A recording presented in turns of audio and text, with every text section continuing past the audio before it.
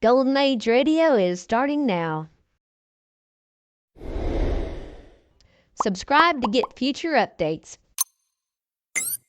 Buckle in and prepare for a great lineup tonight, starting with The Twilight Zone, 0 Hour, Suspense, Mystery Theater, The Inner Sanctum, Theater 5, Escape, X-1, Dimension X, and Space Patrol.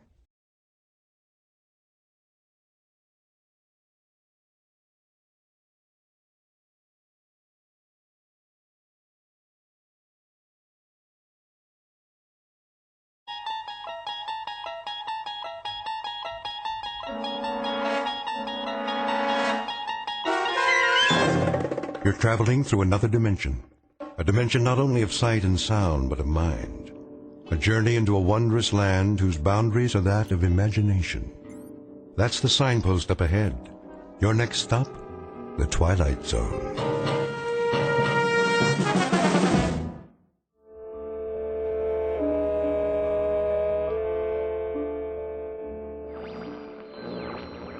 Radio station WNYG. We will continue to stay on the air for traffic advisories and other essential news, including weather updates. That's the spirit. First, a bulletin from the Office of Civil Defense. Traffic is slow moving north and east out of New York City. The Garden State Parkway, the Merritt Parkway, and the New York State Thruway are reportedly bumper to bumper. Motorists are advised to remain off the highways until further notice. It is now 11:55 Eastern Standard Time. The temperature is 104 degrees. Humidity 91%, barometer steady. Forecast for tomorrow. I got your forecast. More of the same.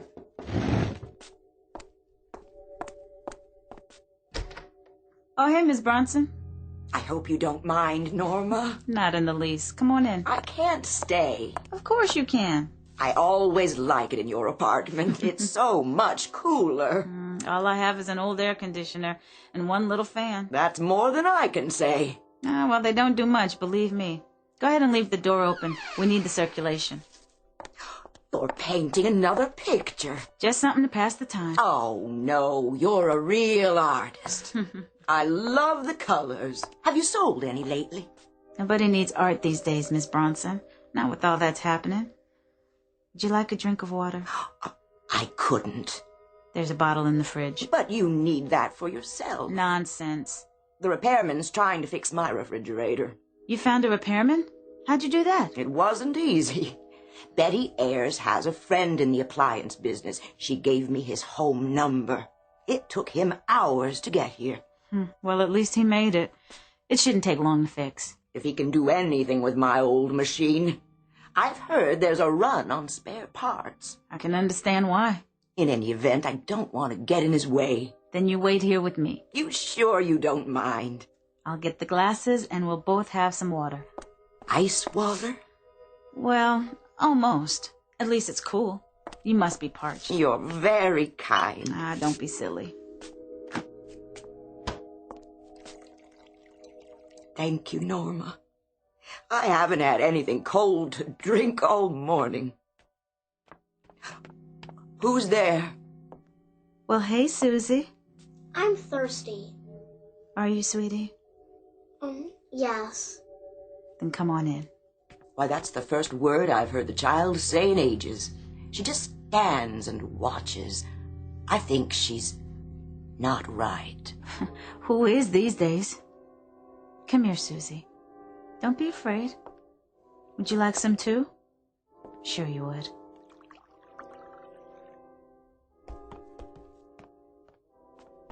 Susie? Don't take the lady's water. Oh, it's all right, Miss Schuster. I've got plenty. Nobody has plenty. Mrs. Bronson, is that you in there? We're leaving now. Did you get gas? Yeah, I got 12 gallons. I figured it'd at least take us to Buffalo. You're carrying everything with you? Yeah, just what we can fit in these suitcases. Where are you going? We're trying to get to Toronto. My husband has a cousin there. I'm not sure that's wise. The highways are still packed, bumper to bumper, the radio says. Even with the gas shortage and everything. I know that, but we gotta try anyway. Look, we wanted to say goodbye. We've enjoyed living here, Mrs. Bronson. You've been real kind. Let's go, honey. Susie? Finish your water. There. Bye now, Susie. Bye. You be good. and have a safe trip. Good luck.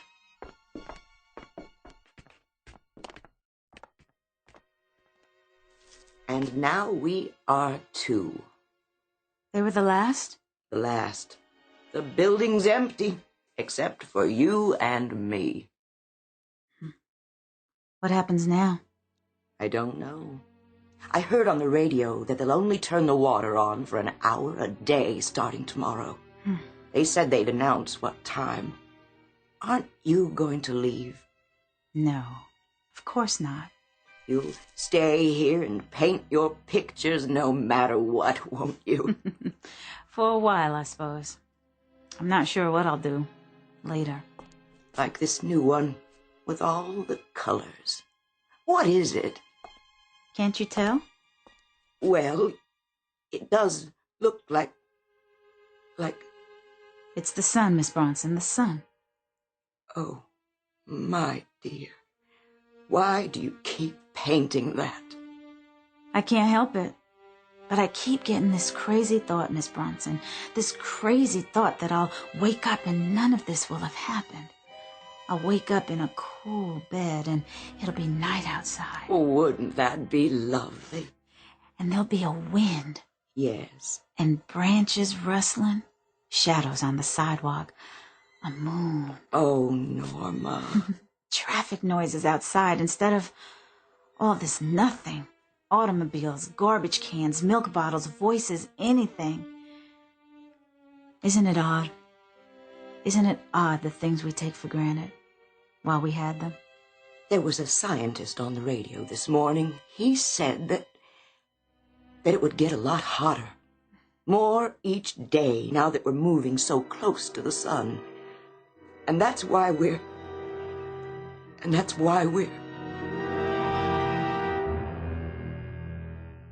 The word that Mrs. Bronson is unable to put into the hot, still, sodden air is doomed, because all the people you've met have been handed a death sentence.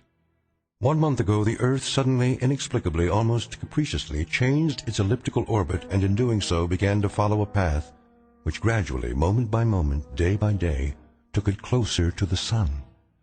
It is 12 o'clock, but the 12 is midnight. There is no more darkness, no more night. And all the little luxuries like air conditioning, refrigerators, the insignificant devices we use to stir the air are now no longer luxuries. They happen to be pitiful and panicky keys to survival. The time is any time. The place is New York City. And this is the eve of the end. Outside, a city has emptied itself of its inhabitants.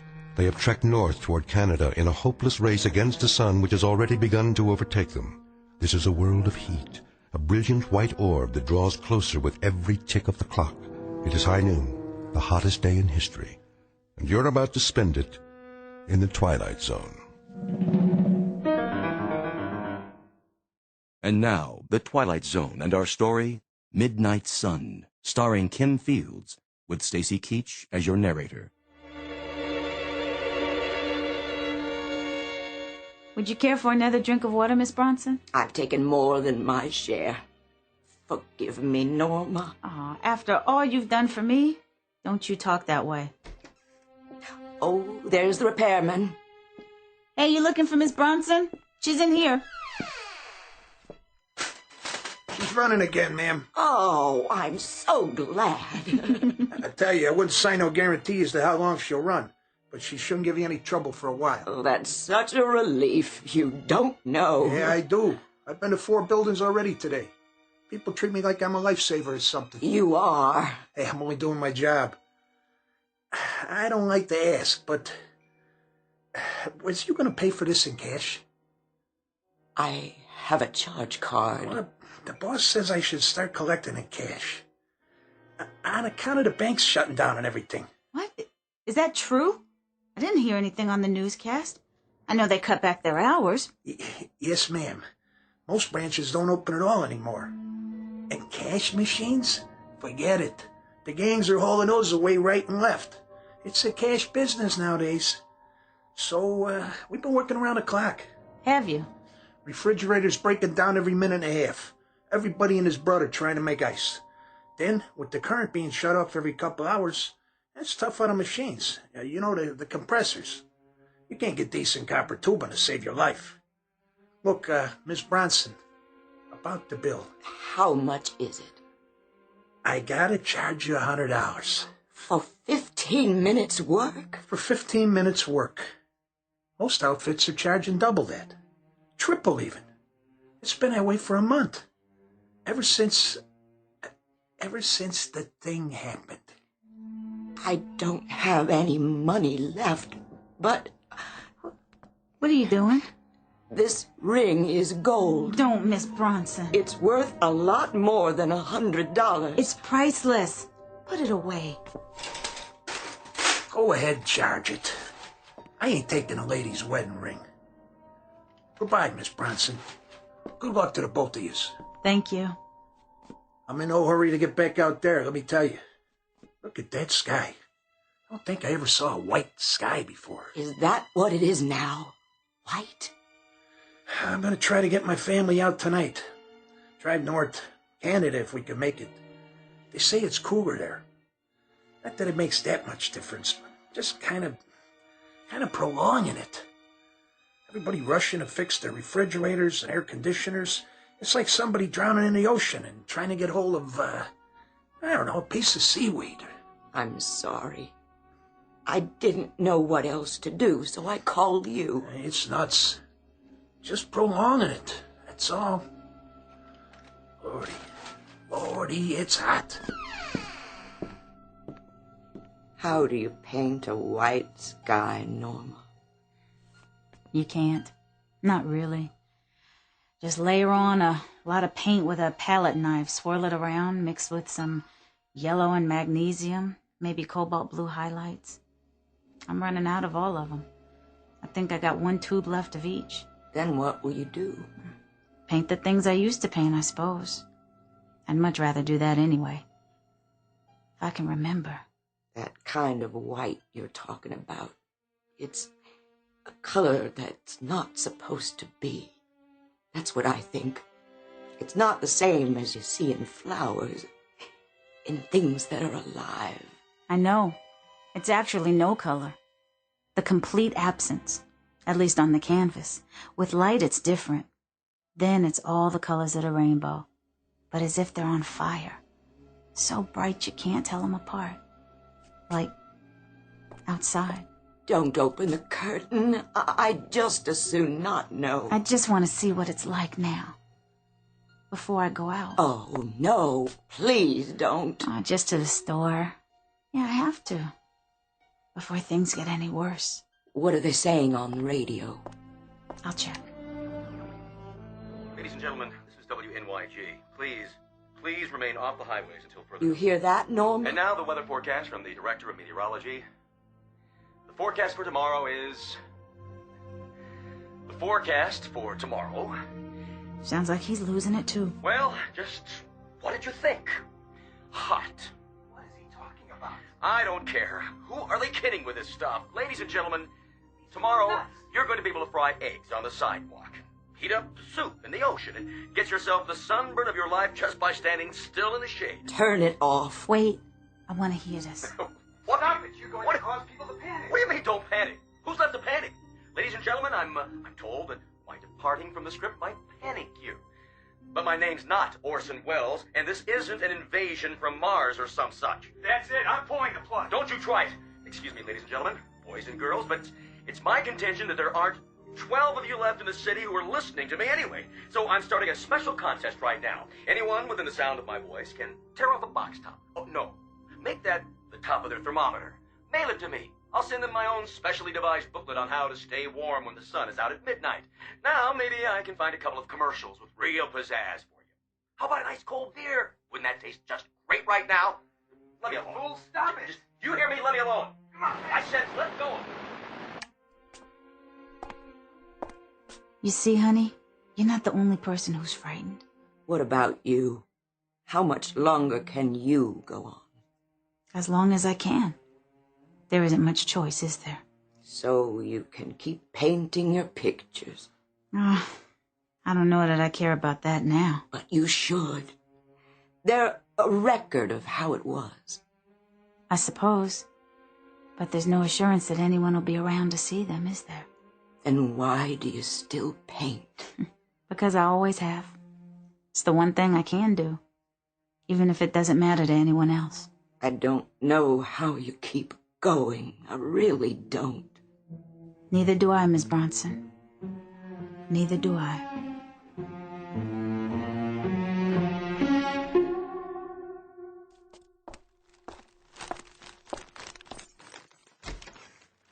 Norma, is that you, honey? Yes, Miss Bronson. Why, just look at all those groceries. The store was open. Ooh, wide open. I think that's the first time in my life I was sorry I'd been born a woman. This was all I was strong enough to carry. There weren't any clerks, Miss Bronson. Just a handful of people taking all they could grab. At least we won't starve. And there are 3 cans of fruit juice in the bottom of the bag. We'll try one as soon as I turn the fan on. Fruit juice? Oh, Norma, do you think we could open one now? Of course we can open one now. Where's your can opener? In the other drawer. Go ahead while I put the food away. May I? I can do it for you. No, let me. Oh, I'm terribly sorry. I'm acting like an animal, aren't I? Like a frightened woman, that's all. You should have seen me in the store, Miss Bronson, running down the aisles. I mean running. This way and that way, knocking things over, grabbing and throwing away, and then grabbing again. It was that bad. And at that, I think I was the calmest person in the store. One woman just stood in the center of the room and cried. Cried like a baby. Kept pleading for someone to help her. Go ahead.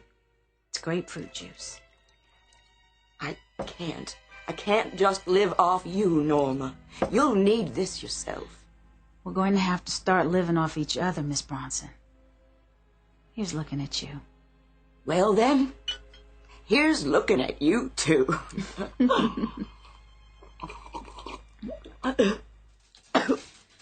Oh no, the current's off again. Every day it stays on for a shorter time. What if it shuts off and doesn't come back on again? It would be like an oven in here. As hot as it is now, as unbearable. It would be so much worse. Norma, it would be so much worse. You mustn't think that way. Norma. Yeah. Paint something different today. All right. Paint something like a pastoral scene with a waterfall and trees bending in the wind. Paint something cool. Not like this. Please, don't paint the sun anymore. I'll try. I'm working on a new one for you. How about that waterfall? Oh, Norma. I'm sorry. My dear child. I'm so sorry. It would be so much better if... If what? If I were to die. So much better for you. Please don't ever say that again. We need each other now. We need each other desperately. Hello? Anybody still up here? Yes, officer. Can I help you? Say, are you the only one in the building? Just me and Miss Smith. Well, have you had your radio on lately? It's on all the time. Norma, honey, what station did we... It doesn't make any difference. There are only 2 or 3 on the air now, and they figure by tomorrow, well, there won't be any. Point is, we've been trying to get a public announcement through to everyone left in the city. What announcement? There isn't going to be a police force tomorrow. We're disbanding. What? Over half of them have gone already. A few of us have volunteered to stay back and tell everyone we could to keep your doors locked. Why?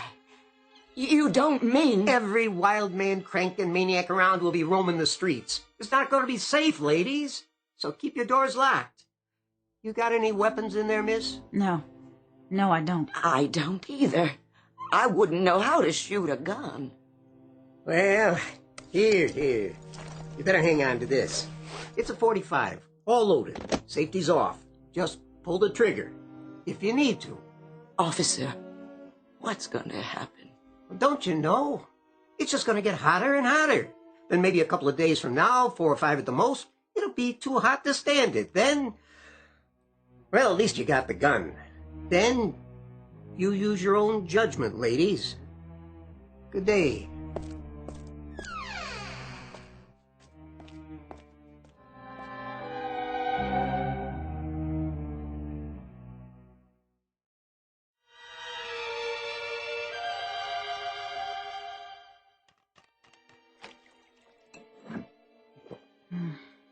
Warm.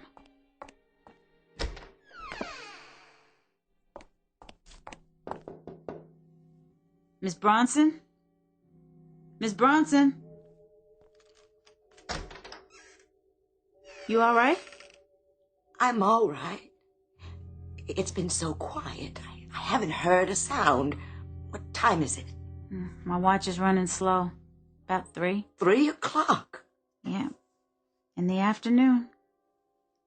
Were you able to sleep? I laid down for a while. Good for you. I tried shutting the curtains to keep the light out. You had them open? I couldn't fight it anymore. It gets so stifling when they're closed. I guess it's psychological, isn't it? I don't think there's much difference between out there and in here. What's outside will be in here soon enough. No reason to hurry it. What was that? Something fell. Oh, no. No, it was someone. Didn't you lock the roof door? Yes. No. I don't know. I can't remember. I thought I did. Come with me. Where are we going? To my apartment.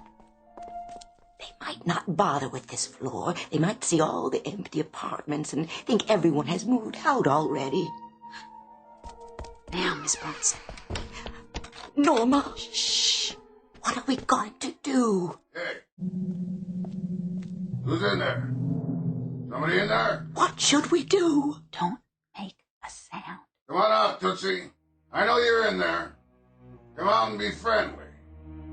Hurry up, I ain't got all day. You come out, or I'm coming in. Did you hear that? I heard something. That was a gun. A big one. Yeah? What else you got in there? You got a bottle in there by any chance? A real bottle? Vodka, whiskey, rum, anything. I'm not particular. How about a little drinking? It's a .45. I'm pointing it at the door right now. Hey, I ain't so bad once you get to know me. Get out. Just get out. Leave us alone. Go downstairs to the front door, walk outside, and keep going. Don't look up at this window, and I'll forget about it.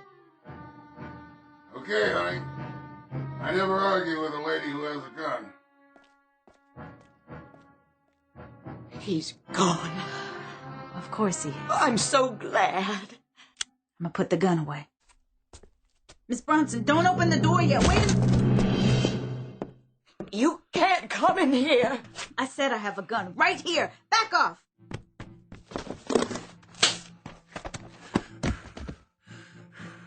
Crazy dames. It's too hot to play games. Much too hot. You got that drink now? No. Sure you do. I got the gun, see? So I'm asking you one more time, real polite like.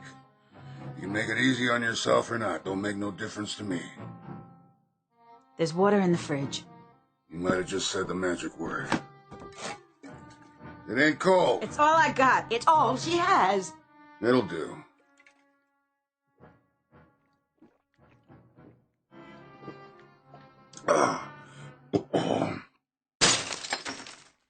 Are you going now? You promised. Well, look at all the pretty pictures.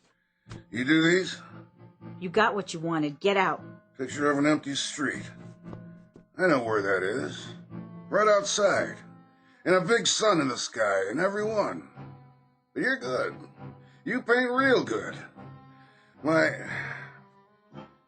My wife used to paint. Please, please leave us alone. We didn't do you any harm. Please. Do you want to talk about her? Who? Your wife? If you want to talk, I'll listen. My wife. She was having our baby. We waited a long time. She was in the hospital, and then this business with the weather happened. Everything went bad. Would you mind putting the gun down? She was so fragile. The baby. Just a little thing. She had the tiniest little fingernails you ever saw. And her ears reminded me of seashells. I bet she was beautiful. She was. She couldn't take the heat, though. They tried to keep her cool, but then the air went out in the hospital and she couldn't take the heat. Baby didn't live more than an hour, and then she followed her. I'm terribly sorry. I don't know what I'm telling you this for. We all need someone to talk to. It makes it easier. And the way things are now, people don't see their friends anymore. Because it's so hard. So we stay inside and wait. You got that right. That's why I hit the street. I'm not just gonna sit there and wait for it to happen. But you gotta remember one thing. What's that? We don't know what's next. We can't be sure, none of us can. And maybe, just maybe, it's something better. Some things we're not supposed to know. Otherwise, there'd be no point in being alive, now would there? What made you so smart anyway? You seem like a decent man. I am. I'm not a housebreaker, I swear to you. I'm a decent guy. It's just the heat. That terrible heat out there, no matter where you go. And all morning long I've been walking around the streets trying to find some water. I didn't mean to do you any harm, honest. I wouldn't hurt you. I know. I can see that. Would you believe it? I was scared of you. That's right. I was just as scared of you as you were of me. I'm sorry about your water bottle. I'm off my rocker, I guess. I was just so thirsty. Forgive me. Would you? Would you please forgive me? Yeah. That means a lot. Where will you go now? Think I'll go home. Here's your gun. I don't want it. I wouldn't have used it anyway. I don't think I would have either. Will you tell me one thing? If I can. What I want to know is, why don't we just burn up and get it over with? That's all that's left now. Just to have it end. All of it.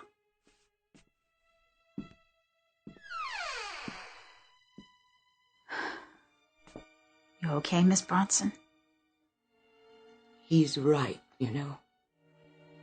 About what? About everything. All of it. I want it to be over. You don't know what you're saying. I do, Norma. I do. I want what he wants. Stop it. There's more to life than... Than what? Than waiting for it to end. What? Tell me what? I'm old, Norma. I've lived my life. There's nothing ahead of me. Only what's behind. That's not a decision any of us can make. It's not for us to... I know myself, Norma. And I know how much I hurt. My bones ache all the time now. My legs, my hands. I can't even sleep. I don't want to. Because of the dreams. The nightmares. From now on, it can only get worse. And worse and worse. Until I pray I will not wake up. But it may change. The orbit, the ellipse, it can shift again, and then, who knows? You could have years ahead of you, wonderful years. But we don't. No one does. It's a matter of days now. hours. That's all. That's all any of us have left. Why must we prolong it? We have to be brave.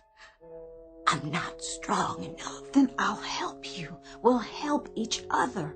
Will you help me? Of course I will. You know that. We're friends, aren't we? I can do it with your help. We can do it together. Help each other to end it. Miss Bronson. It would be so much easier. Here's the gun. Give it to me. Yes, but you have to promise. Let me be the first to go. Would you do it for me? I'm afraid I'm too weak. Then it can be your turn. Give me the gun. Only if you promise. I won't promise to anything of the sort. Put it down. You don't know what you're doing. Yes, I do. If you won't help me, I'll do it myself. I can work it. I watched you and the policeman. It's easy. Just cock the hammer. Miss Bronson, no!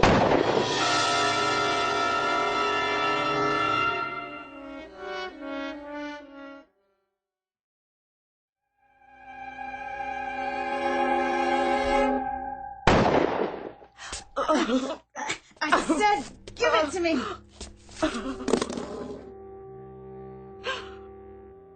I'm sorry, Norma. So sorry. I don't know what I was thinking. I only know I can't go on like this. There. It's all right. All you did was make a little old hole in the wall. See? It went through your new canvas. Oh, Norma, what must you think of me? No harm done. I can fix it. I'll help you. It's your picture now anyway. What? I painted it for you. Norma, no.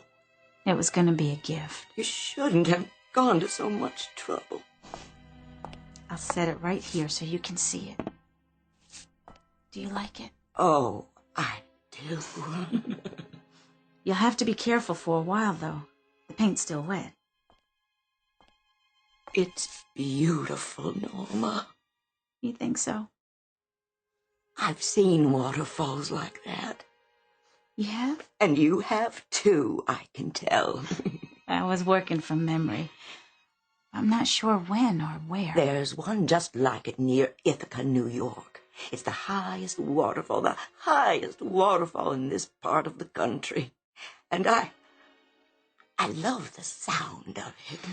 That clear blue water tumbling over the rocks. The wonderful, clear water. You hear it? I'm not sure. Oh, no. It's lovely. Just lovely. Why? Do you know something?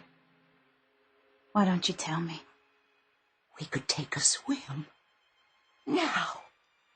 I think you better leave the window closed, Miss Bronson. Let's do that. Oh, can we? Let's take a swim at the bottom of the waterfall. I used to do that when I was a girl. Just sit there and let the water come down on you. Miss Bronson! Miss Bronson! Miss Bronson! Take them! All the pictures, I want you to have them. Please! Please, take them! They're all wet. That can't be. They should have dried in this heat, but the paint is sticky. No, I don't believe it. It's melting. Gotta close the window and keep the heat out. Hot.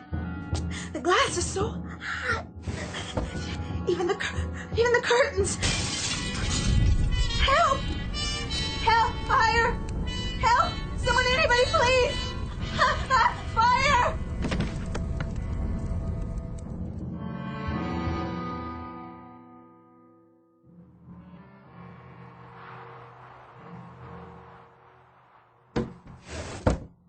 is she, Doctor?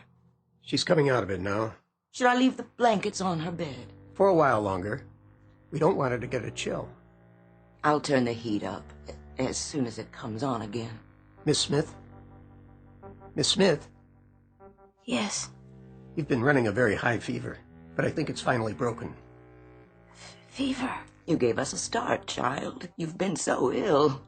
But you're going to be all right now. Of course. Look in on her every few minutes. Give her something hot to drink if you can. I'll do that. I hope she'll be all right. Just let her sleep as much as she can. I will.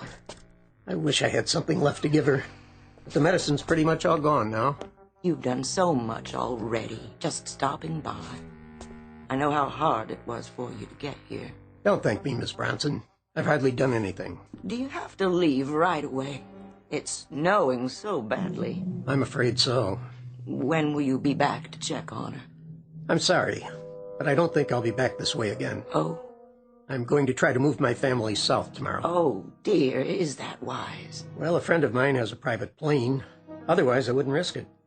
Of course, it's still risky with ice on the wings and all. But we've got enough fuel. If we keep it in the hangar till morning, it should start. They say on the radio when they're broadcasting that Miami is a little warmer. So they say. You know, sometimes I think we're just prolonging it. That's all we're doing. Everybody's running like scared rabbits as far south as they can get. And they say that within a week everything will be covered with snow down there, too. I only hope the heat comes back on. I can tell it's going to get worse, even here. Especially here. How many are left in the building? Well, the Schusters say they're going to move out if they can get their car running and find some gas. And then we'll be two. Just me and Norma. Radio station WNYG. We will continue to stay on the air for traffic advisories and other essential news, including weather updates. They're back on the air. Turn it up. This is a traffic advisory from the Office of Civil Defense. Motorists are advised to stay off the highways on all routes leading south and west out of New York City. We repeat this advisory, remain off the highways. Also, please conserve heating oil as government reserves are almost depleted. There was a scientist on this morning. He was trying to explain what happened. How the Earth changed its orbit and started to move away from the sun.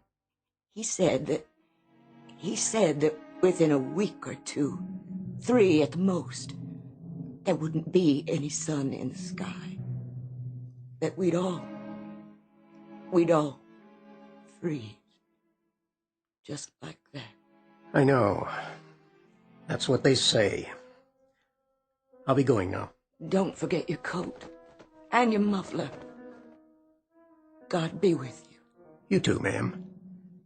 Both of you.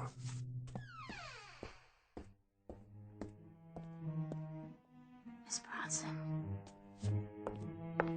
I'm right here, dear. And how are you feeling, Norma? I had such a terrible dream, Miss Bronson. Oh, now. It was so hot. And there was daylight all the time. And there was what do they call it? A midnight sun. There wasn't any night at all. No night at all, nowhere. That was quite a dream. Isn't it wonderful? What, dear? Just being here. To have darkness and coolness. You don't know. You can't imagine. Yes, my dear. My dear, dear Norma. It is. It's wonderful.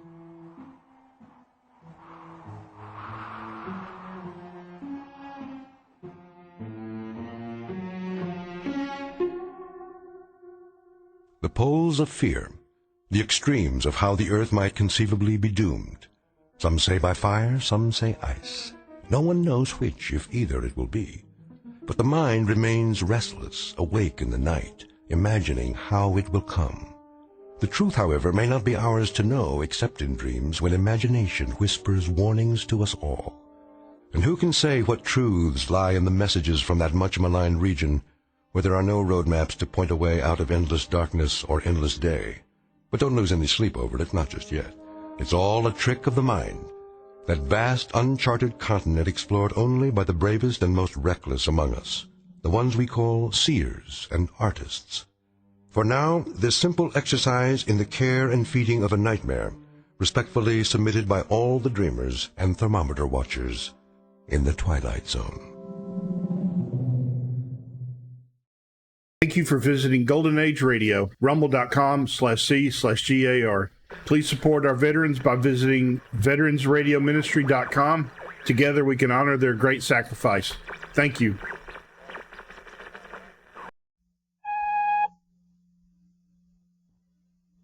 I'm Rod Serling. You're listening to the Zero Hour. Rest your eyes.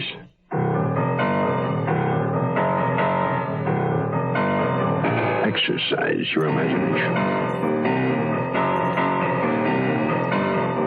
This week, Charles Larson's inside story of television murder. Someone's death. Starring George Kennedy, Joyce Bulifant,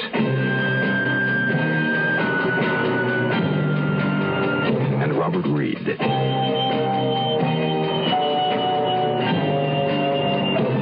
In Elliot Lewis's production of The Zero Hour.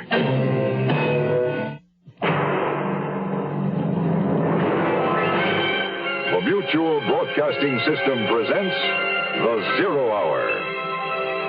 Sponsored in part by Ford Motor Company and Metropolitan Life Insurance Company.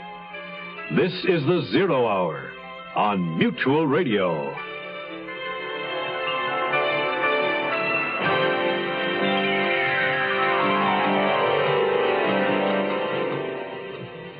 The medium of television has become very much a part of our lives. Good, bad, or indifferent, television exists. When it's bad, one has only to turn it off. Unfortunately, the same cannot be said for murder. Once committed, the act lingers on, as do the consequences. Nils Frederick Blixen produces television programs. Joanna Redfern is his casting director. Dan Gladstone was her boyfriend, an ex-boyfriend who met extinction when shot through the head by an unknown assailant. The police are casting young Joanna as the murderer. Nils Frederick prefers to disagree, and he's screening a large cast of character types to fill the role. Nils Frederick Blixen. He thought he knew it all. Someone's death will continue after this message. Hello, I'm Johnny Cash, and I've been around this great country of ours enough to know how important it is to get as much education as you can while you're young. If you want to start college or vocational school, this may be your chance. The government wants to give you some money if you have financial need. Can you believe that? Well, it's true. Look into a new program called Basic Grants to see if you qualify. Hurry on over to the county agent, post office, or nearest school for more information and an application form. A basic grant won't give you all the money you need to make it through college or vocational training, but it'll help you get on the road. It could be the most important road you'll ever walk in your entire life.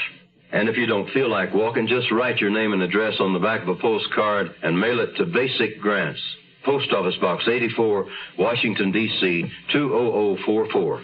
That's Basic Grants, Post Office Box 84, Washington, D.C. 20044. I overslept. Got in my office about 10:30. It was all in the paper. The murder, Joanna working on the series. At least I got my name wrong. They called me R.G. Blixman. The phone had been ringing all morning. My boss, Arthur Todd, among others.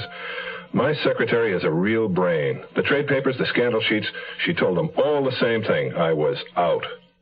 So as not to make her a liar, I left the executive building, passed along a row of darkened projection rooms, climbed some narrow wooden stairs to a frosted glass door marked Research. There I found Old Man Tibbet. He'd been in charge of this department since it opened. When he referred to the big war, he meant number one. Ah, hey. Yeah, Mr. Nils Frederick Blixen in person. How's the new series coming? Walter, I've got a tough job for you. Yeah? I want to know what magazine these words were cut out of. Can you do it? In other words, you're thinking of using this threat letter in the script? Oh, they won't let you use language like this on TV. No, just something I'm working on. What I want you to do is find what magazines these words were cut out of. Could you do it if I gave you a general area, like comic books? Well, I could try. Who do I charge my time to if it's not a TV episode? To me. On the way back to my office, I stopped in at the executive washroom, which bears a slight resemblance to the Taj Mahal, and ran into my star, Murph Smith, combing his hair in front of one of the mirrors, a broken-nosed, slope-shouldered man in his late 30s. This murder, Nils Frederick.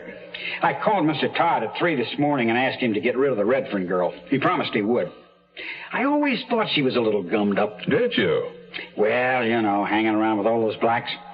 By the way, why do I have to be Jewish in this series? I didn't know things like that bothered you, Murph. You want things separate but equal, right? Right. Did Acadia Playhouse work that way, too, when you were there? I met a friend of yours last night, Bobby something. He lives with Rene Ortiz. Oh, Bobby. Yes, he went to Acadia. So did Dan Gladstone, and he was murdered. I've got it. We never mention I'm Jewish. I play it Jewish inside. And my secretary, Raquel, we play her blonde. A lot of Mexicans are, you know. You buy that? No. Is that clear enough? No. Oh, come on. I haven't demanded much. You haven't deserved much. You'll play it the way it's written. Is that clear? The way it's written. Come on. It's a gag. You're the producer. What the heck do I know? Okay? When I got to the studio in the morning, the Chavez test was underway. I didn't have to see it. The reports came to my office from those in the know. Cameramen, grips, all the guys on the set who'd seen him come and go. She was sensational, was all they said. Finally, I decided to go down and take a look for myself. When I reached the door of the stage, there was Preston Andrade. We were both stopped from entering by a blinking red light. Hey, pal, how are you? You started working here now? No. Remember you invited us? And what do you know? A friend of mine is in there testing for your series. You know Isabel Chavez? Do I know her? Boom Boom's inside. We all know each other. Then you and Isabel are friends? Oh, for years. Since my wife died in 1960. Isn't Boom Boom jealous? Jealous? she hates her, even though I'm old enough to be Isabel's grandfather. It's like with you and Red. It's just Boom Boom likes to come to her set. Want some coffee from the machine? I could use some. No, thanks. Incidentally, have the police been around questioning you and Boom Boom and the others? I'm not worried. I got an alibi. I was in Tijuana on business. I heard there was some good cashmere down there. I suppose everybody else was home. Well, Bobby and Renee were home. Boom Boom was at a preview. Phil, I'm not sure. About Boom Boom's husband? Fred? Oh, I think he had a lodge meeting. You know, that kid Phil works too hard. All day at the drugstore, then practices, eats, and falls into bed. Where does he sleep? In my room, back of the flat. Then you'd know if he ever tried to sneak out. Well, I don't think he does, which is more than I can say for our little neighbor. Which little neighbor? Heidi. She sneaks out nights. Do you know that for sure? As sure as I've seen her crawl out her bathroom window. You've seen her? Many times. She has to pass my room. Where does she go? Who knows? But I know what she'd say if I asked her where she was going. What's that? Out.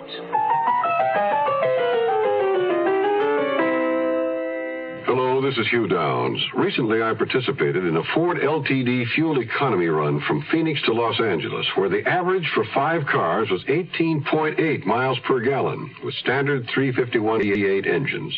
The high was 20.3, and I averaged 19.7. My first reaction was surprise, because I think you'll agree the numbers sound a little high. So I'd like to stress that gas mileage depends on many factors. Things like total weight, maintenance, road and driving conditions. And you might not get the same results. But probably most important of all are your personal driving habits, how you behave when you drive. And one of the things we did in the test was to make a point of never exceeding 50 miles an hour. I think all of us who participated would agree that driving reasonably is a very modest price to pay for something else you can get from a Ford LTD. The good feeling of riding in a solid, well-made automobile. The quiet riding Ford. The closer you look, the better we look. We'll return to our story in a moment. In this life, one thing counts. In the bank, large amounts. I'm afraid these don't grow on trees. You got to pick a pocket or two. You got to pick a pocket or two. Hello, my dears. This is Fagin calling, otherwise known as Ron Moody. You got to pick a pocket or two. The music you're hearing is from the score of our show, Oliver. Great things happened in those years, and great things are still happening today in many fields. One of these is the field of art research. New methods are being found to prevent and treat the heart diseases, and that means longer, healthier lives for all of us. Please support this life-saving work with a gift to the Art Fund this month. It takes all of us working together. Remember, you got to pick a pocket or two now and again if you want to help.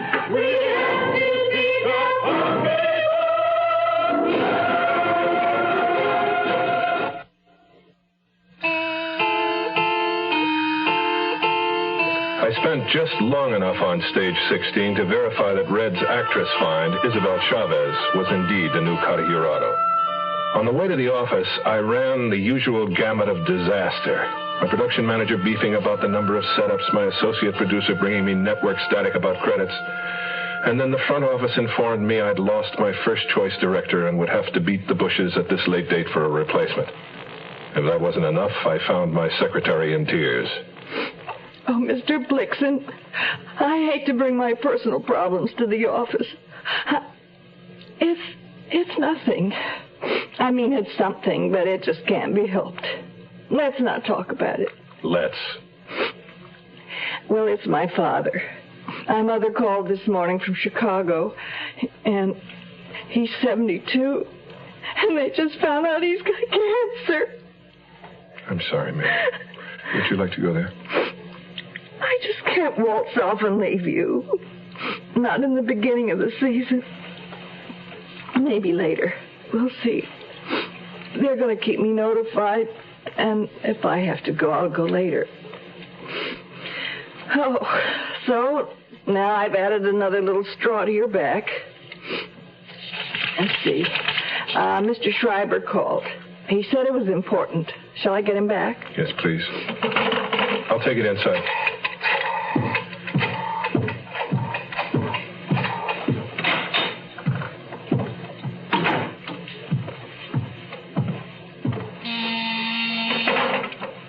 Yes, Wade. Nils? Look, I've had another conversation with my friend at the North Hollywood station.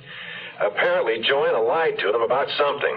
All he'd say was she told a whopper they've checked up on it, and she's in big trouble. Now, he expects Sergeant Ames to go to the DA within the next 10 days. If it's about the car, she told you she borrowed Renee's car that night, didn't she? Yeah, she told me that, and I told the police it's not that. They've checked Renee's tires, and they don't match the tracks they found. I didn't know that they'd found any tracks. Oh, yeah, a couple of pretty good ones. Fairly well-worn Firestones. Then what else could it be? Well, unfortunately, she's the only suspect who seems to have had both motive and no real alibi to speak of. What about Gladstone's clientele? Surely Ames knows by now he was a pusher. No, Gladstone was very small potatoes, just starting out. His suppliers in Tijuana, but informers haven't turned up a thing. Wade, you still have a couple of private operatives on the payroll? Yeah. Listen, if you got an angle, tell me. Preston Andrade. He said he was in Tijuana the night of the murder buying cashmere. Now, there's nothing easier to check out. So, what's your point? I don't know. I'm fishing. But people have a tendency to project their own attitudes. Maybe Andrade's the jealous, possessive one. You saying that Boom Boom and Dan Gladstone were playing around? Why not? Well, Nils, she's old enough to What's age got to do with it? To hear you people talk, you'd think that everybody went off into a cocoon or something at the age of... Nils, look, I'm sorry, all right? I'll write it down. Preston Andrade, Tijuana, jealous, okay? Anything else? Andrade's wife died in 1960. I want to know how. Wife, how? And as long as we're reconfirming alibis, find out if Renee and Bobby were really both home on the night of the murder. Motive, jealousy again. Renee, Bobby, both home. Okay, go on. Phil? The kid isn't a suspect. He uses downers. More than occasionally. Question who supplied him. Suppose he wanted out, and his source wouldn't leave him alone. And I'd also like to know why he left Hollywood High. Phil, Holly High. Okay. I don't know if Heidi can drive a car. Nils, is there anybody you don't suspect? Certainly. Red. Monday morning, a series went before the cameras with more problems than I care to recount. And my neck stuck out to here for having signed Isabel Chavez. Not to mention my star, Murph Smith's charming acceptance of his leading lady. I am not going to work with that fat-headed cholo. No way ever. I want that human fright way out of my series. I'm the star. I'm getting out. He was an overpaid employee of NFB Productions, and he'd honor his commitment or answer in court, and that's what I told him. We were only half a day behind schedule at the end of the first day's shooting, and I was badly in need of a drink. Mary was not in the office. She's probably down in the ladies' room. She'd been doing a lot of crying lately. So I had to look for the whiskey myself. I found it where she'd filed it, under W. And I was walking into my office in search of a glass. Wade Schreiber was stretched out on my couch, his arm over his face. I made that 2 glasses. Might as well give me the bad news. I can read it all over you. Well, if there's one rule a lawyer's trained to live by, it's never get personally involved with a client. Red's in trouble. Nothing a miracle wouldn't cure. Well, if you're going to tell me, tell me. All right, Nils. Brace yourself. You know the .22 that was used to kill Gladstone? They found it? Not yet. But they found out where it was purchased. And a gun dealer says he sold it to a young woman. Let me guess. The woman was a redhead. There'll probably be a warrant out for Red by tonight. Warrant for murder? You betcha. Murder 1. Sunshine, things are growing, things are going well with you and me. Future planned together, a rich good life together, and things look bright as they can be. With health and 40 million people, 40 million people, will know the future is life.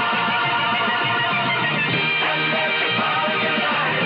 We have to plan the future, because the future is life. Metropolitan Life knows how important the future is to you and your family. We've been preparing hard for the future so that your Metropolitan representative is qualified to help you prepare for it better. Because the better prepared you are, the better your future will be.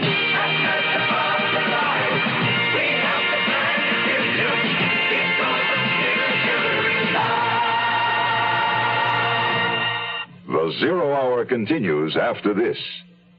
Here's a tip from your Better Business Bureau.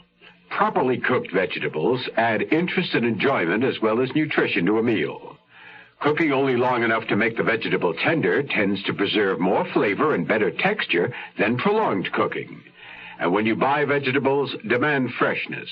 Check the characteristic signs of freshness, such as bright, lively color and crispness. Handle produce carefully. Someone must pay for vegetables lost by rough handling, and in the long run, it'll probably be you. Incidentally, don't buy just because of low price. It doesn't pay to buy more vegetables than you can properly store in your refrigerator, or you can use without waste. Most vegetables can be stored for 2 to 5 days, and it's really penny foolish to buy fresh vegetables affected by decay.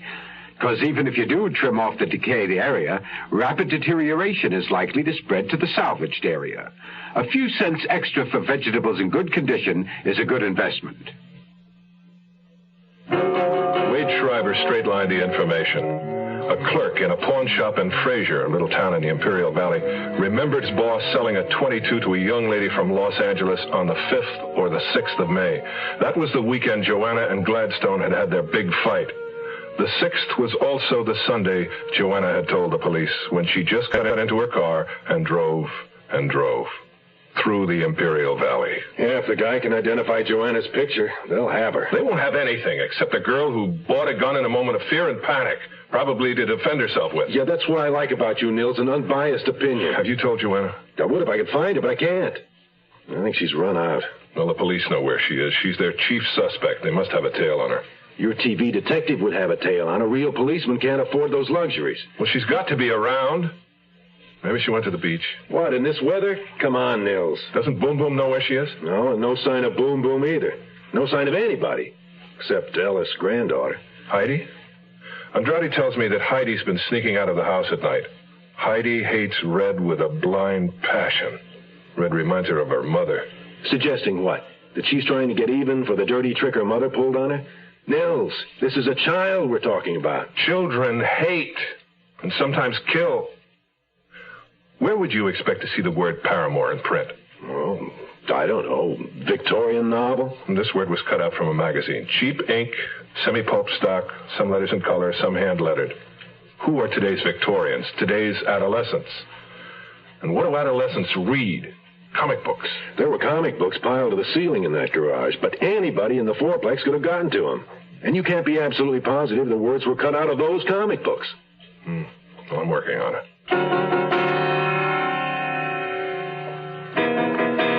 As I entered the sound stage, they had just wrapped up the day's shooting. My star had retreated and peeked to his dressing room. Isabel Chavez was slumped in a canvas chair with her name lettered on it. He's a real stinker, isn't he? He's a talented child who expected us to cast a starlet he could dominate, not an actress that he'd have to compete with. Oh, for the life of a movie star, the glamour, the excitement, the aching behind. You're doing great. Oh, one thing, Isabel, before you go. Yes? I just heard about a deal on 4 new tires. I can't use them. Wondered if you or maybe Andrade... Not me. I'm in good shape, and Andrade just bought some. Oh, really? When? Well, 2 weeks, I think. I don't suppose you'd remember what they were. Sure, the same as he turned in Firestones. Hasta luego, patrón.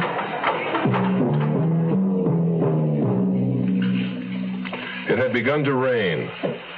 Ellis was coming toward me across the lot. He was drunk, weaving drunk, as though he'd been wandering, not sure of where he was. He kept widening his eyes in an effort to focus. We stopped under an overhang. Hey, how are you?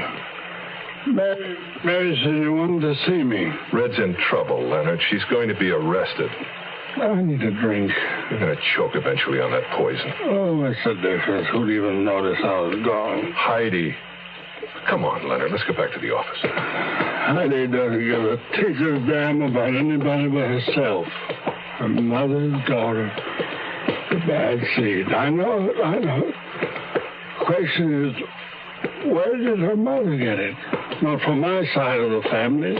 Never was a murder on the other side till her. It doesn't matter what your priest thinks, my friend. Suicide is not murder. Who told you about my daughter? Matter of fact, Red did. She tell you she killed herself? She said that Florence and her husband were a double suicide. Yeah. Florence shot her husband in the head after dinner one night and then stuck the gun in her own mouth and pulled the trigger.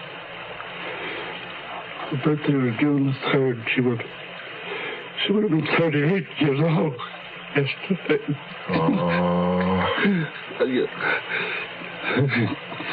Now you know why the old sot started drinking last night and kept it up and up and up.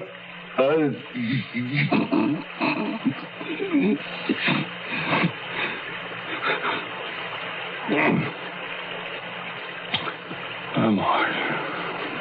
All right. Don't worry.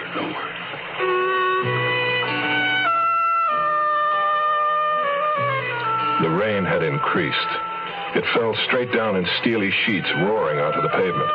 I raced up the slippery steps, on into the building and into my office. Ellis right behind me. Oh, wait, he's just coming in. Mary seemed suddenly flustered. She was on the phone, jiggling it to get her party back. Jack was there, waiting to drive me home. Hi, Mr. Blixman. Hey, can you believe this rain? Jack, Mary, was that Red on the phone? No, it was Heidi for her grandfather, but she's hung up. Leonard, she wants to know if you're coming home. Mary, give me your file key. Come on. The bottle's empty. I threw it out. Mary, I want the key. The bar's closed, Leonard. I went into my office and dialed Red immediately. No answer.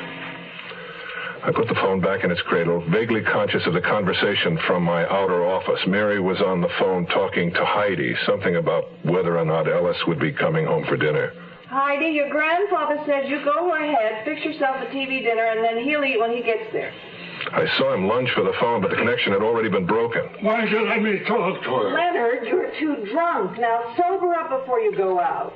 Here, have some black coffee. Mary was right. He was drunk. I offered to take him in the cab, but he just walked on ahead of us when Jack and I came out of the office.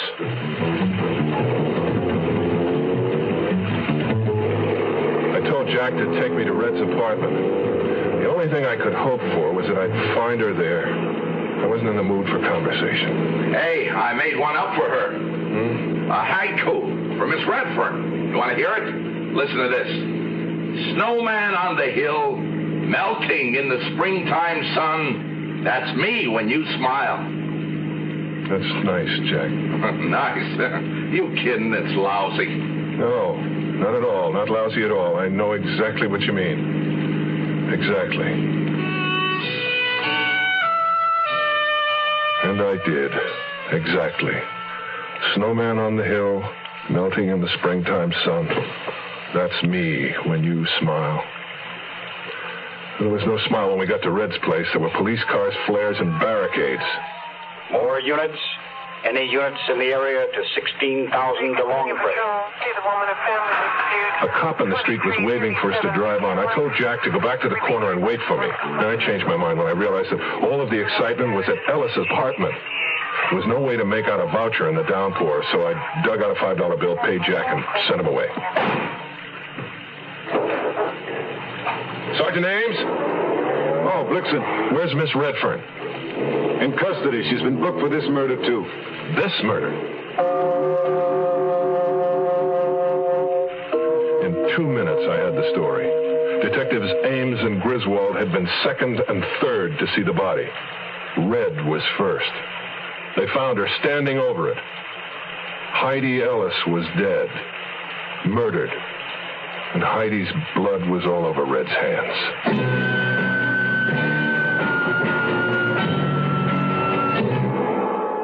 You are listening to Mutual's presentation of The Zero Hour. What is a Harrier? It isn't a helicopter, but it could land in your backyard. Harrier. It isn't a conventional jet, but it can match the speed of sound. It's a revolution in aviation, and the Marines are looking for good men to fly it. Harrier, Phantom, Skyhawk, Cobra, Marine Corps. If you're a college man thinking of aviation, think Marine Corps and talk to the Marine officer who visits your school. The program is PLC Air, and there's no campus training. A few good men can even get free civilian flying lessons while they're still in college. The Marines are looking for a few good men who want to fly the Harrier, Huey, Intruder, Bronco, and the Marine Corps. Hello, this is William Conrad. If you're planning a trip abroad this year, you'll be returning to the United States through customs. You'll be asked to declare, either orally or in writing, everything you've acquired abroad and have in your possession at the time. Your baggage and belongings will be examined, and during thorough examinations for illegal narcotics, you may experience a slight delay. In order to clear customs more quickly, it's a good idea to keep all sales slips and have them handy when you make your declaration. Also, do your best to pack the articles you've acquired abroad in the same suitcase.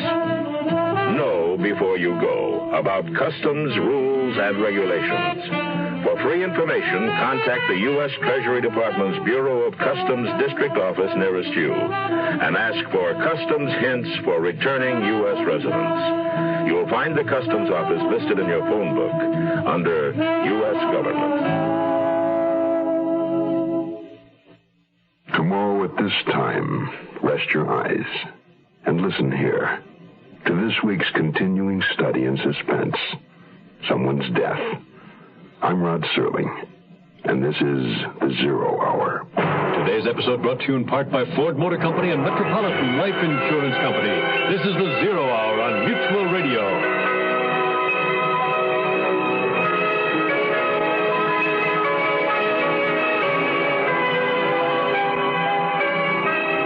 Been listening to The Zero Hour, a presentation of the Mutual Broadcasting System in association with Hollywood Radio Theater, heard every weekday at this time. Rod Serling is your host. Zero Hour is produced and directed by Elliott Lewis. The Hollywood Radio Theater theme was played by Ferranti and Teicher and is now available on United Artists Records and Tapes. Hugh Douglas speaking. This is the Mutual Radio Network. Broadcasting System in association with Lost Unforgettable Journey, where every moment is an adventure waiting to be discovered. Join us as we uncover the soul of Brazil, one incredible experience at a time. Click on the link in the description and embark on the ultimate Brazilian odyssey. Now, the Roma Wine Company of Fresno, California presents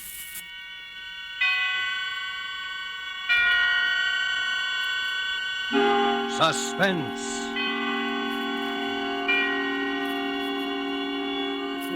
Tonight, Roma Wines bring you The Story of Ivy by that high priestess of the art of suspense, Mary Belloc Lowndes, and starring the young actress whose performance you admired in the picture An American Romance, Miss Ann Richards. Suspense is presented for your enjoyment by Roma Wines. That's R-O-M-A, Roma Wines. Those excellent California wines that can add so much pleasantness to the way you live, to your happiness in entertaining guests, to your enjoyment of everyday meals. Yes, right now a glassful would be very pleasant, as Roma Wines bring you a remarkable tale of suspense. And with the story of Ivy and with the performance of Ann Richards as its extraordinary heroine, Roma Wines hope indeed to keep you in suspense.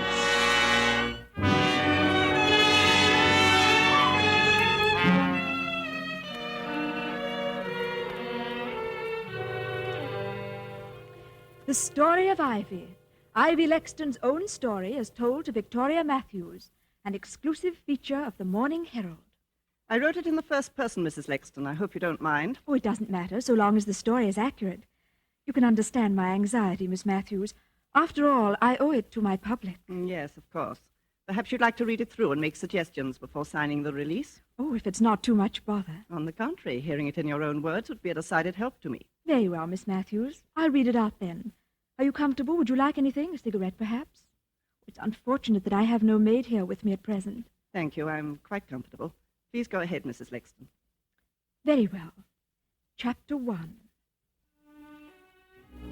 I was born in Hobbs Court, Soho, and I was christened Ivy Gudge. I hated my name, and I hated the sordid surroundings into which I had been born. And while yet a child, I made up my mind that wealth and position should be mine at whatever cost. As a child, my favorite book was the story of Nell Gwynn, the commoner who became the favorite of a king. And one sentence of Nell's, in the face of all her success, made an indelible impression on me.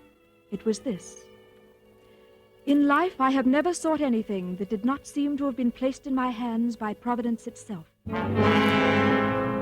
At the close of my first season as an actress, our show was bankrupted by an embezzling manager, and I was left stranded in the provinces and stone broke.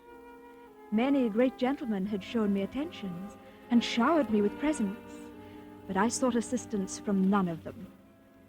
And it was Jarvis Lexton, a young man whom I'd scarcely noticed, who came to me in my hour of need. Ivy, I know there are hundreds of men who adore you. Men with titles, wealth, social position, much more than I can offer. But there's not one who loves you more than I do. Will you marry me, Ivy? And I said yes, because it was offered. We were frightfully happy that first year of our marriage, and Jarvis was so generous, humoring all my little whims, spending much more money on me than he could afford. It always gave him a thrill of boyish pleasure to see my portraits in the newspapers and magazines, with captions such as, "The beautiful Mrs. Ivy Lexton, wearing Vianet's latest creation," or "Mrs. Jarvis Lexton at Ascot, with Lady Hampton and Lord Rushworth."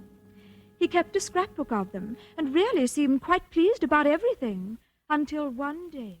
I say, Ivy, don't you think you're being seen and photographed a bit too much with this fellow Rushworth? Oh, but darling, I thought you liked having me hobnob with the peers of the realm. What about this other chap, Roger Gresham? You know, it does seem a bit thick for me to work my head off 12 hours a day, figuring out ways to finance your clothes and jewels so you can be photographed with other men. It's got to stop in any case, Ivy. We're broke. Oh, you mean our money is all spent up? We're wiped out. The bailiffs attached my office furniture. We can't even pay the rental on this flat. What are we going to do, Jarvis? I'll let you figure that one out. You're so good at spending money, perhaps you can think of a way to make some.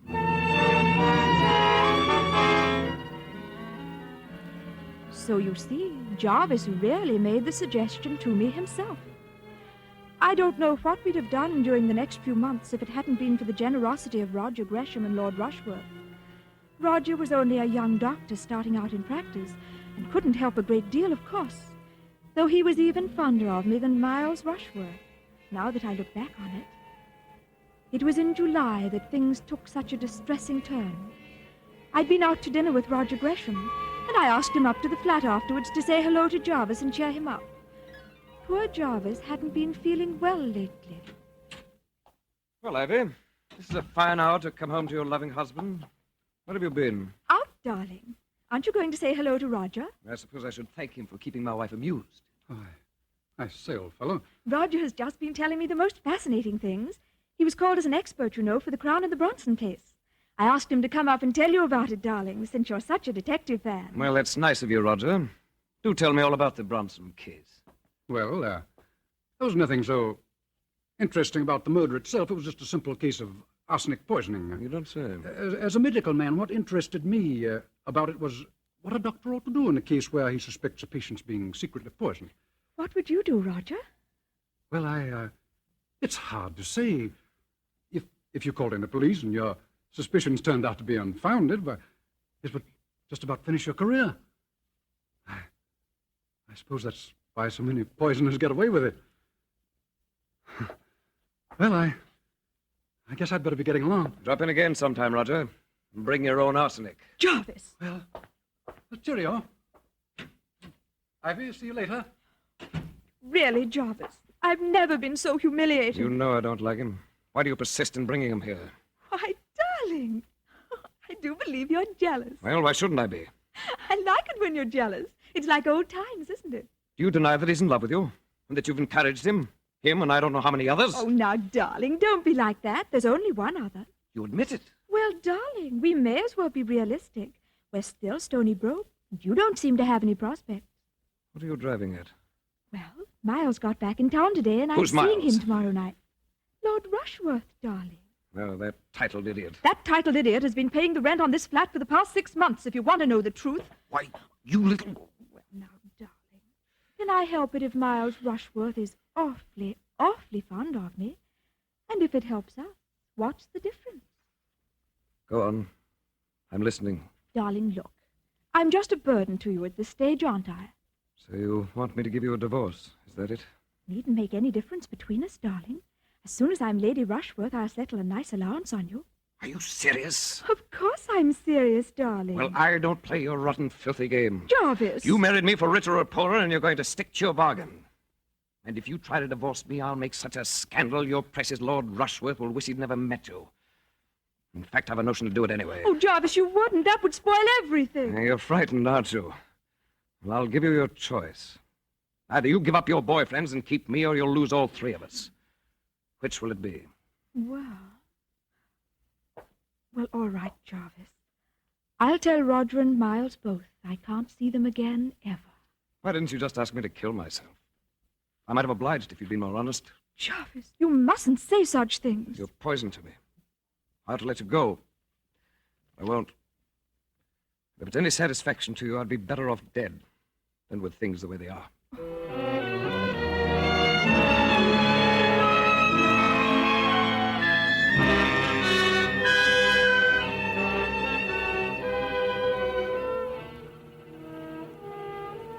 So you see, Miles, I simply can't go on seeing you. It isn't fair to Jarvis. Is he being fair to you? You don't understand. I'm all he has left now. You're so good, so innocent. Can't you see he's just holding on to you out of spite? Has he done one thing? Has he even tried to get a job so that he can support you? I married him for richer or poorer, until death do us part. Then I pray death be merciful to us both, Ivy. Oh, you mustn't say such things. It's wicked. I'm sorry, my dear. Ivy, I wanted to give you this little remembrance. I had hoped to give it you under happier circumstances, but please accept it now as a farewell present. Oh, Lord Rushworth, you shouldn't have. It's only a little thing, the little handbag you admired so much. We saw it in Cartier's window. Oh, Remember? the one with the emerald clasp. Oh, you shouldn't have. Oh, it must have cost a fortune. Look in the mirror. The emerald matches your eyes. You will accept it, won't you? Oh, Miles, I'll carry it with me always.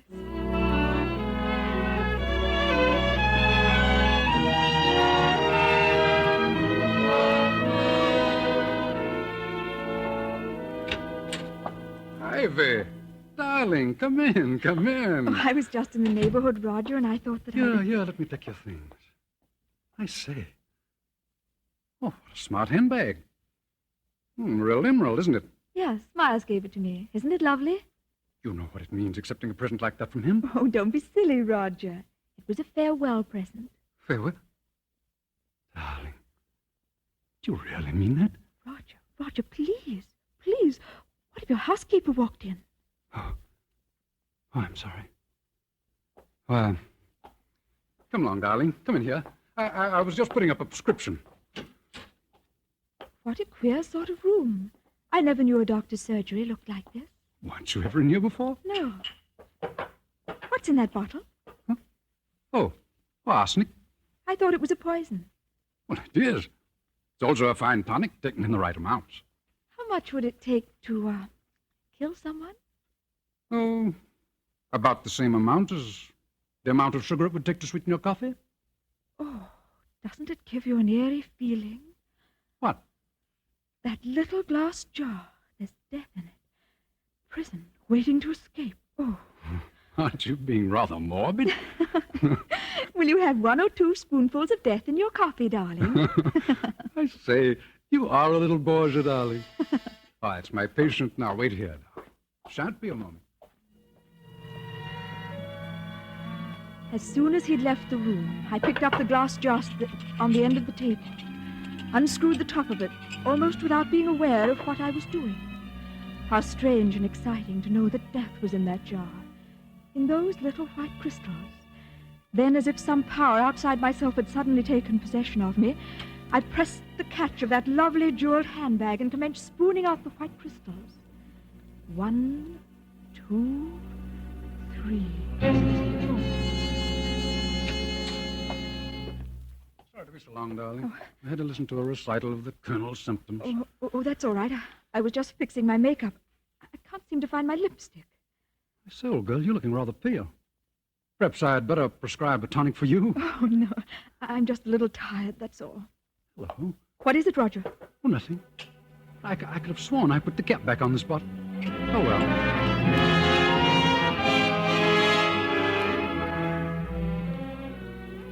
On the bus, all the way back to Kensington, I kept wondering why I had done that funny thing. It seemed as if everyone was staring at me and at the little handbag with the emerald clasp.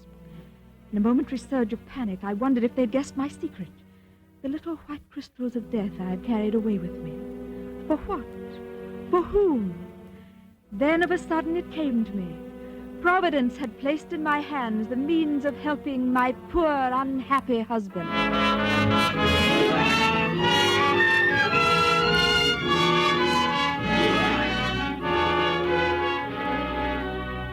For Suspense, Roma Wines are bringing you as star Miss Ann Richards, whom you have heard in the first act of The Story of Ivy by Mrs. Belloc Lowndes, which is Roma Wine's presentation tonight of Suspense.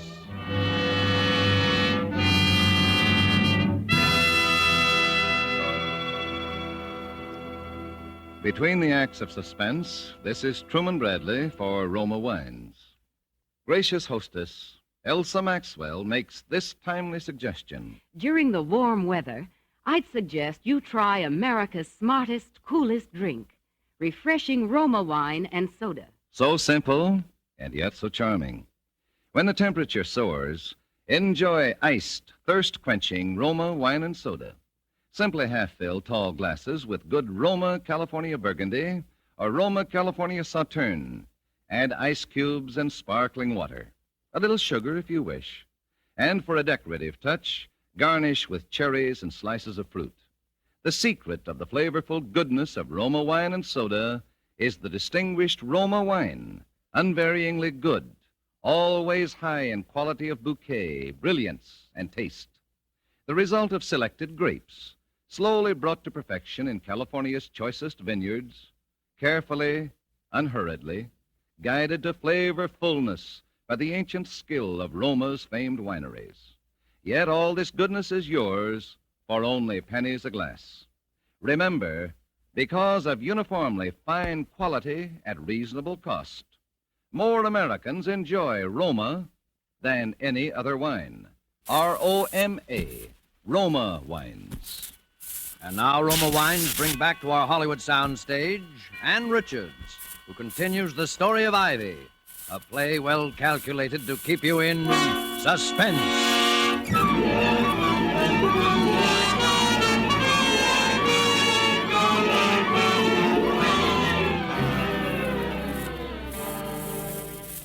My husband's illness lasted only a little more than a week, but to me it seemed an intolerably long time. Thanks to the generosity of Lord Rushworth, I was able to have a nurse in to look after him. But I couldn't help wishing there was something more I could do for him. I'd used up nearly all of the poison I'd carried away that night from Roger's dispensary. But instead of the merciful death I had hoped it would bring, it seemed only to cause poor Jarvis to suffer more pain. There were only a few grains of the white crystals left in the bottom of the little handbag with the emerald clasp, and I hadn't the heart to go on with it. Besides, Jarvis' doctor was commencing to ask too many questions. I decided to consult another physician, and under the circumstances, Roger Gresham seemed the wisest choice. Ivy, I came the moment I received your message. He's suffering so dreadfully, Roger. I hadn't any idea it would be so painful. You hadn't any idea what? Oh, I mean, he complained of a stomachache, and suddenly in the night... Where is he? I'll have a look at him. In here. This is Dr. Gresham, nurse. How do you do, Doctor? Jarvis, I've asked Roger to look at you. You don't mind, do you, dear? Get him out of here. I've been poisoned. He's the one who poisoned me. Get him out of here. Oh, boy, he's been that distracted, he has. I'll just prescribe a little sedative for him, nurse. I'll go and order up some tea, Roger. You will stay, won't you? Oh, yes, thanks. Oh, Mrs. Lexton, I was just looking for you. Dr. Berwick is waiting in the drawing room with another gentleman, Mum. I'll see what they want. Order up some tea, will you, dear? Well, there you are, Mrs. Lexton. This is Inspector Orpington. Inspector? Of Scotland Yard, ma'am. Oh. Dr. Berwick tells me he has reason to suspect that your husband is suffering from arsenic poisoning, Miss Lexton. Why, I don't understand. Your husband keeps speaking of someone named Roger Gresham. Is that the name, Dr. Berwick? Yes. Why, that's Dr. Gresham. He's in there now with my husband. Good Lord. Come along, Inspector. You'd better wait here, Mrs. Lexton. Never until that moment had I realized how foolish my actions had been. Surely now they would suspect poor Roger. If there had only been someone to confide in. I felt so alone. I'll have your license for this, Gresham. Do you hear me? But look here, Berwick. Mrs. Lexton never told me there was another doctor on the case. Oh, is that true, Mrs. Lexton? Why, yes. Dr. Gresham is an old friend of mine, and I saw no harm in his looking in. Well, nevertheless, I shan't sign the death certificate, not till there's a post-mortem. Death certificate? I'm sorry, Mrs. Lexton. It's our painful duty to inform you that your husband has just passed away. Oh, poor Jarvis.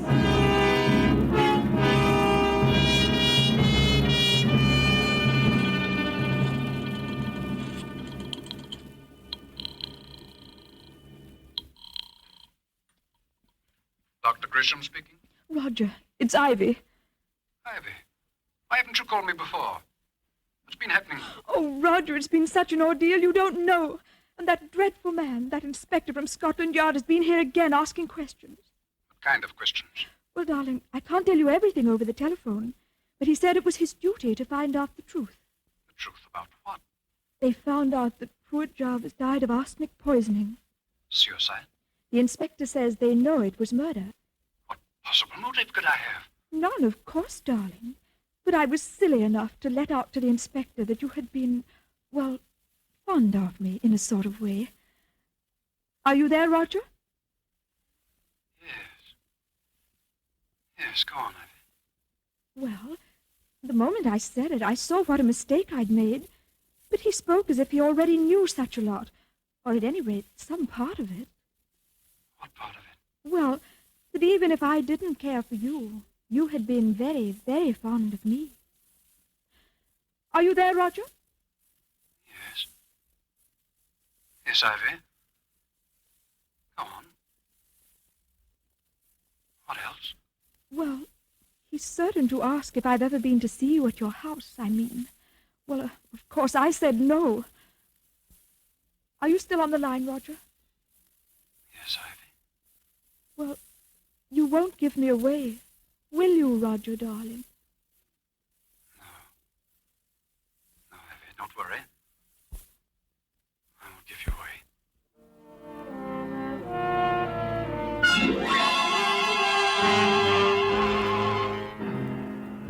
Roger Gresham.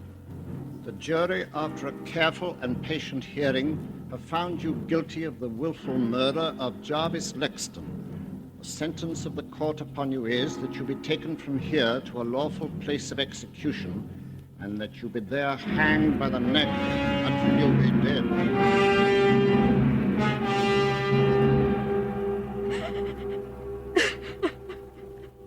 There, my dear. You mustn't give way like this. I can't help it, Miles. It's been such a shock. First poor Jarvis and now. Well, it's all over now. Look here, Ivy. Why not take a long voyage somewhere far away from here? The CM is marvelous for forgetting one's troubles and make a fresh start somewhere. Rio, for instance. Oh, I've always wanted to see Rio. Perhaps we can go there for our honeymoon. Honeymoon? Are you thinking of remarrying? Why, Miles, darling, of course. Don't you remember what you said? If I were only free. Well, I'm free now. Ivy, I don't quite know what to say.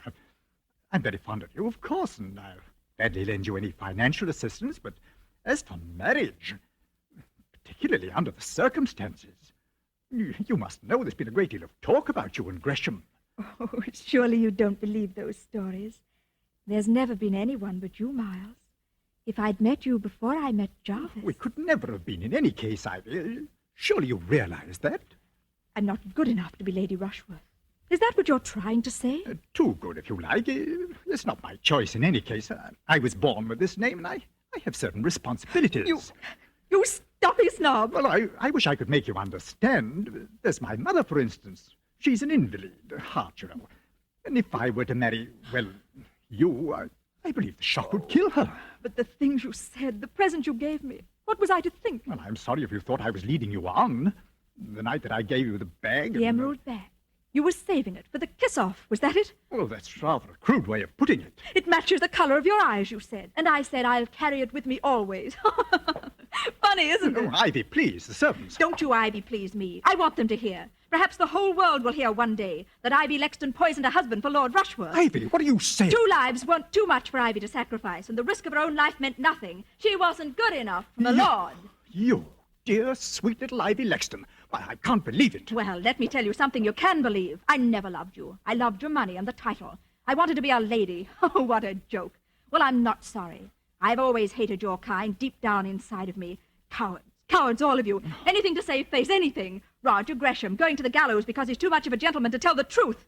That I was in his flat the night Jarvis was poisoned. You let an innocent man be hanged? If he'd loved me as he pretended to, he would have killed Jarvis. If he'd been a man instead of a gentleman. If any of your kind were real men. Well, I've had enough of it. Take your foul present. Pretty little thing, isn't it? A little handbag, and so expensive, too. The emerald matches my eyes, does it? Get out of here and take it with you. No, thank you. I'm not in the market for emeralds this season, my lord. They cost too dear.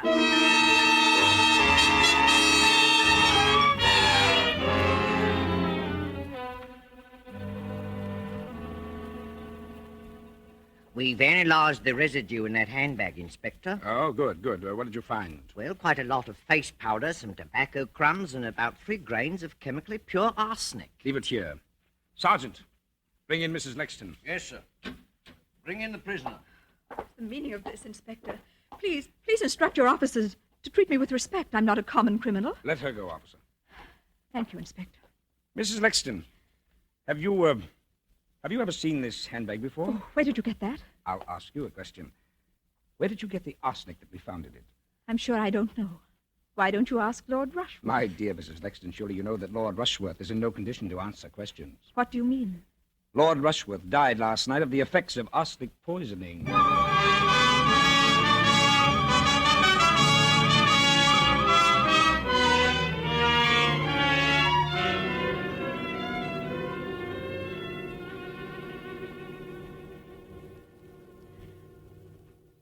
And so my story draws to a close.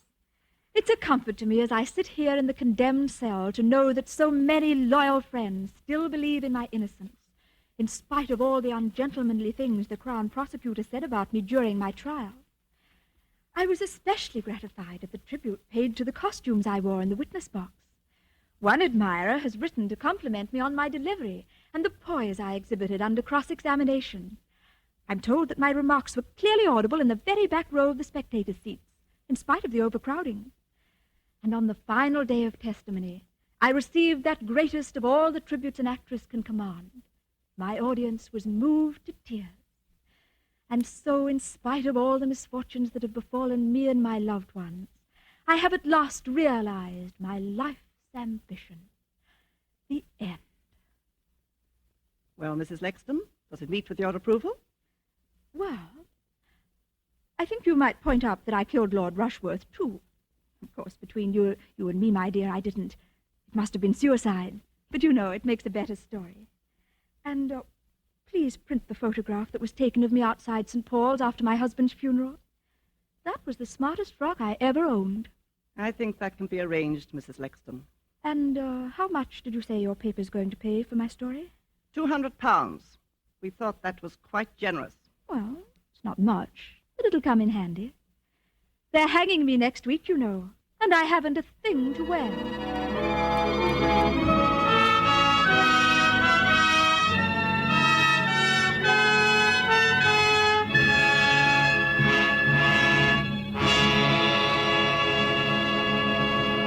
And so closes the story of Ivy, in which Roma Wines have brought you Ann Richards as star of tonight's study in Suspense.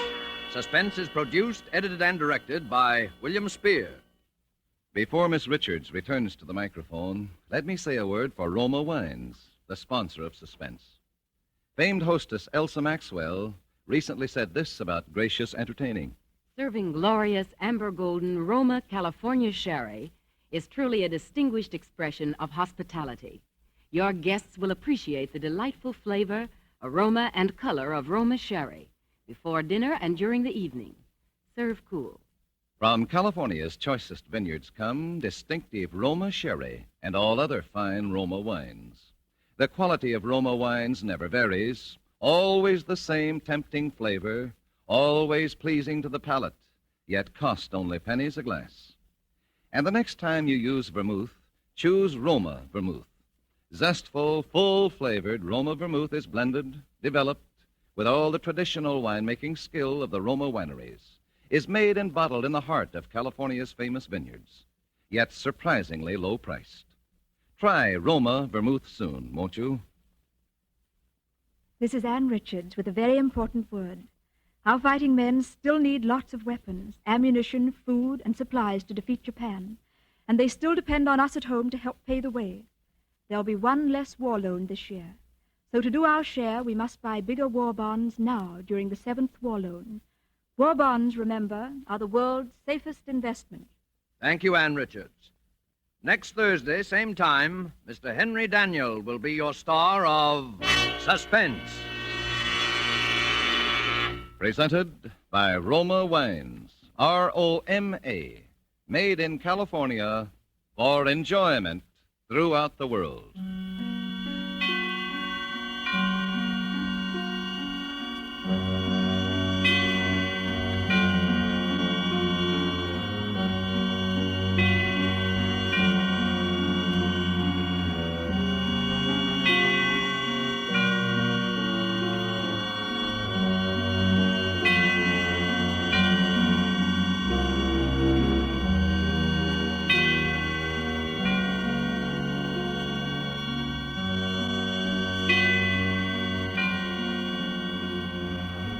This is CBS, the Columbia Broadcasting System.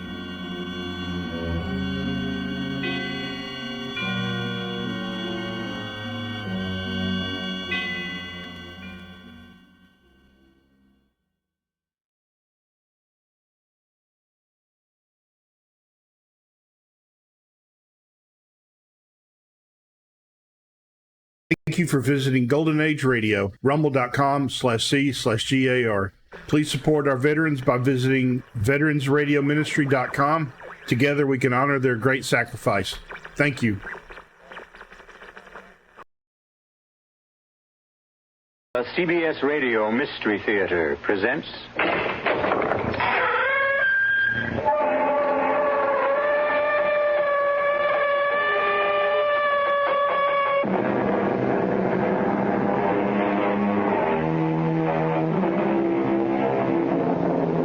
Come in.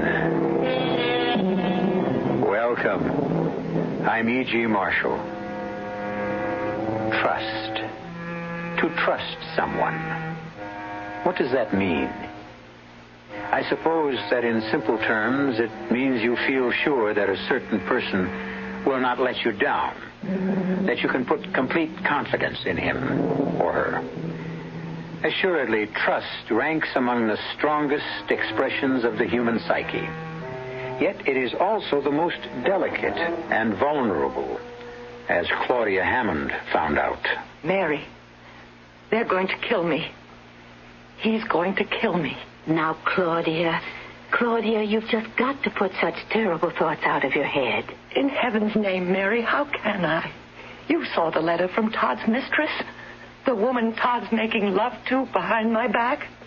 You know what it said. And I don't believe one word of it. Not one single word. Because your husband loves you, Claudia. You have nothing to fear from him. Except one thing. What one thing? Death.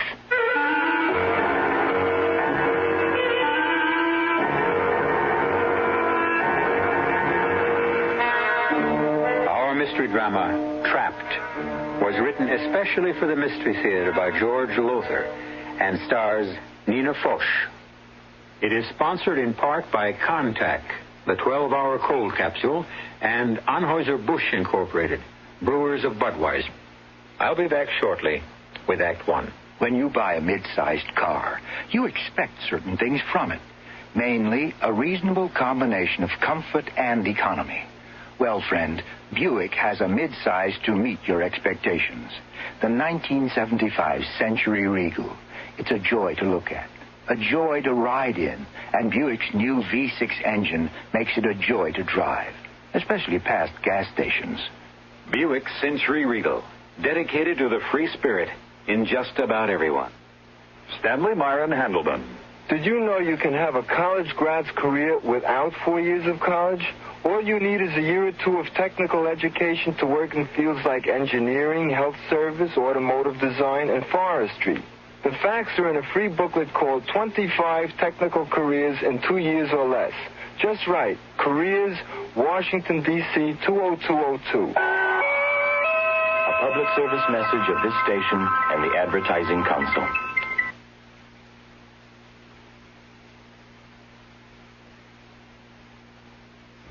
At McDonald's, we give you good service. So when you come to our place, we give you more than fast service. We give you a smile and a thank you. Count on it. You can count on our smiles. You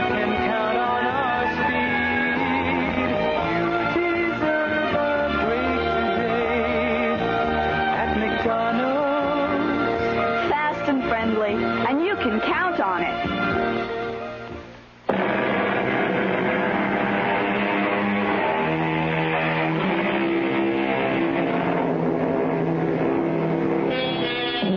Well, now, this thing, trust. It's as strong as tempered steel, yet as delicate as, a piece of porcelain. Strong because it grows slowly, deeply, in the compost of unselfish deed. Example, you would not trust me on brief acquaintance, but if I did several unselfish things for you, you would say, I trust E.G. because my welfare means more to him than his own. Yet, should I do one selfish thing, for whatever reason, and your trust, your confidence in me would crack, perhaps even shatter. No, Claudia. When you want to sit up in bed, you let me adjust the pillows. That's what I'm here for. Dear heaven, Mary, can't I exert myself at all? Not if you want to recover from your heart condition. Bed rest. That's what Dr. Stein ordered, and that is what I am paid to see you get. Money can never repay you for all your care. Oh, now, I'm rewarded in other ways, in watching you get better. Huh, better? You are getting better. Oh, it's slow, but you mustn't despair. Mailman. Todd, darling. In person. How's the most beautiful wife in the world doing today? She's very well, Mr. Hammond. Oh, looks it, too. Rosy cheeks, bright blue eyes, shining gold hair. Give your actor husband a kiss. Speaking of my actor husband, shouldn't you be at the theater? Oh, I'll make it. Jerry kept me on the phone talking over the new film contract, and I wanted to sort the mail before taking off. Here's your batch. Thank you, darling. One more kiss. And I'm off. Take good care of her, Mary. You know I will, Mr. Hammond. Well, now, let's see what your handsome mailman has brought today. Now, let me open some, Mary. All right, you can open these while I... Well, what's this? What? It's a letter addressed to Mr. Hammond. He must have overlooked it when he sorted the mail. Huh? Shell pink envelope. Perfumed. Woman's handwriting. It's another MASH note. Todd gets them by the gross. Open it, Mary. Let's see what it says. Oh, should we? Of course. Todd shows me all his fan mail.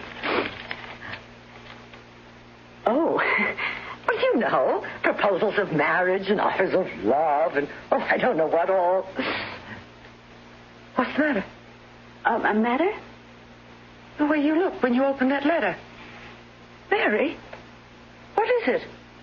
Now, let me see that letter. No, Claudia. I'll just give it to Mr. Hammond when Mary, please, let me have that letter. All right. What? Mary, did you read this? Well, I glanced at it enough to... Todd, dearest, of course I love you as deeply, passionately as you love me. And you're right. Claudia does stand between us. So, dearest heart, I've changed my mind. I will go along with your plan to put her out of the way. Signed, Margot. Margot, whoever she is, could use the services of a psychiatrist.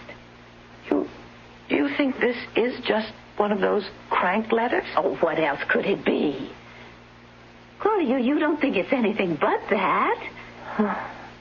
If it is, he'd have good reason. What are you talking about? I'm not a wife anymore. I'm a burden. Now, I will listen to no more of that. That husband of yours doesn't just love you. He adores you. Or acts as if he does. All right. Have it your way. Now, it's time for you to take your tonic and have a nap. I don't want any tonic. You've got to have it. It's the one thing that really builds up your strength. Strength? For what? To go on living? Of course. Oh, Claudia, honey, what makes you... If Todd doesn't love me anymore, I'd just as soon be dead.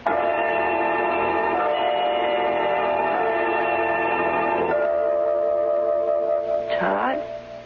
That you? Sorry, sweetheart. I didn't mean to wake you. Just to look in on you. Turn on a light. No. Go back to sleep. What time is it? It's 2:30. 2:30?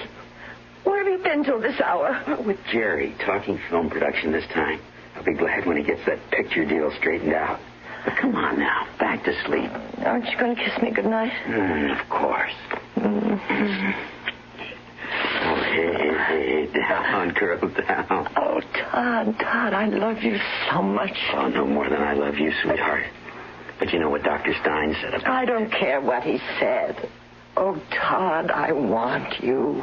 I want to be a wife to you. The wife I used to be. You are a wife to me. The dearest, most adorable wife any man could have. I'm an invalid. A millstone round your neck. If that's the case, you're the prettiest millstone I've ever had around my neck. Good night now. Sleep well. Todd? Yes? Who is Margot? Margot? Margot who? Just Margot. Who is she? I don't know. I mean, why do you ask? Nothing. You must have a reason. No. It's nothing. Good night. Good night, dear. A friend. No name. It's just signed a friend. Oh, now this is getting to be... May I see that letter, Claudia?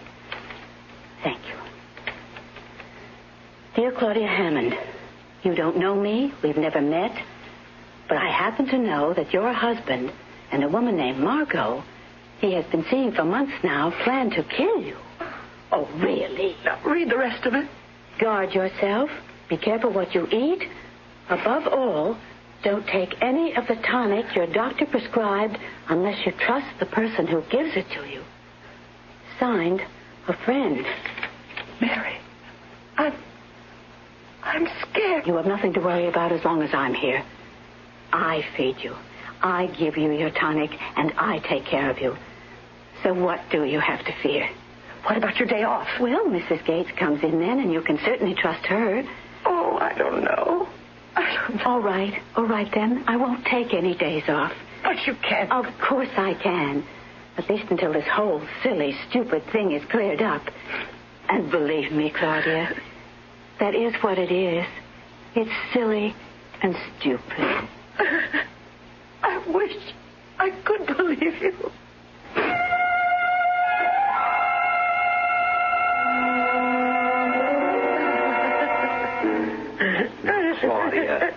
Claudia, please. I want Mary back. Get Mary back, Todd. Dearest, I told you it's impossible. I don't believe this. I don't. Now stop that. Stop it. What? Oh, I'm sorry, sweetheart. But you can't go on letting your emotions run away with you. It'd kill you. It could. You know it could. Now calm down and listen. Mary came to me this morning and said she had the offer of another job, nurse companion to an elderly and wealthy woman. I asked her what salary she'd be paid, hoping that I might meet it. But I couldn't. It's 3 times what we're paying her. And I don't care. I want Mary. Honey, I'm sorry, but you just can't have Mary. Tell her I want to see her. I'll talk to her. I'll persuade her. You can't talk to her. She's gone. Gone? She left an hour ago. Left? Without saying goodbye? She said to tell you she couldn't bear to face you. Oh, I can't believe this. I simply can't. Look, the world hasn't caved in. Mary was good, but there are other practical nurses. In fact, I'm going to run over to the agency right now to interview several. Leaving me alone? You're safe enough for an hour or so. You've been left alone before. Never as alone as I am now. What? Nothing. I won't be more than an hour, I promise. What are you doing? Giving you your tonic before I go. No. Sweetheart, you've got to take... No, I said no. Okay. Won't hurt you to skip it for once. It isn't exactly a matter of life and death. Isn't it?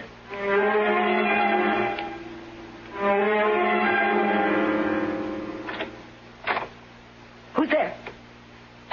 Who's there, I say? Don't be scared, Claudia. It's only me. Oh, Mary. I saw Mr. Hammond leave and took the chance. He forgot to ask me for my key. But, Mary... Why have you come back? Todd said you didn't want to see me, didn't want to say goodbye because it would upset me. Oh, now, why would I say anything like that? How could I possibly upset you more than he did by firing me? He fired you? Well, yes. Why do you think I left? Claudia, what did he tell you? Well, that you had a better offer with some wealthy woman or other and that he couldn't afford to keep you as my nurse. I see. Mary, what is this? Oh, honey, there was no offer of another job. He fired me.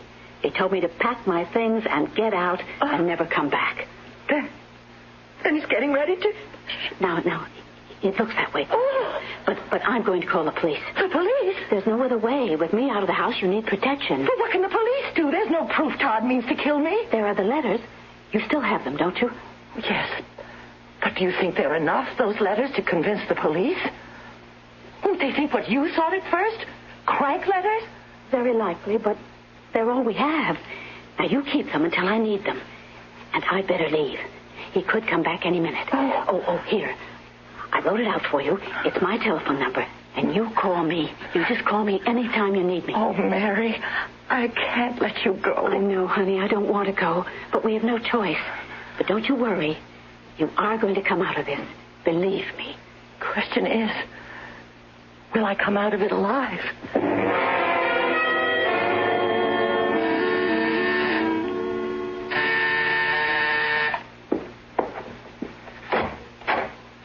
Hi, darling. Here I am, bag and baggage. Come in, sweetie. I'll show you your room. Mary's former room. You got rid of her, I take it. Fired her this morning. Good. But I told Claudia she'd left for another job, one that paid better. So careful you don't give the show away. You don't have to worry about me, darling. No, but just be careful what you do or say. The last thing we want is Claudia getting suspicious. Leave it to me. Now, this will be your room. Nice. And now, I'll introduce you to Claudia. Oh, did you decide on a name? How does Catherine Brent suit you? Not bad. Okay, let's put this show on the road. Catherine?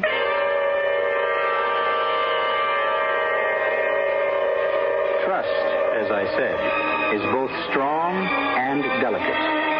I might also have said that it can be misplaced. As it virtually goes without saying, Claudia misplaced hers. It's a mistake to misplace one's trust. A serious, indeed a dangerous mistake. For Claudia, it may be the last mistake she'll ever make. I'll return shortly with Act 2. Give your hand to a friend. Give your heart to your loves. But give your cold to contact. The sooner the better. The common cold is a rotten thing. You miss so much. Sneezing, drips, and congestion can drag you down. Then ask yourself the contact question. 6 or 3 or 1? You'd need 6 cold tablets, 2 every 4 hours, or 3 ounces of Cold's liquid, 1 every 4 hours, or just 1 contact for up to 12 hours continuous relief of those symptoms. That's daytime, then nighttime relief. Both the others have things for aches and fever, and the liquid, something for coughs. Not found in Contact 600 tiny time pills. Give your cold to contact. 6 or 3 or 1. Take Contact. Only as directed. Kitchen appliances are power tools, too, just as much as drills and jigsaws. Hi, Frank Lieber here to tell you True Value hardware stores have that kind of power tool, too. Kitchen appliances that help cooks create. A West Bend party percolator, for instance. It makes a lot of coffee, 20 cups, and then keeps it hot.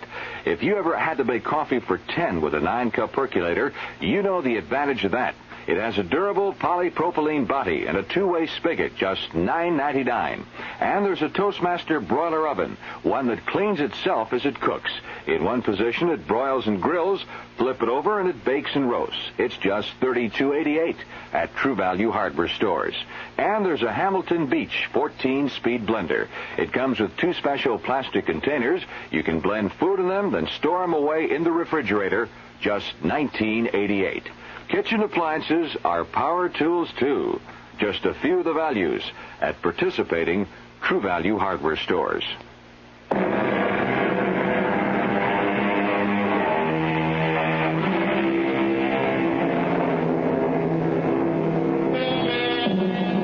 Our theme is trust. Abiding faith of one person in the honesty of another. Yet who of us has not at one time or another been duped by a person in whom we reposed complete confidence? Or did we dupe ourselves? Did our very faith in another place too much of a burden on him or her? In sum, did we have the right to impose our trust on another? Claudia, this is Catherine Brent, your new nurse. She's replacing Mary. Hello, Mrs. Hammond. I'm delighted to meet you. Well, aren't you going to say hello to Catherine? Hello, Catherine. I'll leave the two of you to get acquainted. Got to get to the theater. We're rehearsing a new second lead for tonight's performance. Goodbye, sweetheart. Take good care of her, Mark. Catherine. Trust me, Mr. Hammond. I mean to take very good care of her. Well, now, Mrs. Hammond, what can I do for you? You can leave me alone. Very well. But there are some things I must do. See that you take your meals, your tonic.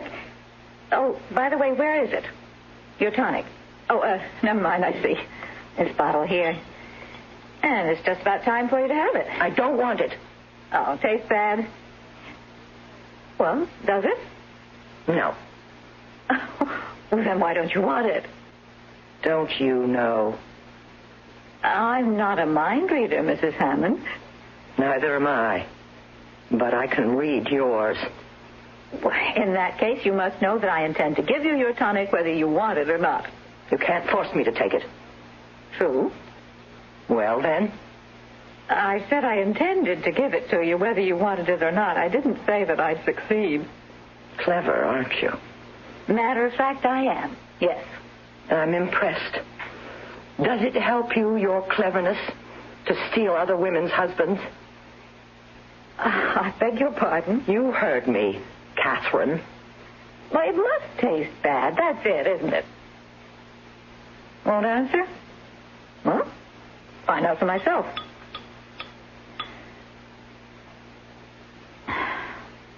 Well, it doesn't taste bad. Tastes rather like a nice red wine. You sure you won't change your mind? You drank some. Oh, I hope you don't mind. Just a small glassful. Oh. Here now, won't you? That's it. That's better. What? Well, looks like I succeeded, after all. You are clever.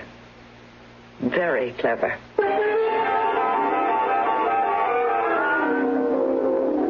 And thank you, Dr. Stein. Thank you very much. Good night.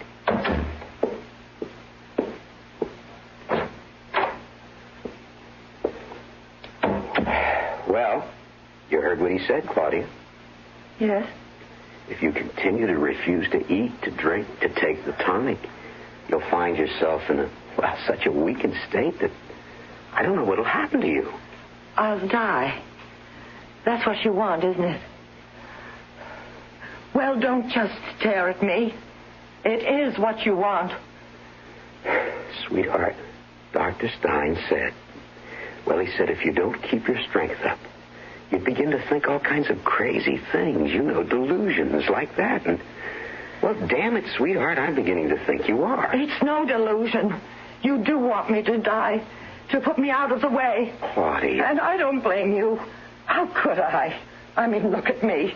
An invalid, so weak I can't even leave this bed. A useless woman. A useless wife. Oh, Claudia. You think I don't know how it must be for you? You're a man. Not just any man, but a Broadway star who could have any woman he wanted. And all you've got is me. All I want is you. Don't lie to me. Oh, please, don't do that. I couldn't bear that. You remember our promise to each other. The promise? You don't remember. And it isn't so long ago. We were so in love then. So in love. We promised we would trust each other. We sat in that little garden by the side of St. Bartholomew's Church on Park Avenue. Oh, yes, yes. I remember the promise now. Have you kept it? Have you? Claudia, you're weak. You're worn out. Have you? What are you doing to me? To yourself? Have you? Claudia. Claudia! What is it? What's that? Another heart seizure, I think. Phone Dr. Stein. He's not back in his office yet. Phone anyhow. Get it on record that you phoned. Yes, yes.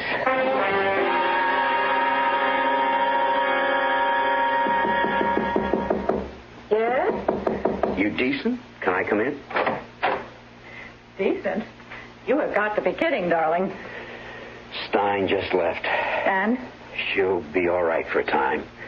But he made it plain if she goes on refusing to eat, to take the tonic, it's curtains for her. So? What do you mean, so? Just what I said. So? I'm sorry, Todd. If she hadn't been ill all these months, if I hadn't had needs, a man's needs, You'd have had no need for me. Is that what you're saying?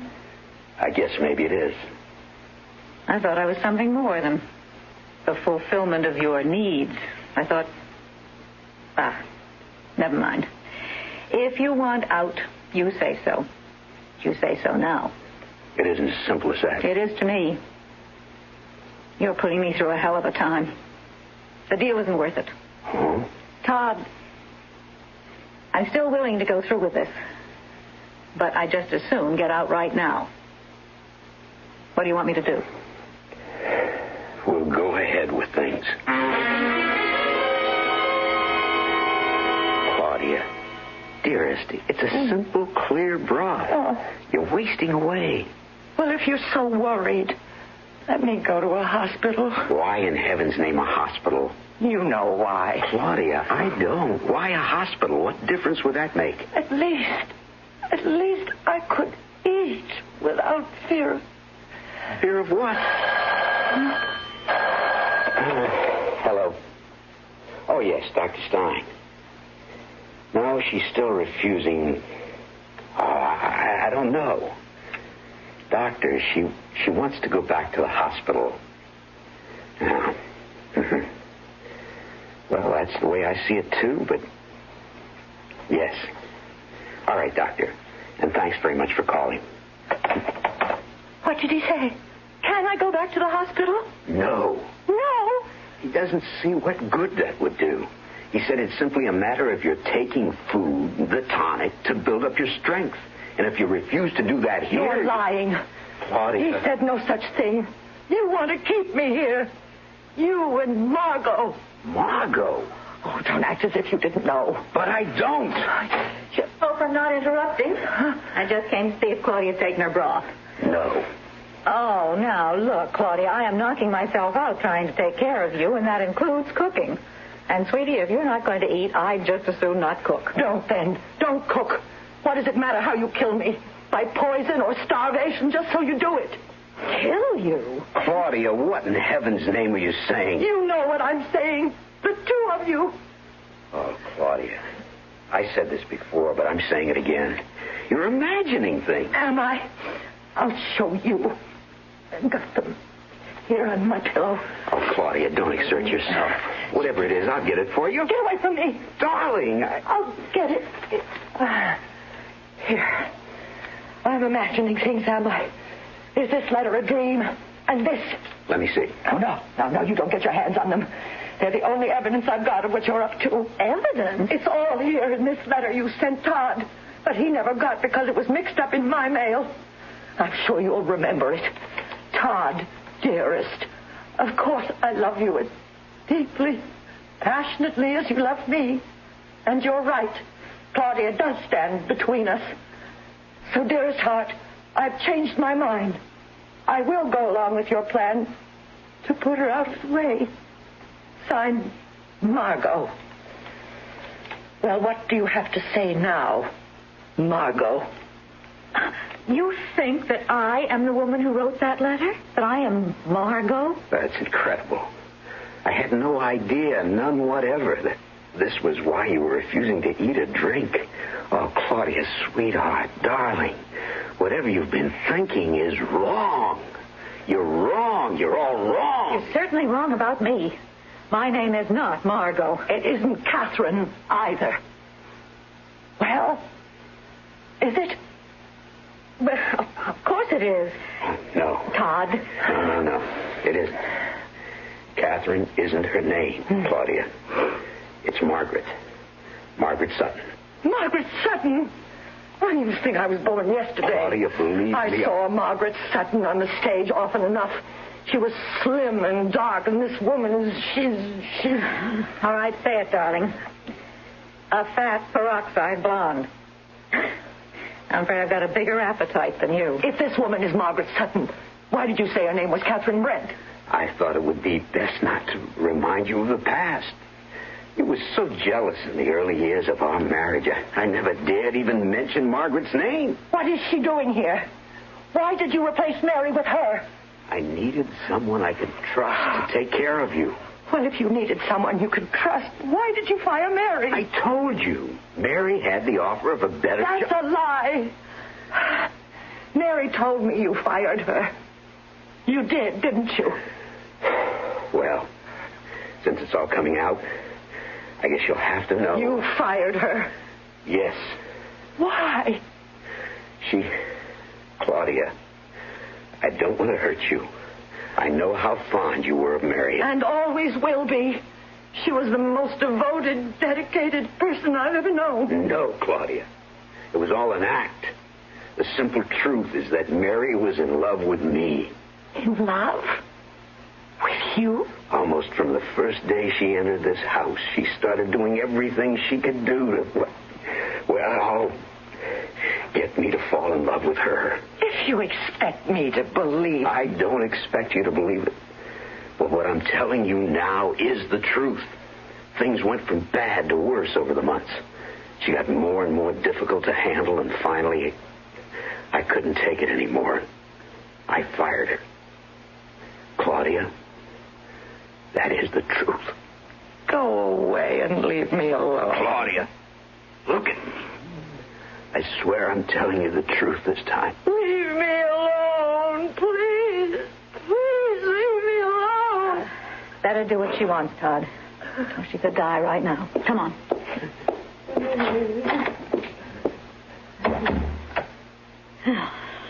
Got to hand it to you, Todd.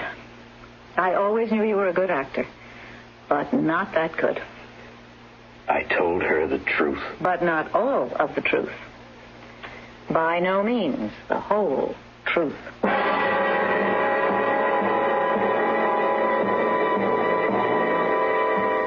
What is the whole truth? What game are these two playing with Claudia as the pawn? Todd has lied to Claudia again and again. What lie or half-truth has he told her this time? I'll return shortly with Act 3. You've seen the Budweiser commercials on television, and maybe you've wondered how long people have been putting that famous Bud label on things. Well, not as long as the brewers of Bud have been putting things on the label. Things like a list of Bud's most important ingredients. Quote, brewed by our original process from the choicest hops, rice, and best barley malt. And things like the following statement. This is the famous Budweiser beer. We know of no brand produced by any other brewer which costs so much to brew and age. Our exclusive Beechwood aging produces a taste, a smoothness, and a drinkability you'll find in no other beer at any price. Unquote. Yes, brewing beer right does make a difference. Read the Bud label. Taste the king of beers, and you'll agree, when you say Budweiser, you've said it all. Anheuser-Busch, St. Louis. You know, there's clean and there's McDonald's clean. That means at McDonald's, the cleaning never stops. So it's really clean. And when you come to our place, you can count on it. You can count on a place that is spotlessly clean.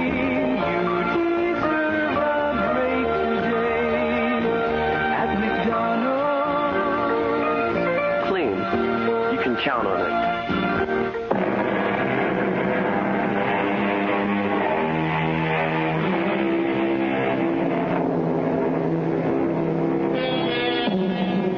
The very foundation stone of trust is truth. Accordingly, since Todd Hammond has lied to his wife Claudia repeatedly, she can scarcely be expected to trust him. So far as I'm concerned, she'd be a fool if she did. Apparently, she feels as I do, for as we rejoin her now, a helpless invalid, trapped in her bedroom, we find her telephoning the police.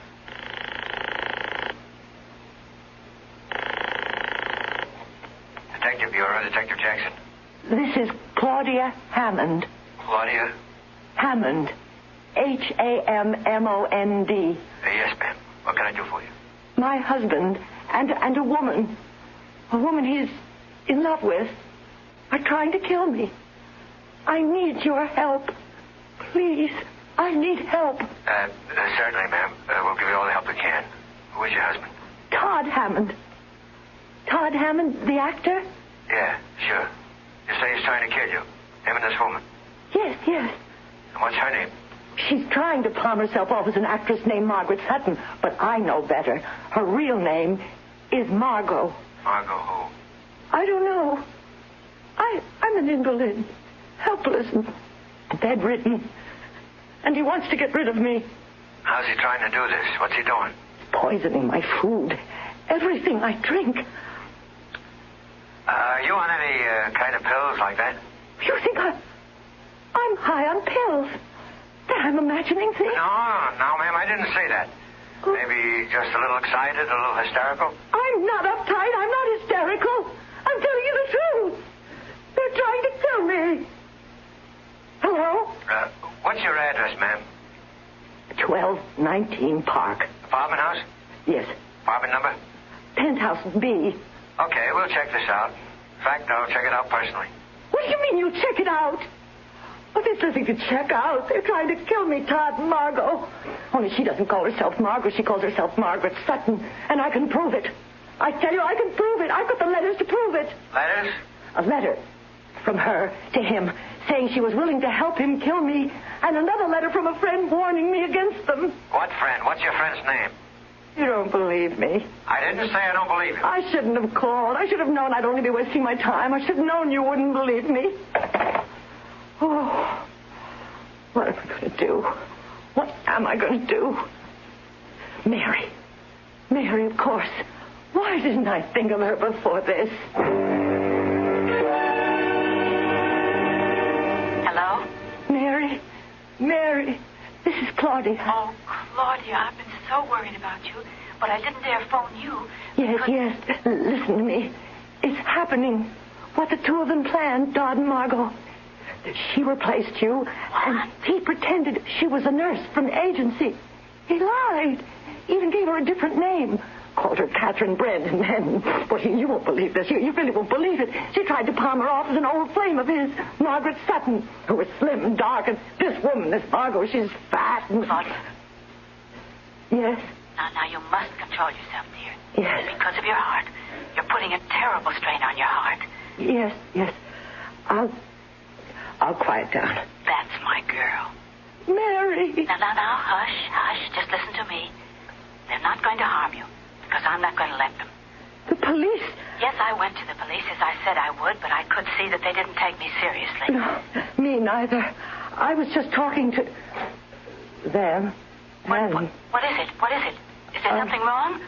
If you can't send the books over today, then send them when you can. Goodbye. Bookstore? Yes.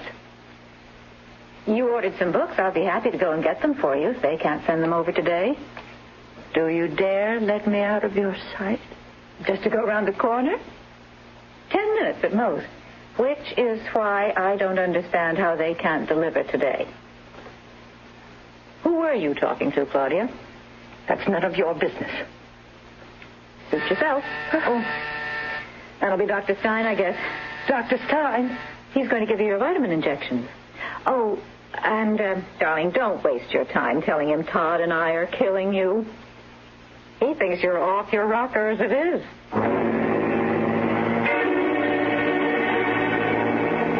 You were supposed to monitor all her calls, but you let her phone the police. I'm sorry, Todd, but even you will have to agree I have only 2 hands, 2 eyes, and 2 ears. I can't be everywhere and do everything at once.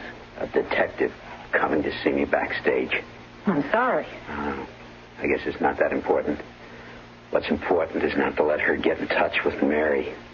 Or Mary with her. What happened with the detective? He didn't believe her, of course. Just checking up was all. But she did manage to get past you, and that worries me. Mary could start an awful lot of trouble. And that's the last thing in the world I need right now. Take the phone out of her bedroom. No. We don't have to go that far. There's an easier way. Just take this extension off the hook. You're kidding. No, it was a gimmick used in a play I was in years ago. That way she can't call out and nobody can phone in. But watch her. Watch her like a hawk. One slip up and it could mean the end. Believe me, the end.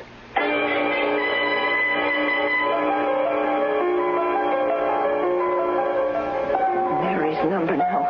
Where is it? Here.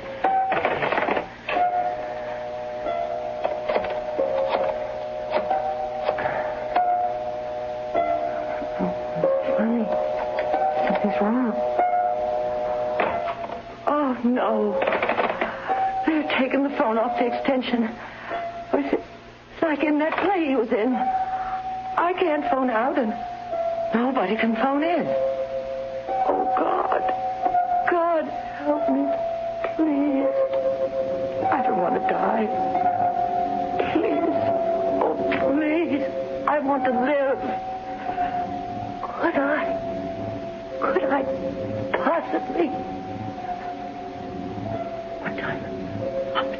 10:35. He won't be back from the theater till after 11. And she's... I'll take my chances. If I can only get out of bed. Walk. Crawl. I have to. Everything's swimming. Dizzy. I mustn't faint. Mustn't. Weak. So weak. Life depends. Your life. Now. Step. Open the door.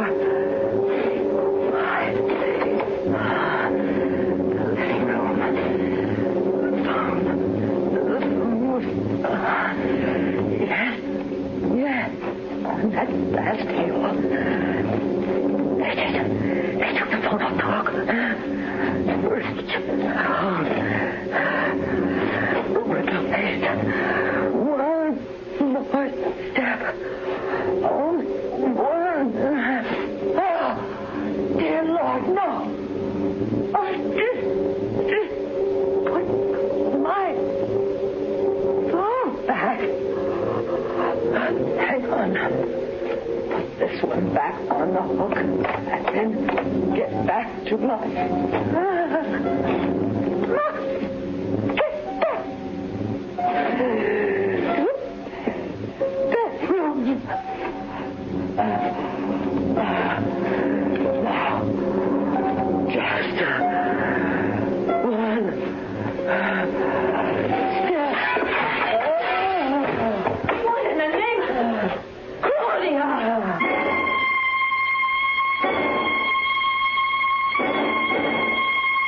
Todd, you can't help her. Sitting here by her bedside all night, it does no good. You've got a matinee. I'll sit with her. You're dead on your feet, too. Dead. What a word to use now. She isn't dead, and she may not die. No. She lost so much blood. Wrist cut when she crashed through that table. So much blood they didn't dare move her to a hospital. And now look at her. White as a sheet. Go and get some sleep, Todd. I'll stay with her. And Todd... Yes? Forget the deal. I don't get you. I agreed to play nurse because you needed somebody you could trust. You know something, darling? You trusted the wrong woman. You wanted me to protect her against Mary. And I said, okay, in exchange for that character lead in your new film. But you know what I was really after, Todd? Oh, no. Not you. Not after all these years. Afraid so. I'm a woman. I love you. Enough not to envy you your happiness with her. I love you, too. But I love her a hell of a lot more.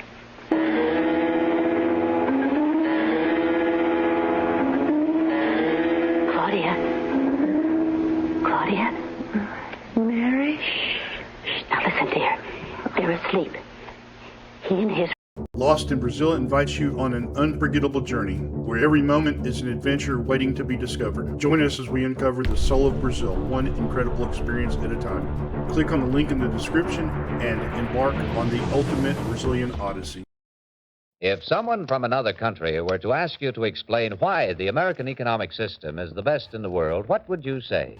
That's a question particularly important at this time because our economic system is being attacked by other nations.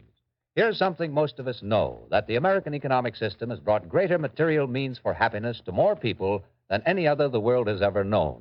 We've been able to outproduce every other nation and to enjoy a steadily rising standard of living. Remember that. When someone attacks the American economic system, just remind him that nowhere else in the world would he benefit so much or enjoy a greater measure of prosperity.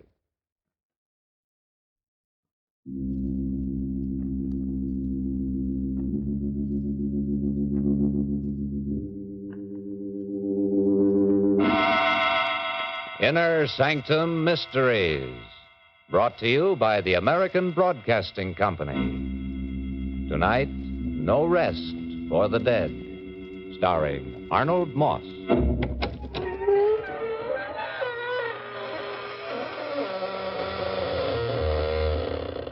Good evening, friends of the Inner Sanctum.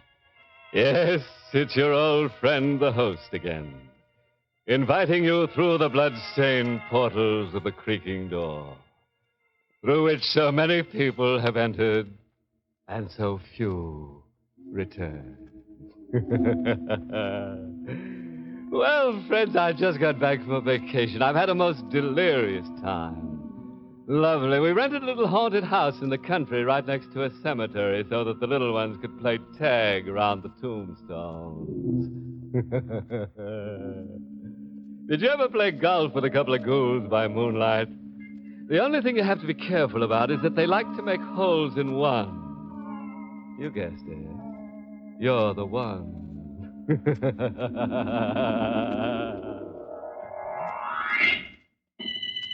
And now for tonight's journey into fear. No rest for the dead. Got a stranglehold on your nerves? Remember, if you're the jumpy type, don't sit near windows. All right, then. Gather close, and we'll hear Gordon Wells tell us his story in his own words.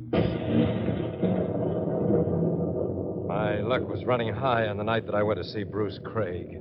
A raging storm kept traffic off the roads. In fact, I didn't see a single car all the way to his house. When I rang the bell, I waited for a moment. No one answered. And then I heard Bruce call. Door is open. The house was empty. Apparently, the servants had gone. You see, these details were important because I knew I might have to murder Bruce. Is that you, Gordon? Yes. I'm in the bedroom. Bruce. Bruce, what are you doing in bed? Never mind. Sit down. Well, I thought I heard you gasp. Don't be so concerned about me. I'll be all right. If only this pain would go away. You're sick. You need a doctor. I've sent for the doctor. I'd better ring for a servant. Maybe a drink would help. The butler's gone and the cook never showed up. So there's no one here but us, Gordon. It's just as well. I'm not sure that I want anyone to overhear what I have to say. You must have guessed why I sent for you. Oh, no, Bruce. And I'll tell you. I've always regarded you as the closest friend I've ever had. I've given you a chance to make something of yourself, though you were nothing but a worthless gambler when I met you. I've always appreciated what you did for me, Bruce. Yes, you showed your appreciation by stealing $10,000 from me. What are you talking about? I've been checking the books. I've suspected you for some time, but I couldn't believe it. Are you going to deny that you stole the money? Have you told the police about this? No, not yet. What did you do with the money? Well, I took a chance on a few things, and I lost. You gambled it away? Well, yes, it's just a matter of luck. Well, your luck wasn't very good, Gordon. I'm going to phone for the police. Let go of me. No. If you think you're... Help me, someone. Don't. Gordon, help me. My fingers closed round his throat, and he started to rise from the bed. But I didn't relax my hold for one instant. And then, suddenly, his eyes closed. There was a violent convulsion that tore through his body. Bruce managed to writhe free for a second. Then he collapsed on the floor. I kneeled next to him. But there was nothing more that had to be done. Bruce was dead.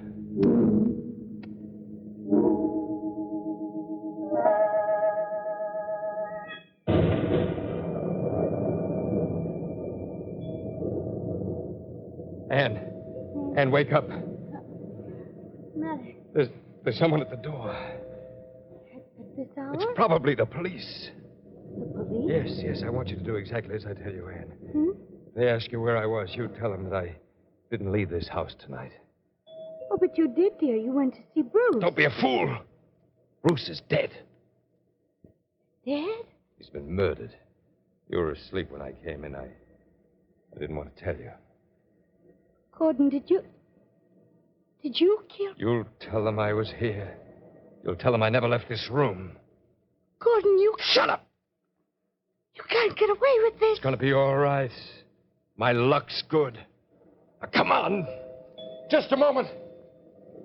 Oh, hello, Wells. I didn't mean to get you out of bed like this. Oh, good evening, Mrs. Wells. Good evening. I hope I haven't frightened you. Oh, it's all right, Mr. Parrish. I didn't know what to expect. Well, I'm sorry. I've just come from Bruce Craig's house. You live close by. I thought you should be the first one to know. Craig is dead. When did you find out? I got a call from his doctor an hour ago. He didn't have any relatives around here. Doctor knew I was his attorney, and he got in touch with me. Well, this is terrible news, Parrish. It's hard to tell you what Bruce meant to me. Why, he was more than just a friend. Yes, I knew that when I drew up his will. Why, he's left everything to you. To me? Yes, his entire estate. There's only one condition. Oh, what's that? Well, Bruce apparently had a brother somewhere. If this man turns up within 48 hours, he'll be the sole beneficiary. I see. But you don't have to worry. The brother hasn't been heard from for 20 years. He's probably dead. Well, will you take care of the funeral arrangements? I'll help you if you wish. Wait a minute. There's something I don't understand. What? The funeral arrangements. I thought the police would take the body. The police? Well, yes, in cases like this. Oh, no. The police don't take over when a man dies in his own home. Unless, of course, it's murder. That's what I mean. Oh, good heavens. I guess I was so upset I forgot to tell you. Bruce Craig died of a heart attack. Heart attack? Are you sure? Well, the doctor was quite certain of it. Why, what did you expect it was?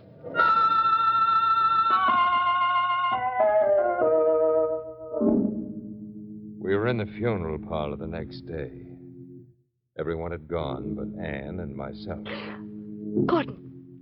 What's the matter? Look there. That man. What about him? It's Craig.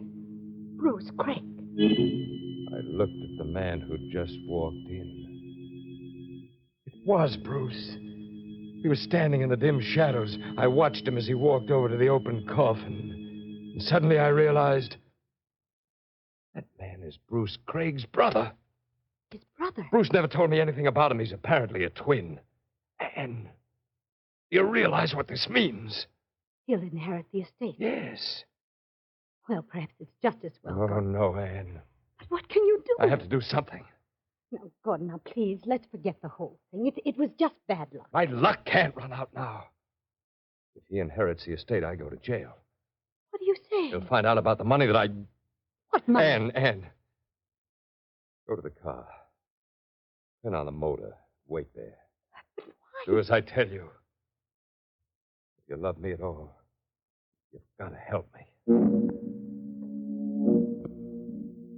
The man stood near the coffin, looking at the body inside it, lost in thought. I looked at his face, and I looked at the face of my friend in the coffin. They were identical, except that one was alive, and the other had the calm repose of death. What do you want? Nothing. You're his brother, aren't you? Who are you? Gordon Wells. I was his closest friend. Were you? You are Dennis Craig, aren't you? Excuse me, I'd better go. No, wait a minute. I'm leaving, too. May I go with you, please? I'd rather go alone, but... All right, come along. No, go this way. Where does it lead? To the alley. It's easier to reach your car. Will you be at the cemetery? When is the burial? Early tomorrow morning. The alley was dark. I'd been counting on that. The man beside me walked along quietly, but seemed wary, suspicious, as though he could read the thoughts in my mind. It was then that I noticed some paving bricks piled on the side where they were repairing the road in the alley. I stopped. He seemed to sense what I wanted to do. What are you up to? Nothing. Why did you come over to me before? Well, isn't it only natural since he was your brother? I never said he was my brother. It's true, but... Let go of my No. arm. You're not going to get me. Ow! For a moment, I was dizzy from his blow, but in the darkness, I saw him running down the alley. Suddenly, I saw his body shoot into the air, and I heard him scream. I saw him stumble and fall. He lay still for a moment. I picked up one of the paving bricks and quickly came up to him. He was on his back, unconscious. I raised my hand. His eyes opened. No, don't. I'm not Dennis Craig.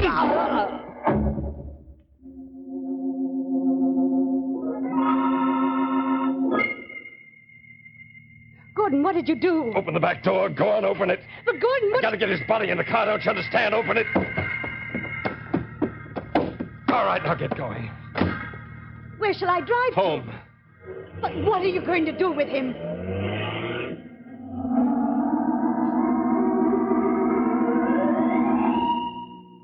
Go around to the back of the house, Anne. All right. Stop there. All right, go out. You may have to help me. Help you? You're in this as deeply as I am. Now open the door for me. I'm carrying him out. Turn the lights off and follow me. But Gordon, how do you expect to get rid of him? You know the abandoned dry well. Yes? No one will ever find him there. No one will ever know. All right, here we are. Now stand aside. I'm going to lift the cover. Turn around if you don't want to see.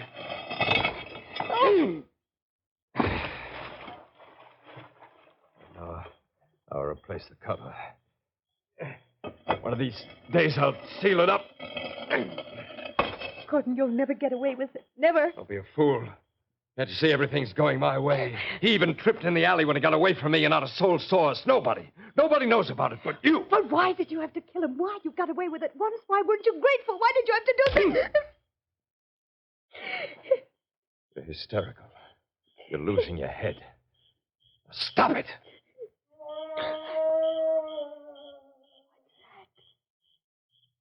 Nothing. It came from the well. Couldn't have. He's dead. Wait a minute.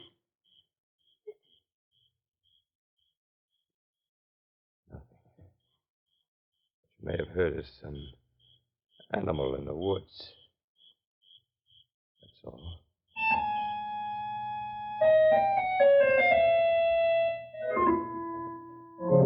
Everything went perfectly. I knew it would. Nothing can go wrong when you have a run of luck, the way I did. I inherited Bruce Craig's estate. I took over the business. I was wealthier than I'd ever been. I think I could have even been happy. If it weren't for Anne. You see, I could forget, but she couldn't.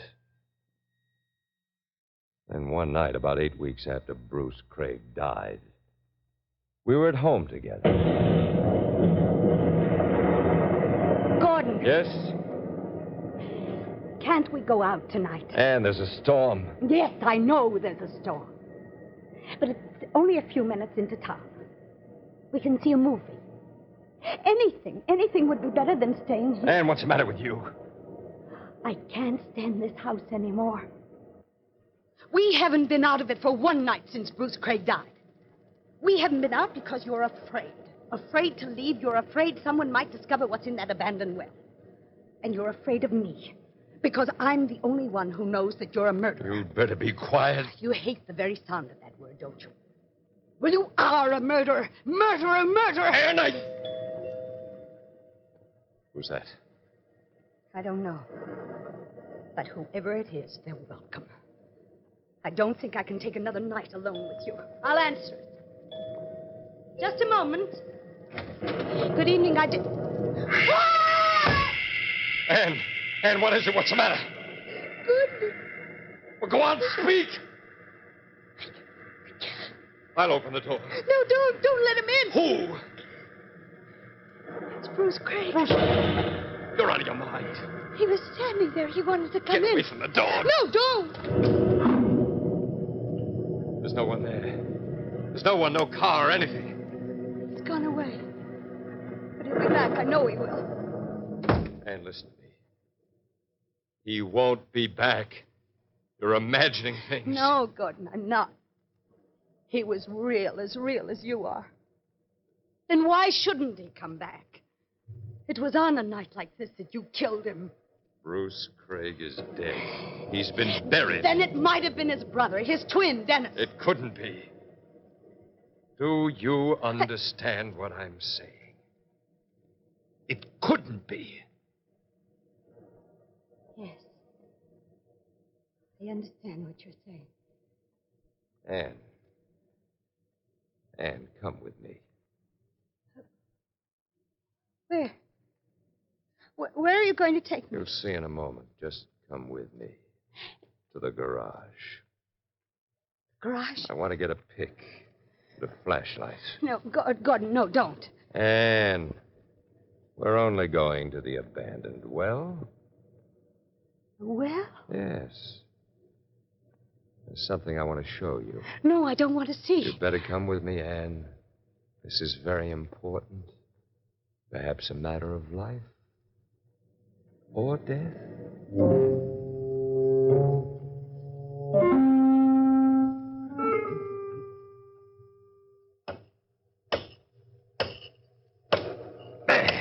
There. I've finally broken through the concrete. In a moment, I'll remove the cover. Gordon, why are you doing this? You may not realize it, but I'm doing it for your sake, Anne. No! Now, hand me the flashlight. It's here. Just as I thought. Anne, look down there. Look down the well. No. You must. I want you to see the body. I want you to prove to yourself that this man is dead. Come here. No, let go of me. Look. Go on, look. Look down there. Oh. Now, will you believe that he's dead? Yes. I believe it, Gordon. I believe it.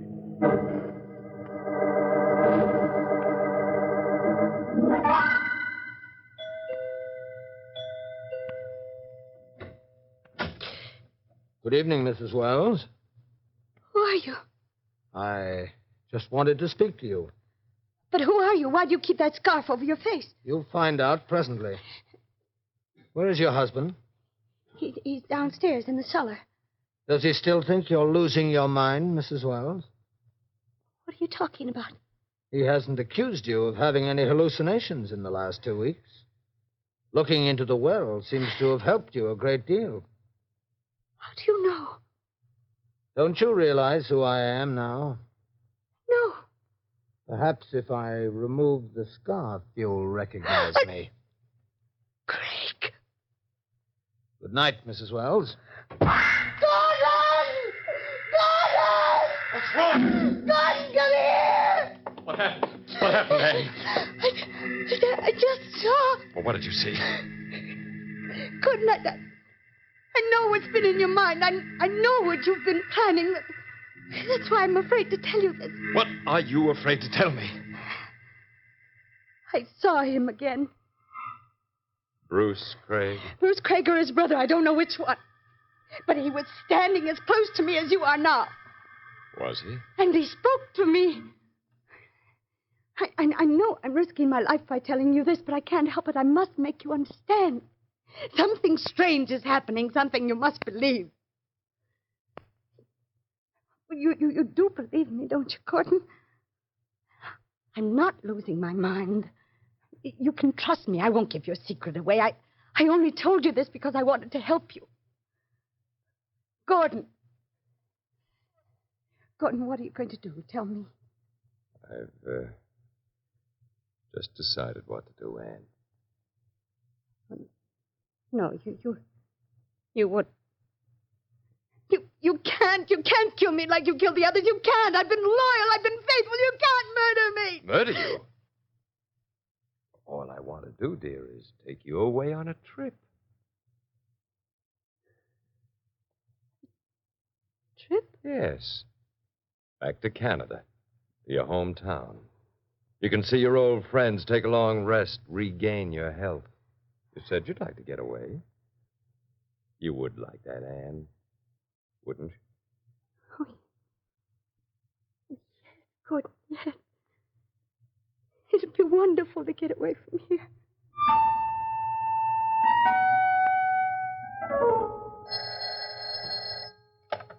Hello? Oh, yes, Janet. I'm so glad you called back. Well, Gordon and I are leaving tomorrow. No, I won't have a chance to see you. We're going by car early in the morning. Yes, I know. I held the knife behind my back as I approached Anne. The way she looked that night made the task I'd set for myself even more difficult. She'd been as happy as a child ever since I told her we were going away, and now she turned to me, radiant smile on her face. Yeah, she looked lovelier than I'd ever seen her before. That was Janet. She sends her regards, dear. Have you told the people in town we're going away? Yes, I have. And I paid the grocer and the milk company, everyone. And you see, I checked them off on my list. Mm-hmm. Darling, you married a very efficient wife. Oh, yes. Yes, dear, I know. Oh, Gordon, I don't think you really understand what this trip means to me. We'll both be able to make a new start. Away from here, away from this place. Maybe we'll even be able to forget. Because I love you, darling. Oh, Anne. Gordon, that knife. Yes? But, Gordon, I thought... I know what you thought, Anne. You mean the trip was just part of your plan? I'm sorry, Anne. I don't want to do this. But I must. But why? Why, I'd never give you away. I haven't betrayed you, even in the slightest way, have I? Why must... No, the knife! God! The first thrust killed her. When she fell to the floor, I made certain she was dead. The rest was all planned. You see, I didn't want to murder Anne. I was forced to. In order to protect my own life, she would have given me away without realizing it because I was convinced that her mind was gone.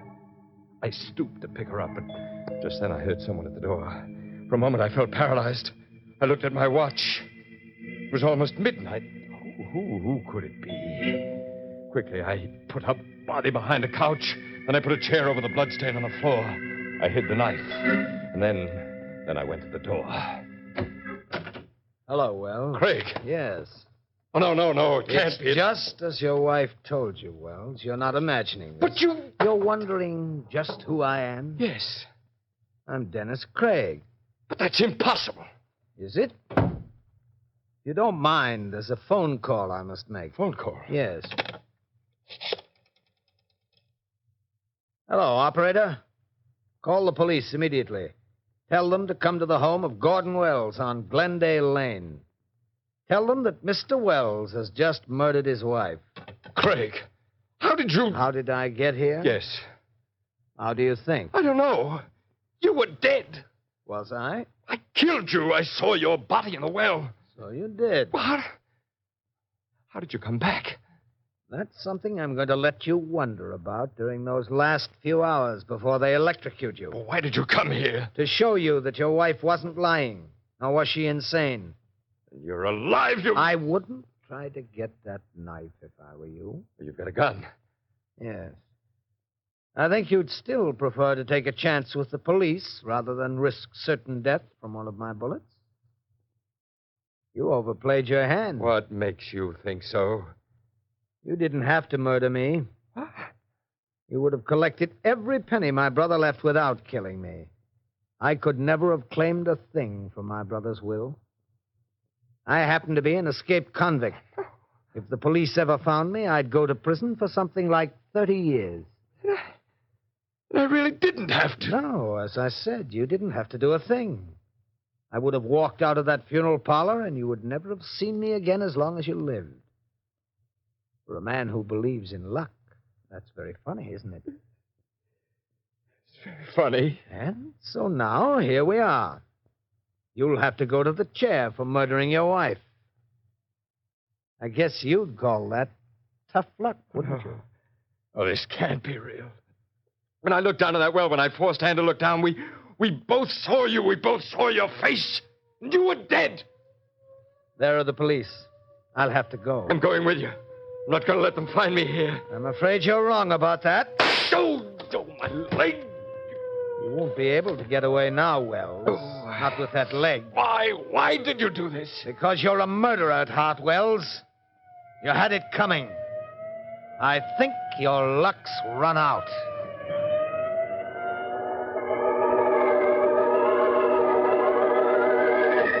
He was right.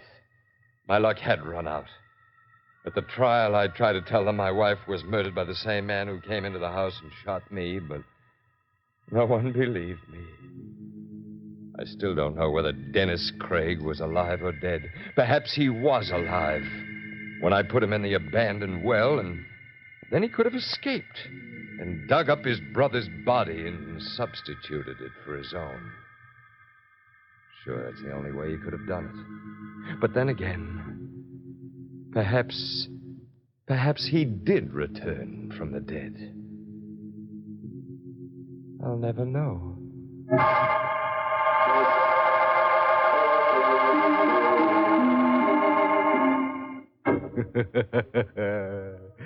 I guess this should teach Gordon not to believe in luck.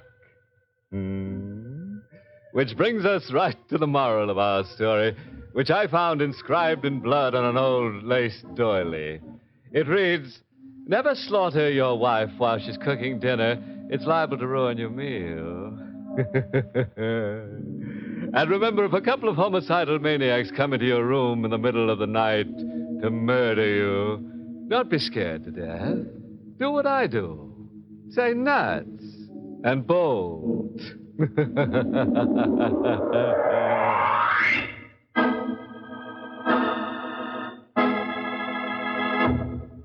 Tonight's Inner Sanctum Mystery was written by Milton Lewis and starred Arnold Moss in the role of Gordon.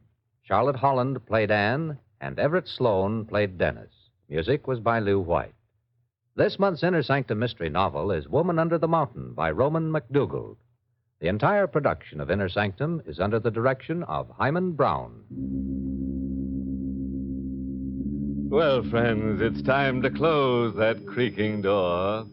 Till next week at the same time, when we'll be back with more spooks and shudders.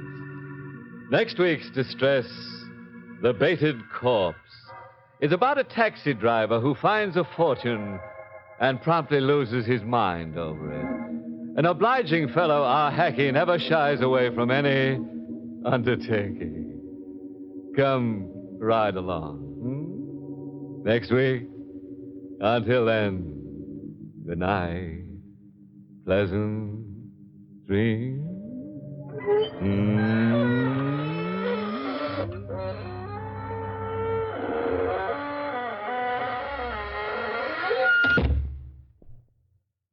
Now, a listening reminder. Stay tuned for the original Amateur Hour as Ted Mack starts tomorrow's talent off on the royal highway to fame and fortune. This is ABC, the American Broadcast. Thank you for visiting Golden Age Radio, rumble.com/C/GAR. Please support our veterans by visiting veteransradioministry.com. Together we can honor their great sacrifice. Thank you.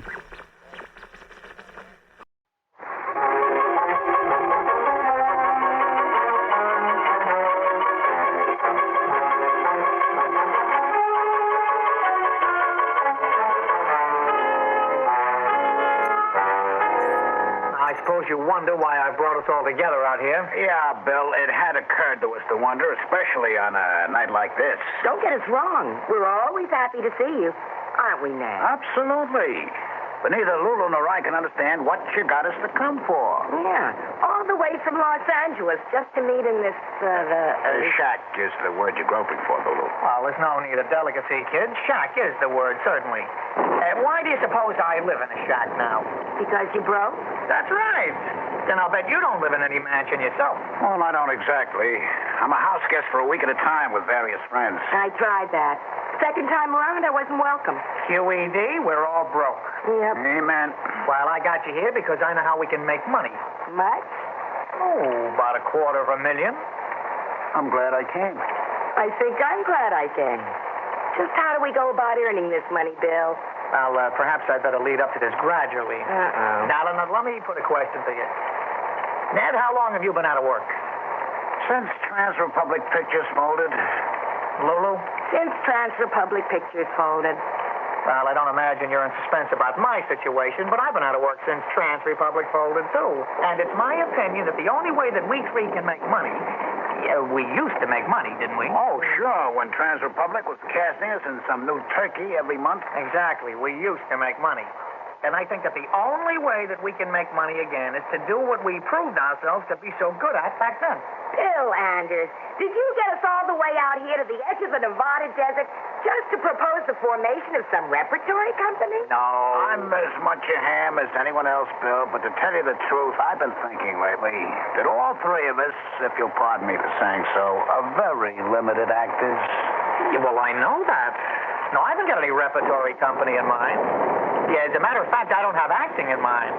Now, look, let me ask you, what is it we did in those pictures of ours? Well, usually we got sent to jail in the end. Yeah, that's true, but that was just to satisfy the crime doesn't pay people. When we were playing those pictures for Trans Republic, what was it that we were best at? Good heavens. Hiding in a shack. Yeah, that's right. This is like pulling teeth. Why were we hiding in a shack in every one of those pictures? Because... Oh, dear.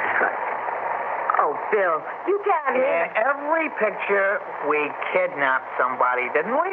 Bill, let's go back to Los Angeles and see if we can get into television. In every picture, we kidnapped somebody, didn't we? And then hid in a shack. Here's the shack. Heaven only knows. I hope you haven't got some innocent child tied up in the next room, Bill. Listen to me a minute, will you? I know those pictures we were in were no good, but they were researched. Now, maybe the rest of you didn't go around to the theaters to see them, but I did. Now, every one of them carried the seal of the National Investigation Council. There was always some overage detective acting as technical director on each of those pictures. This means that a willing student could learn something from them. As I remember, what you usually learned was that crime doesn't pay. Yeah, how about that? You also learned why crime didn't pay when it didn't. Now, what always happened in that shack we hid out in? Well, there were two different things, depending on which one of the two plots we were using in the particular picture. Either Ned here would go into town for groceries and get drunk and talk to... And is Ned really a drunk? Oh, yeah, I'm not. Or a blabbermouth? No. All right. So we're not going to be defeated by that kind of slip. Now, the other slip that was made in that other plot they used to put us in. Oh, yeah, sure. I remember. You and I would both get lustful about Lulu, and we'd kill each other off. All right.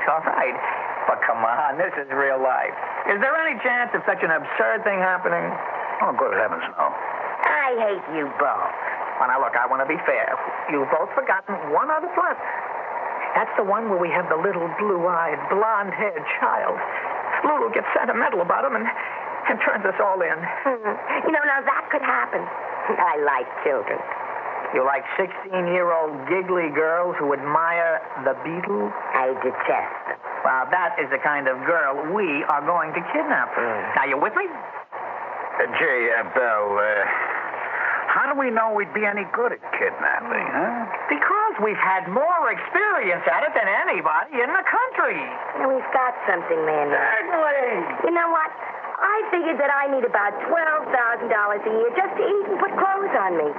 What I have left at this moment is about $2,000. Yeah, you're lucky. I got $1,500. Well, that's about what I've got. But as I say, we have one other asset. Years of experience in kidnapping people.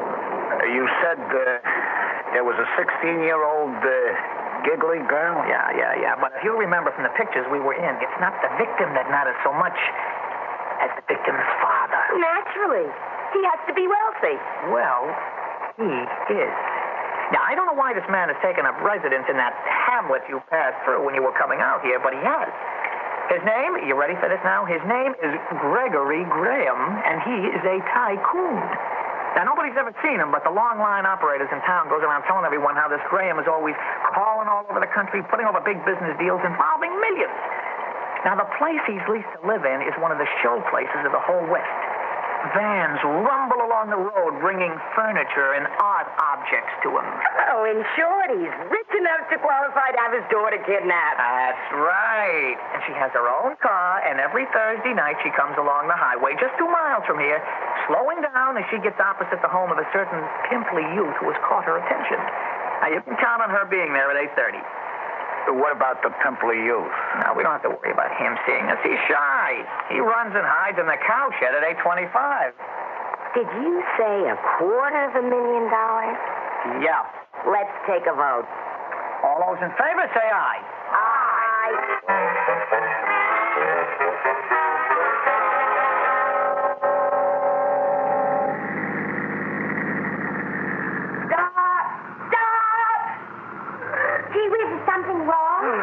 Yes, I was in an accident. Can you give me a ride back to town? Oh, gosh, yes. Get in. Thanks, kid. Come on, fellas. This is a snatch. A what? A snatch. You mean a kidnapping? That's what we mean, sister. Oh, super.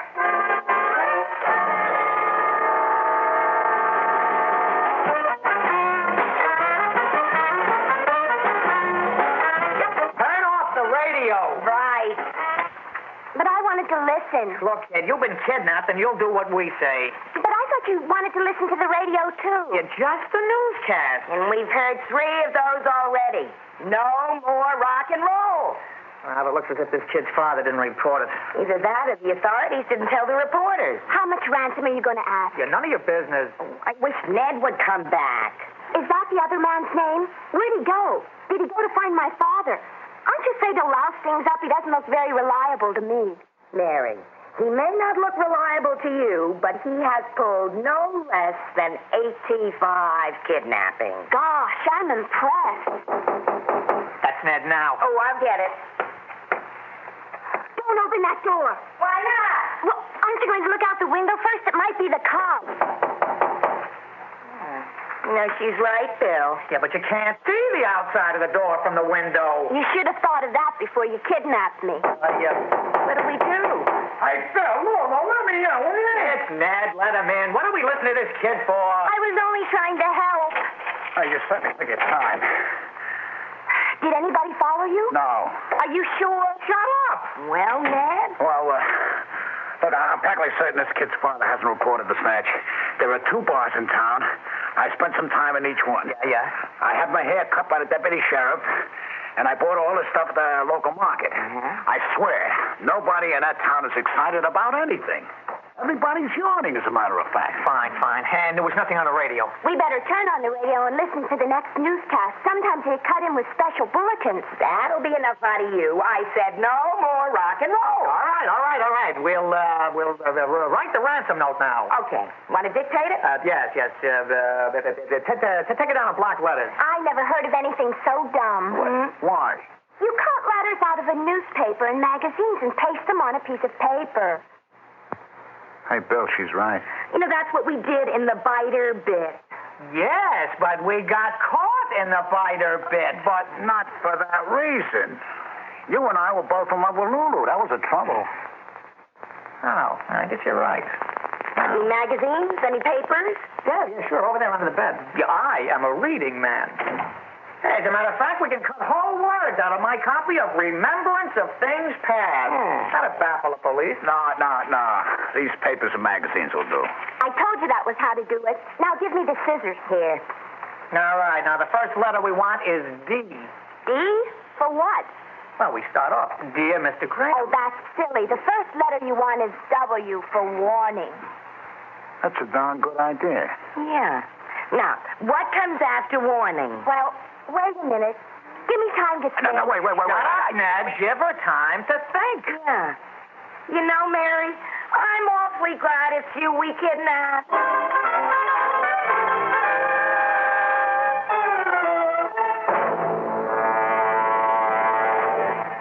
Now.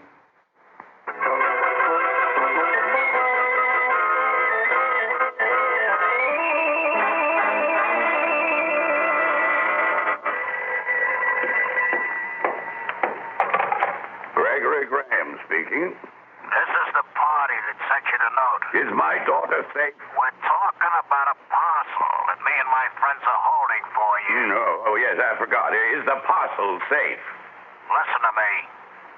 Tonight at 8:15, you drive into town, you go into the Mary Andrews Saloon. What? You have 2 Boilermakers, and then leave and go back to your car. But I got this ulcer. I can't drink. Oh. Well, have 3 ginger ales. 3 ginger... In the Mary Andrews Saloon, everybody will laugh at me. Let them laugh. How do you understand what you're to do? Yes, all right. Will my daughter be in the car when I come back to it? Just follow instructions. Yes, but... Hello? I'm going to be the laughing stock of the Mary Andrew.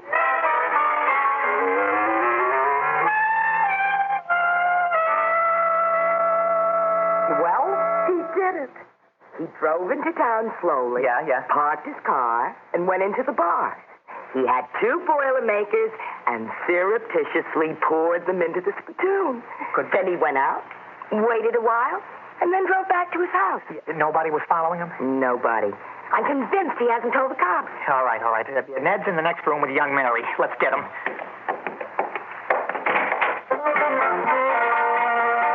Yeah, hey, turn that thing off. I'm sorry, Bill. I kind of like it. I've been teaching him the nuances. Never mind nuances. The time's come for the second phone call, kid.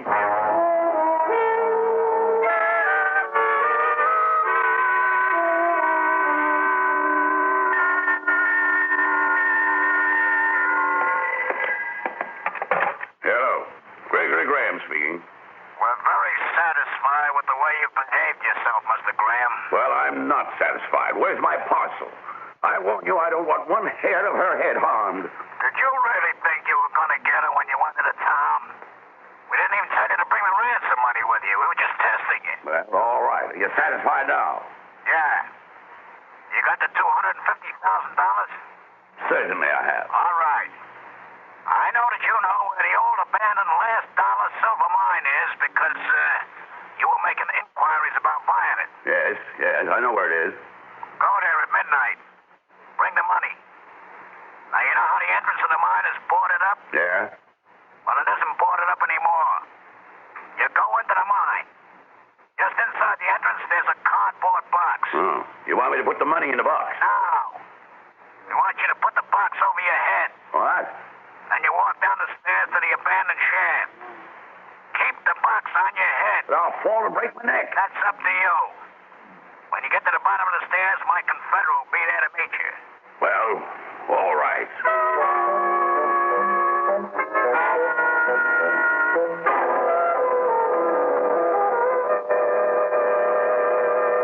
Hey, Lolo, I'm worried.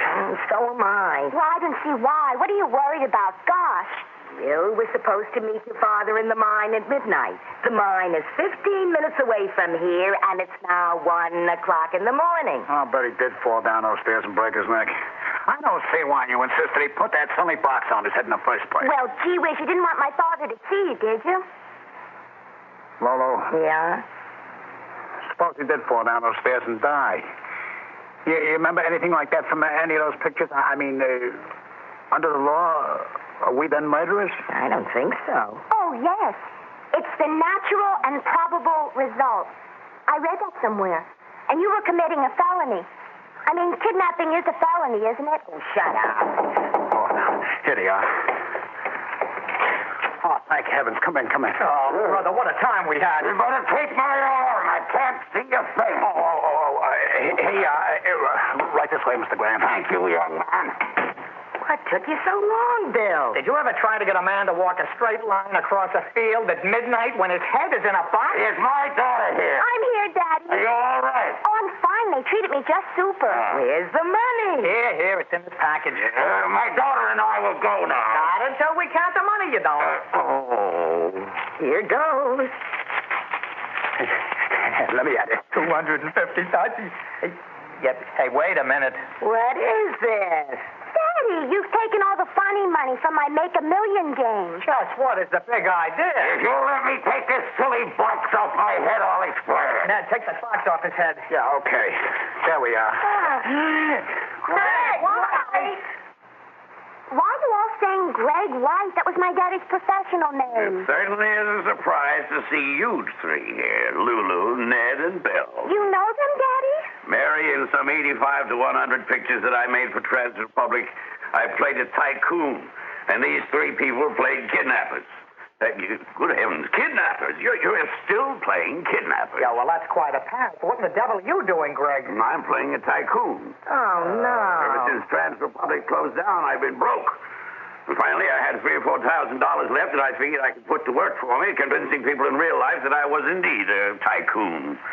You mean you haven't got any real ransom money to pay us? He's got $3,000 or $4,000. He said so. Not any longer. I rented a big house. I staged phone calls to friends for the local operator to listen to. I bought a lot of things on credit, all the time waiting to work up a genuine deal with somebody who had money. And you got no nibbles? Oh, I got a dozen nibbles from people who expected me to finance them.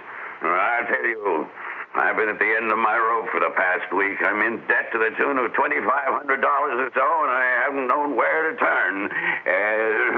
Until now, of course. Until now? What do you mean? Yeah. Explain yourself. Well, it's very simple. My wife and two friends know where I went tonight. Up until now, I haven't reported Mary's kidnapping, but if I don't return by 3 in the morning, my wife and those friends of mine will report it.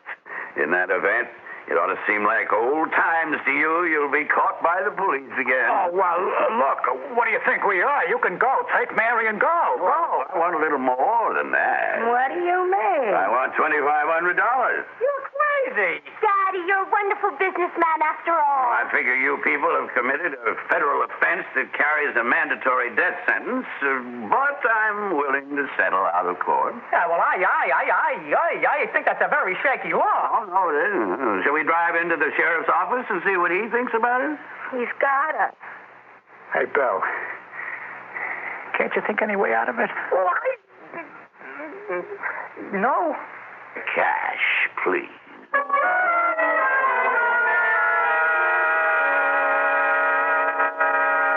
now? How about a bank robbery?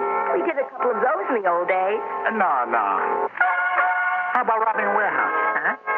Burrs? Mm-hmm. You remember that picture we were in? What was the name of it? No, kids, let's face it. We've got to go to work just like everybody else. Oh, no.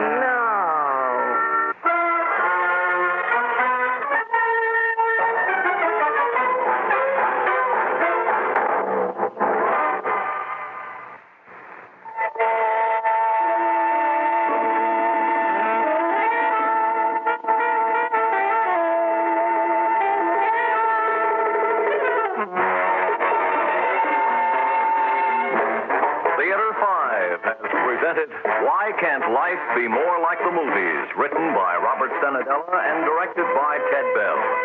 In the cast, Jackie Grimes, Stotts Cotsworth, Arlene Walker, Ralph Bell, and Marie Masters. Audio engineer Marty Folya. Sound technician Ed Blaney. Script editor Jack C. Wilson. Original music by Alexander Vlastotsenko. Orchestra under the direction of Glenn Osset. Executive producer for Theater 5, Edward A. Byron. We invite your comments. Write to Theater 5. Lost in Brazil invites you on an unforgettable journey, where every moment is an adventure waiting to be discovered. Join us as we uncover the soul of Brazil, one incredible experience at a time. Click on the link in the description and embark on the ultimate Brazilian odyssey. You, finding life rather dull, dreaming again of exotic places, wishing you were somewhere else? We offer you escape.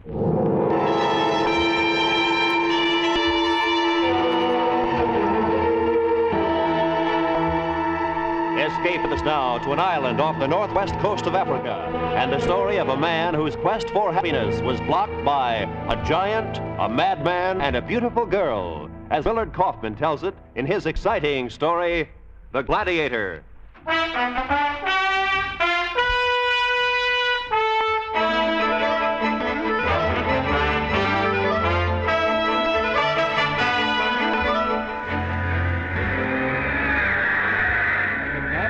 Ropes. And now Scarletti fouls his advantage with a right cross on the McNabb's heart. Then a left to the chin, and a right.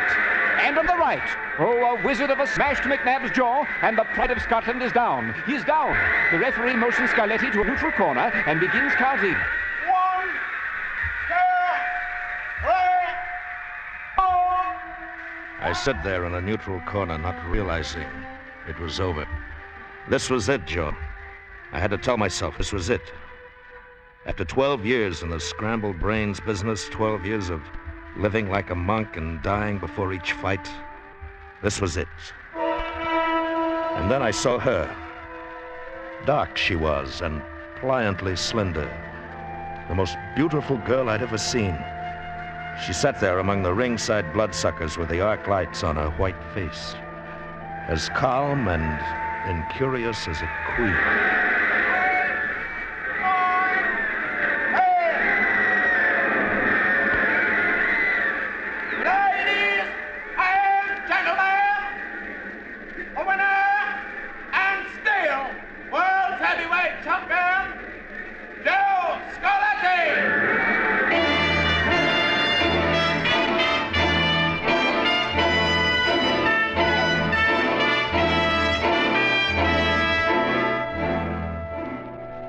Even a cold shower couldn't get her out of my mind. I don't know why. Her hair was the color of night, and she wore a diamond in it, like a star, when only one is shining in the sky. And now I'd never see her again. Joe! If I had any guts at all, I'd have gone to her as I left the ring. I'd have said, "You're the most beautiful girl I've ever seen." I'd have said, "What's your name? What are you doing here?" Joe! What? Oh, yeah, Pony. You can climb out of the shower now. Newspaper guys have gone. You got rid of them real fast, huh? Well, it was a snap. Nobody's interested in a retired heavyweight champion. Not even on his first night of retirement. Well, that's the way I want it. For the rest of my life. Hey, here's your rub, Joe. Oh, thanks. Yeah, a little peeved, the sports writers. They thought you'd stick around London for a while instead of turning off to Rome. Yeah, we got the plane tickets? Yeah, and an hour to make the plane, so please don't... Good evening, gentlemen. May a stranger congratulate you on your splendid victory. Thanks, Bud, but now if you My just... name is Verenius, Julius Verenius. Oh, it's nice knowing you. But we're sort of in a hurry. May I introduce my niece? Come in, my dear. Lucrezia. Hello? Hello. I thought I'd never see you again. Where did you see me before? In the ring. I mean, when I was in the ring. Oh. I thought you were the most beautiful girl I'd ever seen. Hey, Joe, we better get going. We're missed connections. Mr. Scarletti, I wonder if you and your manager would consent to be my guests on your trip to Rome. I assure you no public conveyance could be as pleasant as the one I offer. Lucrezia? Well, there are certain compensations about a steam yacht. Thanks a lot, but we couldn't impose on you. But I insist, my dear sir. Mr. Scarletti, you see, I am a student of the boxing. I should enjoy talking with you. I should be honored playing host to the greatest of all champions. Oh, I'm sorry, Mr. Berenice, but... Please. Mr. Vernius, we'd be delighted to go. But, Joe... Your niece won't mind. I would love having you. Splendid. I'll have your baggage picked up at the airport. I can't tell you what a pleasure it will be for my niece and me. The pleasure is all mine.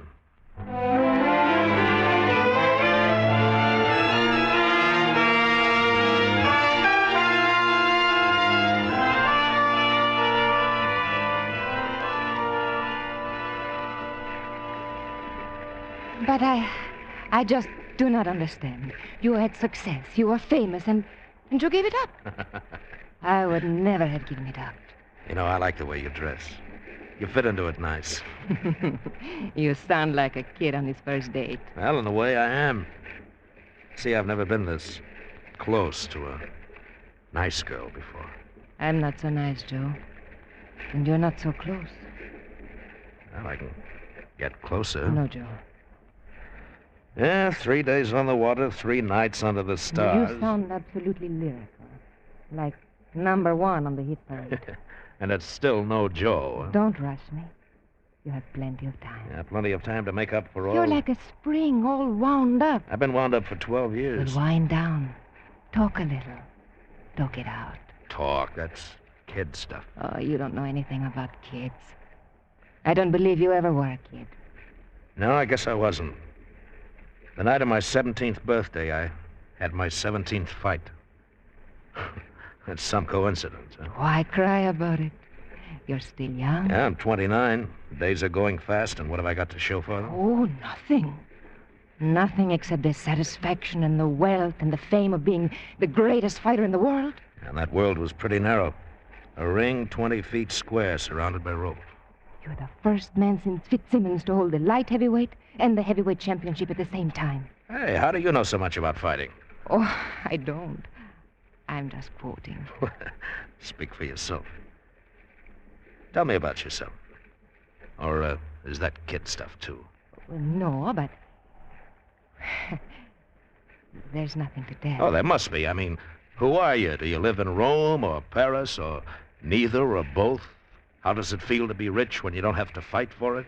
Well, you say I would rather talk about you. Lucretia, why are you so upset? I'm not upset. It's hey, just... Joe. Joe, I gotta see. Hey, where are your manners, Pony? You're interrupting. Oh, that's all right. Joe, I'll see you later. No, Lucretia, Joe, there's something fishy about this whole lash up. What? Listen to me, Joe. It's about this joker, Verenius. Oh, what about him? He's a stranger. He talks all the time about fighters like most guys talk about dames. You can't stop him from talking. And he looks at you like a crazy.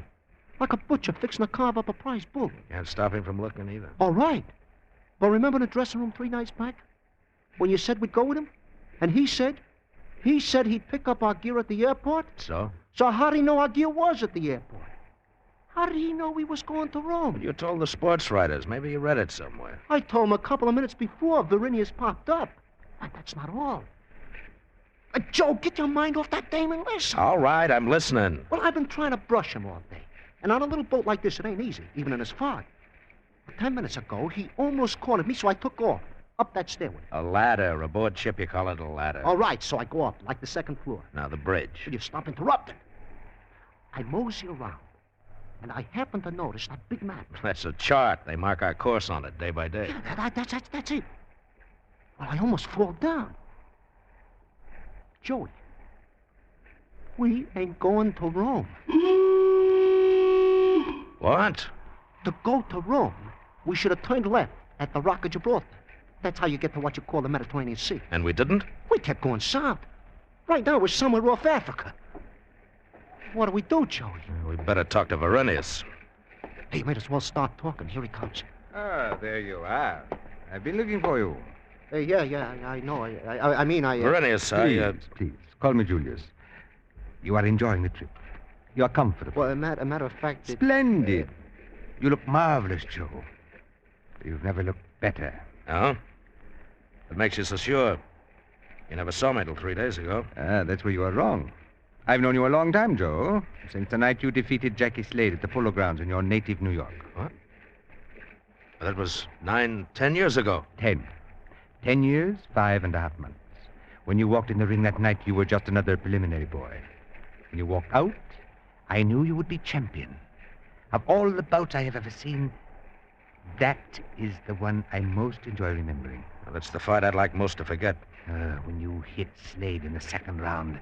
A magnificent punch. Oh, he was in the hospital 3 weeks. He almost died. I wanted to give up fighting for good. But why? Because I don't like hurting people. I don't like to kill. You don't like hurting?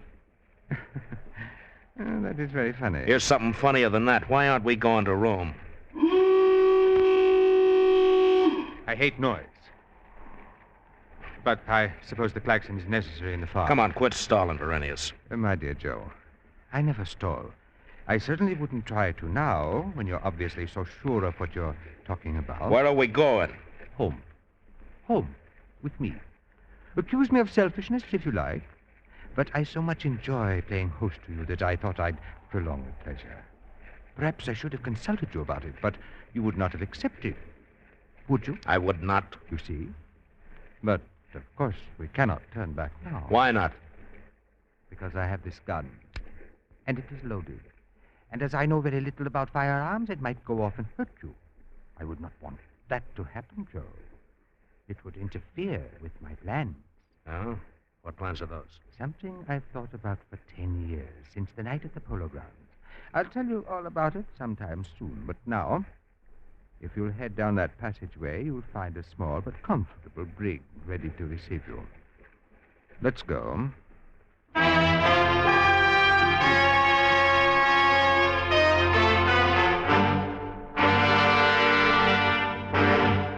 Escape, under the direction of Norman McDonald, returns in just a moment.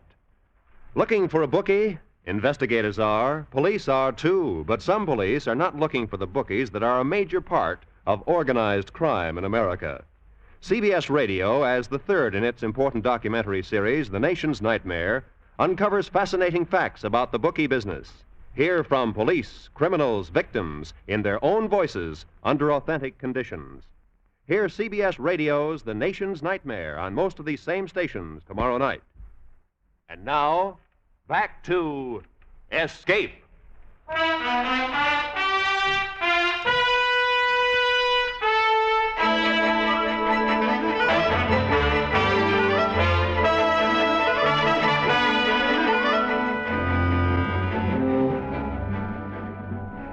Some pleasure cruise this turns out to be. And all because you fall for a dame with slow gin eyes and a diamond in her hair. Some fair shuffle you got from her Uncle Julius. So, what are you going to do about it? You're my manager, you tell me. I'll tell you this much. We got to do something, even if it's wrong. What can we do? Uncle Julius has got 4 aces and a gun. I got 4 walls and I got bars on the door. I'll tell you what I got. I got a mad on that dame worse than I got on our Uncle Julius. If I ever lay hands on either of them, I'll... Laisse-moi! Hey, what's that? Laisse-moi, je dis! Laisse-moi!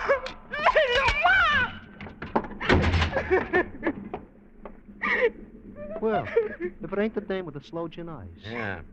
Verenius must have flipped to lock up his ever-loving niece. Now listen, baby, you better give it to us straight. What's this all about? I don't know. I saw him pull that gun on you, so I go to him. I say, what kind of business is this? I say, this is not a deal. What deal? Likely story. I swear.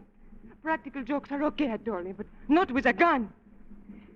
So he tossed me in here with you. So that's what you get for talking back to your Uncle Julius. He's not my Uncle Julius. He must have disowned her. I never saw him till a week ago. He comes in this club in Paris where I'm singing. He offered me 20,000 francs to go to London with him. Just for the weekend, he said. To play a practical joke on 2 friends. Well, if we're the friends, I wonder how he treats his enemies. I'm afraid we're going to find out. Well, let's find out now. But how? Pony, get that tin basin over there. Basin? Yeah, get it. All right, Lucretia, take off a shoe. Shoe? Yeah, do what I say. Now, when I start rattling the door, you start banging away at the bulkhead. Oh, I get you. All right, are you ready? Okay, let's go.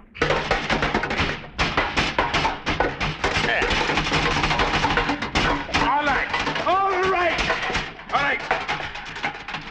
Now, What do you want? We want you should tell us a story. Where are we going? And why? You are asking for the story of my life. Then tell it. Come on in and tell it. No, thank you. I'll tell it on this side of the bar. Does the name of Verenius mean anything to you? Nothing. Once I knew a lightweight called Speedy Verenius. He was a bum, too. Vereni were constant losers. But the greatest loser of all was Publius Verenius. He was commander-in-chief of the Roman Imperial Army 2,000 years ago. He was sent to put down the revolt of Spartacus the Gladiator. He was badly beaten. That's tough. Horn. Publius returned to Rome in disgrace. He was ostracized, consigned to a tiny island at the farthest rim of the Roman Empire. That's where he went with his wife and his slaves and his gold. That's where he lived. And so did his sons. And their sons. That's where I live today. That is where we're going. You expect us to believe that? If you wish. Tomorrow you'll see for yourself. All right, then for tonight we'll let it pass. Now for the second question. Why are you going there? My dear fellow, you're going there to fight. You're going for the hardest fight of your life. Oh, so that's it. Well, let me tell you, Buster. Joe will belt the ears off any bum you put in the ring with him. There won't be any ring, Pony. He'll cold cock your bum and any round your name. There won't be any round. Joe will kill him. Possibly. Or Joe himself might be killed. You see, Pony, this fight will be to the death.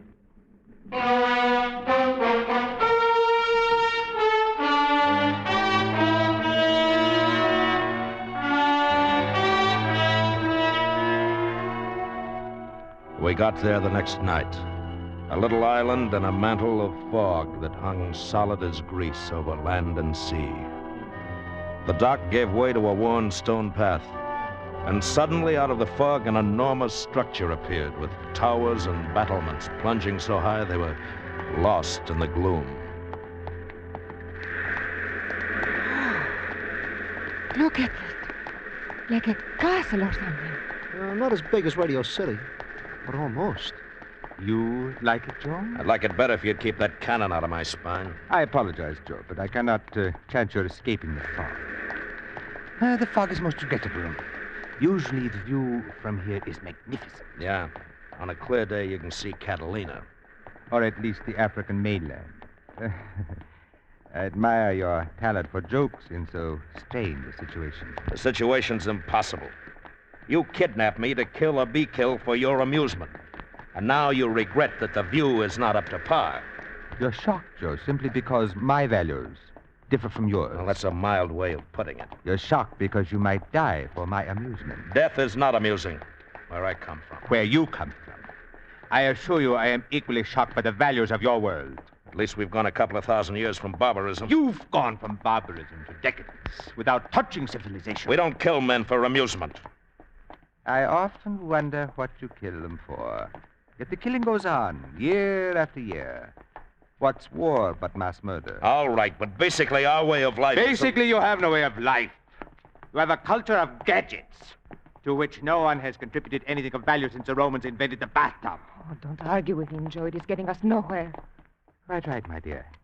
Anyway, this is as far as I go. What's on the other side of the wall? You'll find out. As soon as I find the key. Here it is. Inside, if you please. And make yourself at home. I am your slave.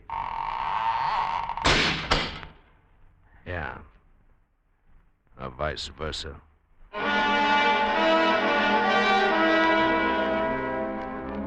The iron door swung shut, and we were in an ancient Roman village.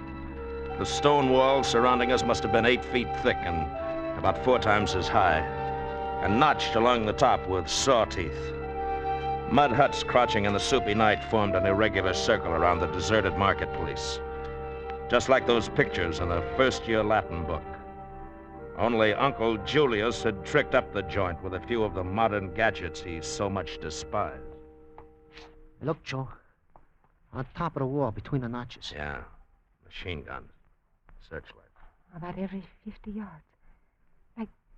Like a concentration camp. Joy, what are we going to do? You keep asking me that. Would you keep ducking the answer? I don't know. Maybe we ought to dig up some local talent. Maybe we could talk to them. What do you suppose they speak? Maybe Latin. You know any Latin? Pig Latin, I know. I could talk it like a native when it was the thing around Jacob's Beach. Hey, what's that? Joey. Look at him. I looked at the man who came out of the fog. His face was scarred, and his shoulders were like a pair of shovels, and great welts of muscle shifted when the shovels moved under the thin toga. One of his hands was curved like half a watermelon around what seemed to be a lash, a double strip of rawhide studded with iron spikes. He was the biggest man I ever saw. You are Scarlatti? I am Crixus. Pleased to meet you. I come from Caesar. Caesar? Caesar Varinius. He talked to me a long time. Explain to Scarlatti, he say. Answer questions, tell him what to expect. I tell you what to expect in one word. And what is the word, Crixus? Death. Anyway, he speaks English. Death is the same in any tongue. What makes you so sure I'll die? Because tomorrow in the combat, I kill you. Well, you look like the kid who could do it. Caesar say to show you this. Oh, what is it? A lash? It is cestus, the gauntlet. You wear it, so. One in each hand with the leather thongs tied to the arm, and the iron studs over the knuckles. What a weapon. You fight with these? Of course. Yeah, but what if Joe don't want to fight? Those who will not fight are killed by the guns. And there is no way out? No way to escape? 3 men tried in last few months, and 2 last year. They were killed by the guns? They were killed by the gladiators. But why? You see, it would be difficult for Caesar if a slave escaped and talked. So Caesar has made it difficult for all of us. He wired the island with enough explosive to blow it off the earth. If a slave escapes, Caesar touches a button, and whoa! It is the end of us all. He's very clever, Caesar. Crixus, how many gladiators are there here? Once 120. Now me. And you. How many men on the guns? 12 guns on the wall. 24 men. Each gun is placed to cover all the others. Clever. But they're about 50 yards apart. A man might slip between them in the fog. There are searchlights. What do you think, Joe? The fog, Pony. The lights are useless in the fog. Yeah, but how can we climb the wall? Crixus, each gladiator had a pair of these gauntlets, right? Of course. Where are they now? In that chest over there. Yeah, it's locked. Of course. I have the key. Well, come on, open it, Crixus. Why? Look, we'll tie them together and make a rope with a loop on one end. We'll swing the loop over a notch on top of the wall. No, Scarlatti. No. Not while I am here. You would rather fight than be free? I kill Scarlatti tomorrow, I am free. Caesar has said it. And if you don't kill me, you'll be dead. Huh? I kill you like a fly. It's no use, Joe. This jerk's lined up with Varinius. I hate to think of tomorrow. Yeah. I guess I'll have to tangle with him tonight. What you say, Scarlatti? Nothing, Crixus. Just this. Boy, you sure clobbered. All right, let's find that key. Now, here it is. Come on. Yeah. All right, Pony, now take these gauntlets and tie him up. Tie him up good. He'll never get out. Use one for a gag. Right. Tie them tight, Joe. You think they will hold? I don't know, baby. But in about 10 minutes, we're going to find out.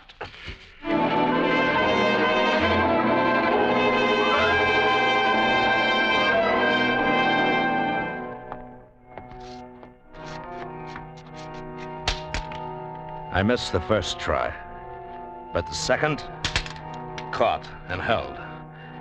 And I went up, hand over hand. And then the rope tightened below me as Lucretia and Pony began to climb.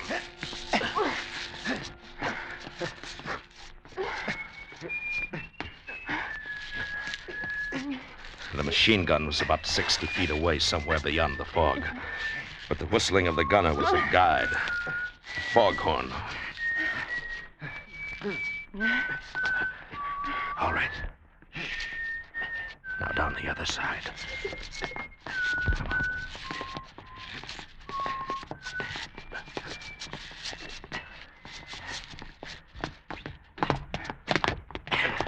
We made it. Hey, what's that? Grexos! He must have bit through the leather gag. The alarm! Come on, run for the boat.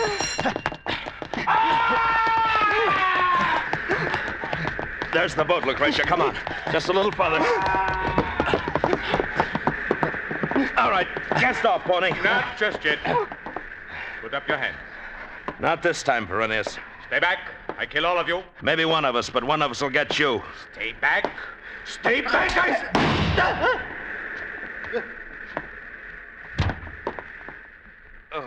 Joe. Joe, are you hurt? No, not much. Get aboard.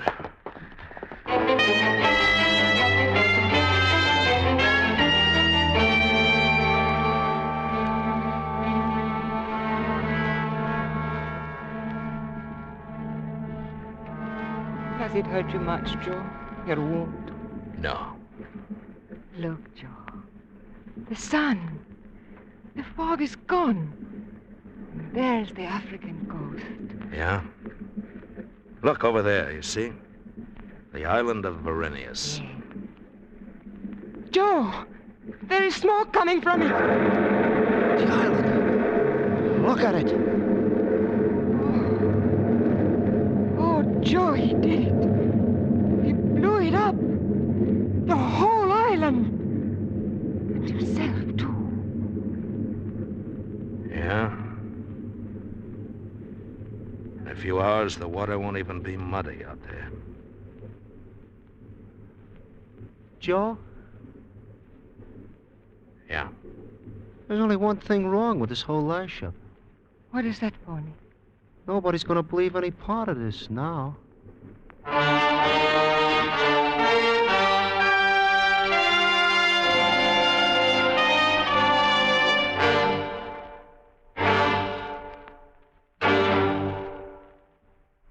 Under the direction of Norman Macdonald, Escape has brought you The Gladiator by Millard Kaufman, starring Bill Conrad. Featured in the cast were Lou Krugman, Ted Osborne, and Lillian Buyeff, with Paul Frees and Byron Kane. The special music for Escape is composed and conducted by Leith Stevens.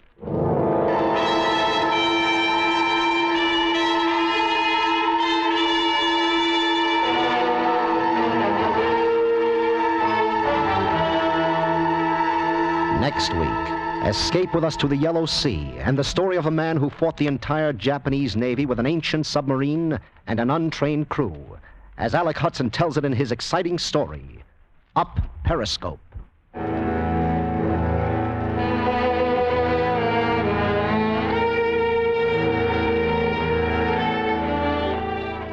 When an actor takes his work so seriously that he begins living the role in real life, a situation supercharged with tension develops. Tomorrow night on most of these same stations, CBS Radio brings you Douglas Fairbanks Jr. in the Broadway Playhouse's A Double Life. Hear what happens when a star portrays the tragic role of Othello offstage as well as on. It's a Broadway Playhouse thriller on CBS Radio tomorrow night. Roy Rowan speaking. This is the CBS Radio Network.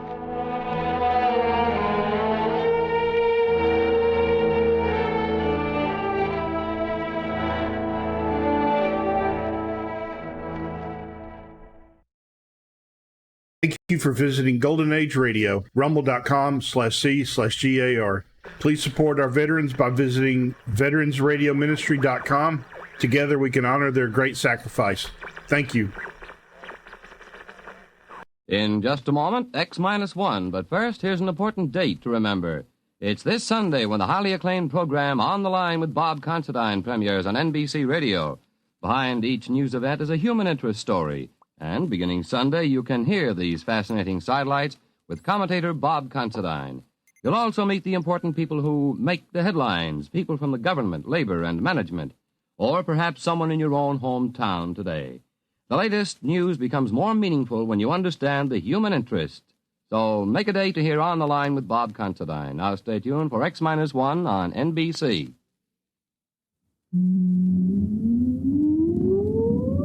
Countdown for blastoff. X-5, 4, 3, 2, X-1, fire.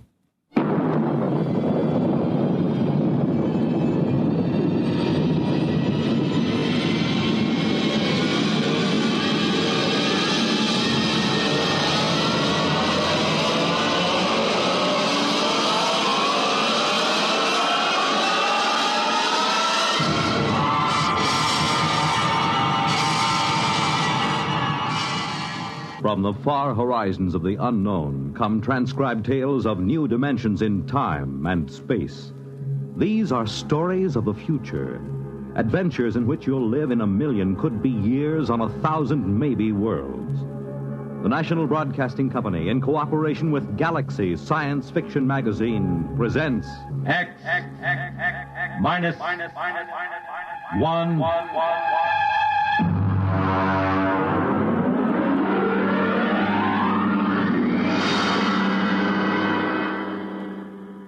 Tonight, The Old Die Rich by H.L. Gold.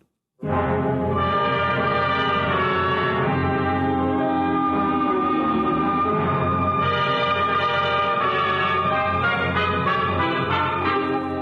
uniformed cop at the door told me to get lost. But Lou Pape spotted me and told the man to let me in. It was a shabby room. They always are. There was a woman on the bed, an old woman with white hair, thin enough to show the tight-drawn scalp. The medical examiner was going over her as if she were a side of beef that you had to put a federal-grade stamp on. When are you going to stop taking this ham friend of yours around to these cases, Sergeant, just to gratify his morbid curiosity? Forget about Weldon, Doc. What did she die of? Not eating, malnutrition. Oh, now look, Doc, in the top bureau drawer, she had bank books showing $32,000 from 5 different banks. Now, she had the price of a meal. Malnutrition induced by senile psychosis. They starve because they're less afraid of death than digging into their savings. I don't know, Doc. It doesn't feel right to me. Listen, Weldon, just because you get up on a stage or on some half-baked television show and make believe you're 70 years old doesn't qualify you as an expert on gerontology. Maybe not, Doc. But I went bald at 25, and I've been playing old men ever since. There's a lot more to it than just shuffling around and talking in a high-cracked voice. Yeah, there hasn't been an actor since Otis Skinner. Maybe. But the way I work, I have to get inside the character. I have to decide when he was born, how he got along with his father, where he went to school, what he thinks of women, everything about a character. There isn't a one of them these days can make themselves heard past the 5th row. Look, I'm serious. Now, I've tried imagining myself growing weak from hunger. I've tried to think of not even spending a nickel to keep me from dying. I just don't believe it. It isn't right. I don't feel it. Well, lucky for me, I don't have to feel these things inside of me because I'm a doctor and not an actor. Sergeant, malnutrition induced by senile psychosis. I'll order the wicker basket from Bellevue. So long, Barrymore. Well, he's right, Mark. We get a couple of these cases every year. Some old bat starving to death with $17,000 in old bills pinned on his union suit. Turns up all the time. Al, it doesn't feel right. Well, he knows his business. But he doesn't know old people. I do. It isn't easy to starve to death. Not when you can buy day-old bread at the bakery or wilted vegetables the grocer's ready to throw out. Anyone who's willing to eat that stuff can stay alive from day to day. Hunger is it's a pretty potent instinct. Maybe they get too sick to go out after old bread or wilted vegetables. It takes weeks to die of starvation. Did you ever try starving for weeks, Lou? No, did you? Well, the point is somebody would find out. A janitor, a landlord, somebody, and they'd get him to a hospital. Forget about it, Mark. Can't argue with it. Here there were 5 bank books. $32,000. Yeah, she took good care of them. They look almost new. Sure she did. Most important thing in the world, huh? April 23rd, 1907, $150. The ink's pretty dark. Shouldn't it be faded? She probably never took it out in the light. Anyone ever think of testing the ink? Well, what for? Bank's records always check. These aren't forgeries, if that's what you're thinking. Well, I'd like to get a chemist working on this ink. Ah, now, Mark. Look, this is strictly against regulations. I got to take these books down to the squad room and sign them in. Pretty dark ink for 1907. Well, it's about 5 o'clock in the afternoon. I guess I could hold them over tonight and bring them down to the property clerk in the morning. Good. I know where I can find a chemist.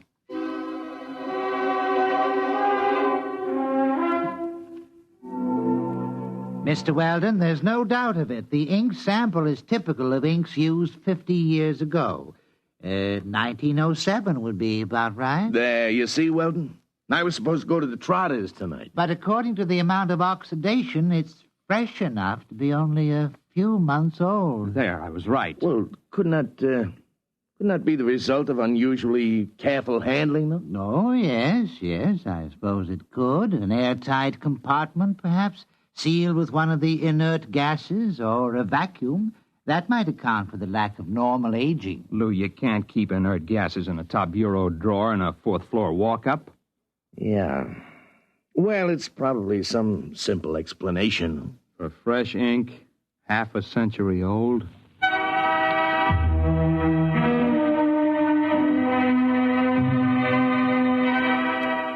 I've been going out on these cases for about a year.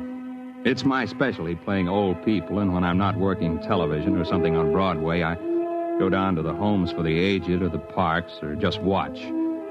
Lou Pape's an old friend of mine, and he put me on these malnutrition cases. But there was more to it than just picking up color and tricks of the trade. There had to be a better reason for it. You can't just starve to death with upwards of $30,000 right at your fingertips. Not without at least buying a bowl of soup. I had a run of television that kept me busy for about a month. Then Lou Pape called me up and asked me to come down to Bellevue. I'll autopsy if you want it, Sergeant, but I can give you the cause of death right now. Malnutrition due to senile psychosis. What's up, Lou? Well, Mark, an old guy was found wandering around down on Hester Street. Suffering from malnutrition, he had $17,000 in cash inside the lining of his jacket. Is he alive? No, not now he isn't. Doc's got him in the room there, but he was stumbling around when the cop on the beat picked him up. Did he say anything? Well, he talked to the cop. Pretty smart young kid. Seems the old man kept talking about money and about his wife. She must have been dead 20 years. And then, just before he went out completely, he did say something, maybe 3 or 4 times. Well, what was it? El Greco. You mean the artist? Well, that's what Stankiewicz said. He's the officer who picked him up. Said he remembered he'd heard the name on that television quiz program. You know, the jockey who's the art expert there. El Greco. Probably some Greek restaurant where he was bumming his meals. Are you sure you want an autopsy, Sergeant? It's late. I won't get to it till tomorrow. All right, take your time, Doc. There's something else, isn't there, Lou? Well, maybe, Mark. We found the old guy's room, and there was an ad thumbtacked over the sink. Nothing too unusual. Yeah? Here it is. Men and women wanted, light work suitable for old people. No references required. Well, I checked it with the lieutenant. He says to forget it. Says it figures for an old guy to be interested in an ad like that. An old guy with $17,000 in cash? Yeah. Well, I didn't figure I'd argue with the lieutenant. You mind if I keep it? No, go ahead.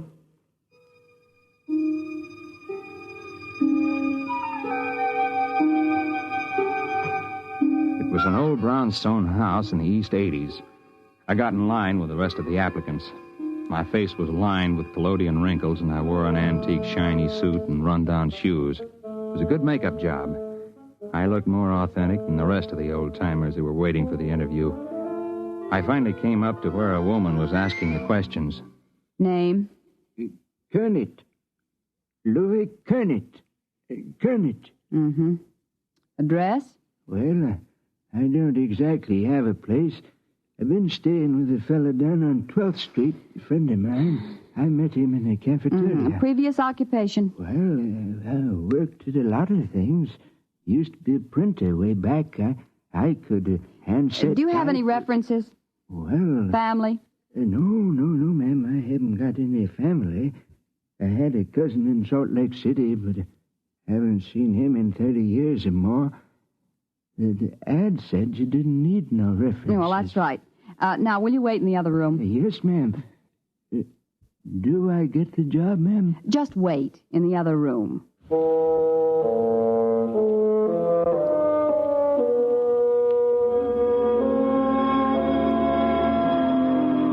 I shuffled into the other room and sat down to wait.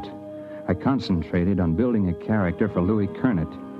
If I was going to carry this through, I was going to have to play a better performance than I'd ever given before. About half an hour, a young woman came into the room. I'd planned to be dozing the way an old man would, and so my eyes were closed when I heard the door close. When I opened them, I was looking into the barrel of a .38 revolver. Are you awake now, Mr. Weldon? Huh? Ma'am? I don't think you need to carry on anymore. If you need any further convincing, you are Mark Weldon. You're about 40 years old, and you played this same character on television about 6 weeks ago, and you played it fairly well. Thank you. Would you mind putting down that gun? Yes. Why did you apply for this position, Mr. Weldon? You're not old, not really. Well, as a matter of fact, it was a bet. I was having an argument about the method with an actor who trained at the Old Vic. I bet him that I could get by off the stage with don't bother. You've been very busy recently trying to find out why senile psychotics starve themselves to death. How did you know that? Well, I happen to know that you've been present at several police investigations into these cases, and you're a good friend of Sergeant Lou Pape. Well, you know a great deal more about me than I do about you. Well, I would be glad to enlighten you. My name is May Roberts. I'm the daughter of the late Dr. Anthony Roberts, the physicist, who was dismissed from the Brookhaven Atomic Energy Laboratory 5 years ago. I assume you're connected with these starvation cases, or you wouldn't have known I was investigating them. Well, that's obvious, isn't it? I'm not afraid of professional detectives, Mr. Weldon. They deal only with facts. But I don't like amateurs. They guess too much. They don't stick to reality. Consequently, they're likely to get too close to the truth. Unfortunately, Miss Roberts, I'm nowhere near the truth. I haven't the slightest idea how you're tied in with those starvation Well, deaths. I intend to show you, Mr. Weldon. I'm happy to announce that you have the job. Now, look, Don't move, Mr. Weldon.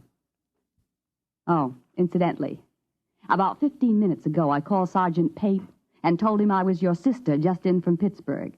I wanted to get in touch with you very badly, and Sergeant Pape was very sorry. He wished he could help me, but he didn't have the slightest idea where you were. All right, Mr. Weldon. Right ahead of you, please. Through that door.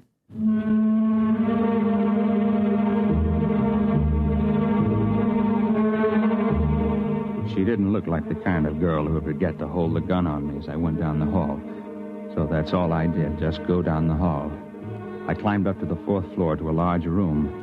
There was a maze of electrical equipment bolted down, tubes and wires and dials. In the middle of the room was a wire mesh cage. She kept that gun on me steady as a rock. She began to set readings on the dials and flip switches on the control panel. It'll take about 5 minutes for the field to build up, Mr. Weldon. Please get in the cathode area. You mean that wire cage? Go ahead. All right. Now, I wouldn't advise moving now, Mr. Weldon. The wire carries some 10,000 volts. Now, look, Miss Mr. Roberts. Weldon, you're curious, and you could turn out to be a great nuisance to me. As long as you've come this far, we might as well both benefit by it. Benefit? You'll find a suit of clothes on the floor there. Put it on. But after all... Put it on.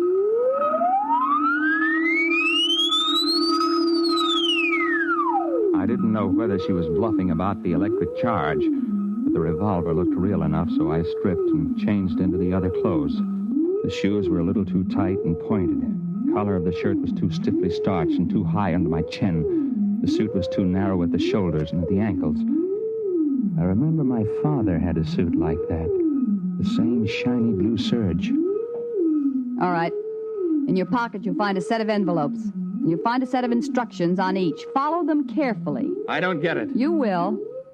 Use the envelopes in the order they are arranged. What's this all about? Mr. Weldon, I meant it when I said this could be a benefit to both of us. There's no use explaining anything. You'll find out. And don't try to escape. It can't be done. All right. Now the field generators are ready. Look, Miss Roberts, this is absolutely... Just follow instructions, Mr. Weldon.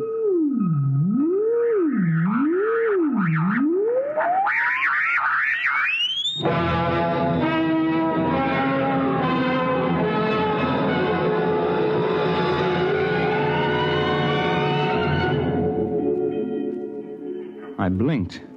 I was standing outside a bank on a sunny day in spring. I stared at the people passing by. They were dressed like the characters in a 1930 movie. The women wore long dresses and flower pot hats. The men had hard straw hats, suits with narrow shoulders. The cars were square with flat radiators in the front. There was a trolley car passing by, and suddenly I realized that the last trolley car stopped running in Manhattan years ago. I tried to figure it out. It was New York, all right. I recognized some of the buildings. First, I figured it must have been hypnosis. And then I looked at the first of the envelopes in my pocket. I read it and walked into the bank. Yes, sir. Our Mr. Golden tells me that you wish to open an account. Yes, that's right. Uh-huh. Well, we're very happy to have a new depositor. Very happy indeed. Of course, you realize the institution is in sound condition, very sound. You needn't worry about all those rumors in this bank. No, sir. Solid. Solid. Well, that's good. All right, now then, name? Mark Weldon. You have no address in the city at present? No. And you're depositing $150? That's right. All righty. I'll just check the slip here. $150, right. And the date, May 15th, of course, 1931. 31? The Depression. Oh, now, Mr. Weldon, this is a very good year for business. This temporary recession is bound to abate. Sound banking policies will see us through. It's just around the corner, you know. What is? Prosperity. All right, Mr. Weldon, we're very happy to have your account.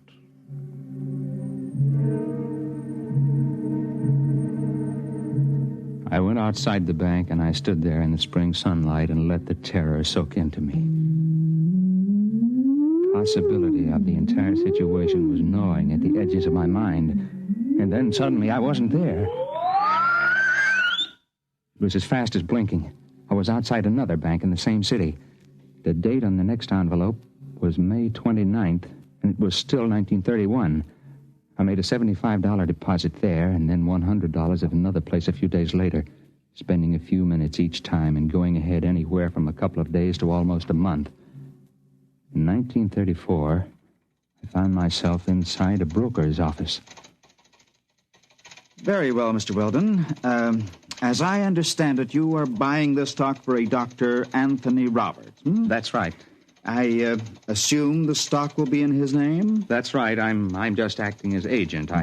I follow instructions. Of course. Well, are you sure I can't convince you that you're making a big mistake? No, these are my instructions. Well, now, Mr. Weldon, we are a reputable brokerage house, and, well, frankly, I feel quite shaky about putting our clients' money into this kind of security. There's no future in it. It's a rare metal for which there is very little use for industrial purposes, and, however, if your client is adamant... I have my instructions. Very well, then.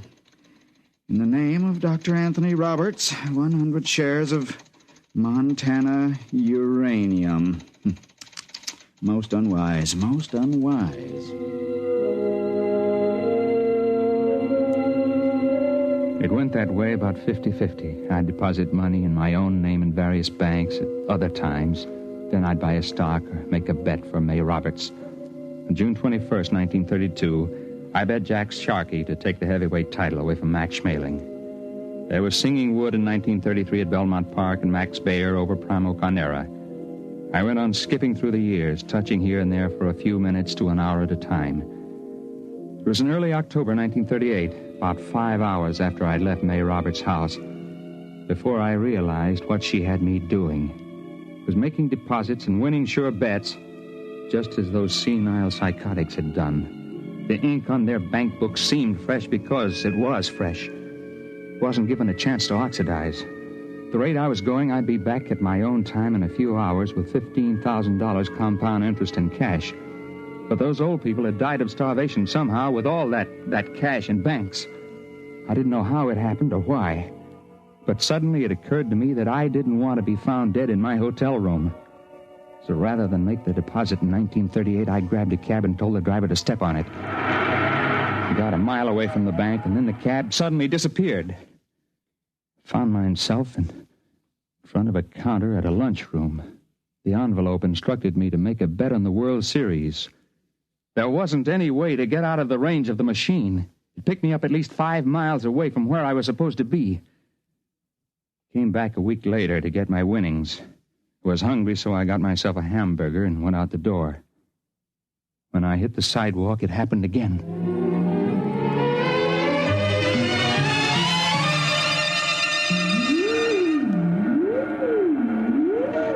Don't touch the cage yet, Mr. Weldon. I'll have to clear the charge. Hey, what happened to my hamburger? What? The hamburger. I had it here. It's gone. I'm hungry. I'll get you something to eat, Mr. Weldon, before your next trip. Well, you've done pretty well for yourself, haven't you? Yes, I have. About 15,000. I had ketchup on my sleeve. It's gone. Mr. Weldon, I want to talk seriously with you. Now you've seen part of what I'm doing. Part? My father was discharged from all his research and university connections because he insisted in publishing his findings on the temporal field research. All the conventional physicists explained that it was overwork and recommended everything from hot bouillon before retiring to psychoanalysis. Well, possibly both of these might have been beneficial. But the fact of the matter is that temporal field activities are quite true, and you've seen proof. Well, I suppose I have. So it seemed just a question of money, although obviously I can get all I need now. But sending people back through time to bet on sure things like uranium... It's a fair exchange. I pay well for service, don't I? I suppose so. But that isn't the most important thing. I've been able to save things that would have been lost otherwise. I've sent people back to find precious treasures that would have been destroyed or would have disappeared. Like an El Greco painting? Yes. And the original score of Mozart's Magic Flute that would have been burned in 1942, and a Picasso miniature that would have been lost at sea in 52. I have them all here. Stolen? No. Bought with money from the year itself at a fair price. Well, Mr. Weldon, I sent you back because I've needed someone to work with me on a regular basis. Someone who's faster and more alert than the old people I've hired till now. Why old people? It's a function of the field. You can't send somebody back to a year in which they didn't exist at all. I'm hungry. Please, Mr. Weldon, this is very important. My father died trying to prove the validity of his field theory to conventional scientists, and I don't intend to bother.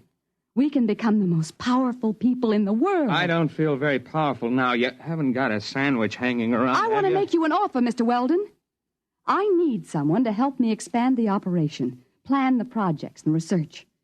I chose you because I was afraid that you might hit on the truth by yourself. Can I come out of this cage Be careful. now? Don't touch the contacts. The field reacts on a random factor for at least an hour after it's cut off. I'll be careful.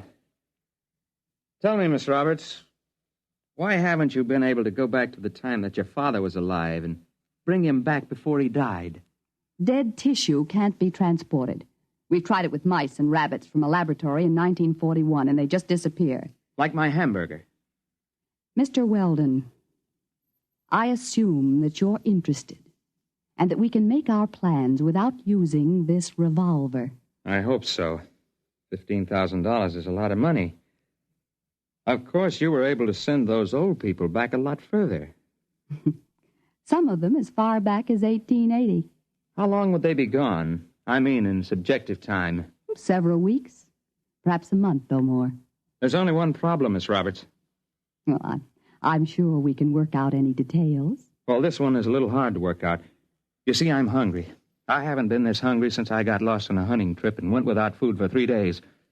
You see, you forget I've got an interest in this business because they found some old people dead of malnutrition and $30,000 or so tucked away in their pockets. They had been gone a month or more, and they had to eat during that time, didn't they? When they came back, the food disappeared like my hamburger. It disappeared all at once, all over their body.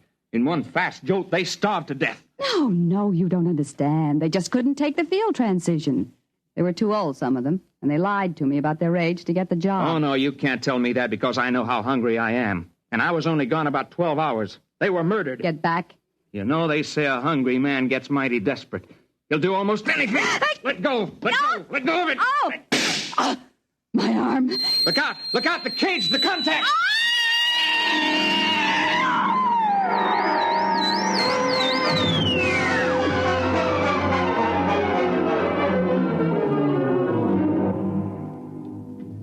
She fell into that cage and disappeared before she hit the ground. I didn't know what happened. I know she said the field worked in a random factor, whatever that meant. I called Lou Payton. He came to the house just after the fire started. Something went in the control panel, and it turned out to be a 4-alarm fire before they got it under control. There was nothing left of the machine. There wasn't much left of the brownstone house. Lou didn't believe the story I told him. You mean there won't be any more of them? No more senile psychotics starving to death with a bankroll in their hip pocket? No, I told you, Lou. Come on now, Mark. We'll get plenty more. We always have. No, I'll bet you won't. I'll bet you $1 there won't be another case like that. I'll take that bet.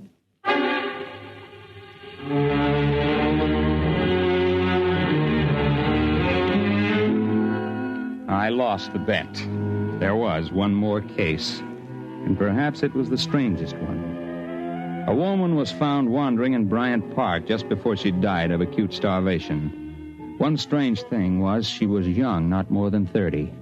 And the other was she had $17,000 stuffed in her pocketbook and a bullet wound in her arm the medical examiner said was at least 2 months old. I guess that's what she meant by the random factor.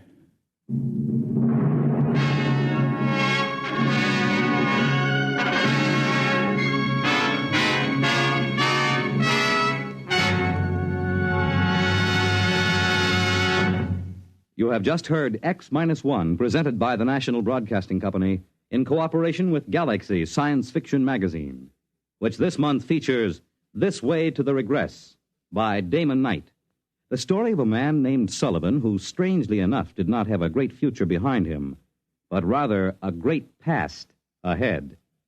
Galaxy Magazine on your newsstand today. In a moment, tonight's cast and a preview of next week's exciting drama. Farmers know they can't stop storms, floods, or droughts from ruining a crop. But they can make sure things like that can't ruin them by investing in United States savings bonds. Not only farmers, but over 40 million Americans in all sorts of jobs own 40 billions of savings bonds. And why? Because savings bonds are the easy way to start saving and to keep saving. And the money you invest in savings bonds mean protection now and ready cash when you need it in the future. Improving the farm, sending the youngsters to college, or planning your own retirement. These are the big things you can be ready for with savings bonds. And besides offering you a safe investment, each Series E savings bond pays you back $4 at maturity for every $3 you invest. Yes, you earn extra dollars while you save, so start saving now. For the big things in your life, be ready with United States savings bonds. Tonight, by transcription, X-1 has brought you The Old Die Rich, a story from the pages of Galaxy written by H.L. Gold and adapted for radio by Ernest Kenoy.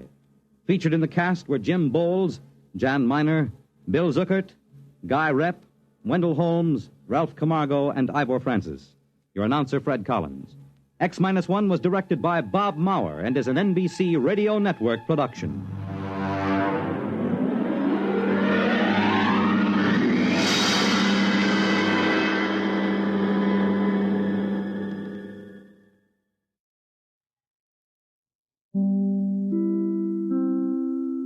Lost in Brazil invites you on an unforgettable journey, where every moment is an adventure waiting to be discovered. Join us as we uncover the soul of Brazil, one incredible experience at a time.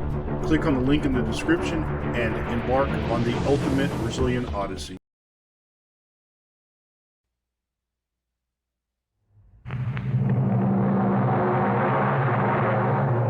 Adventures in time and space, told in future tense.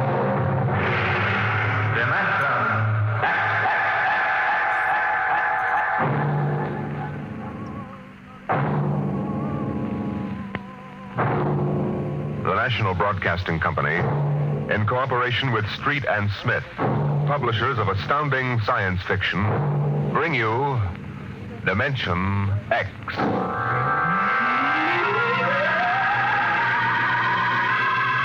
This is the story of the second expedition to the planet of Landro.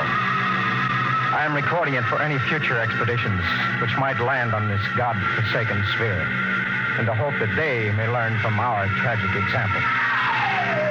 As I write, there are 2 of us left. 2 out of an original complement of 180 men. One of us, myself, will be dead in less than 27 minutes. As for the other, heaven have mercy on him. This is how it happened.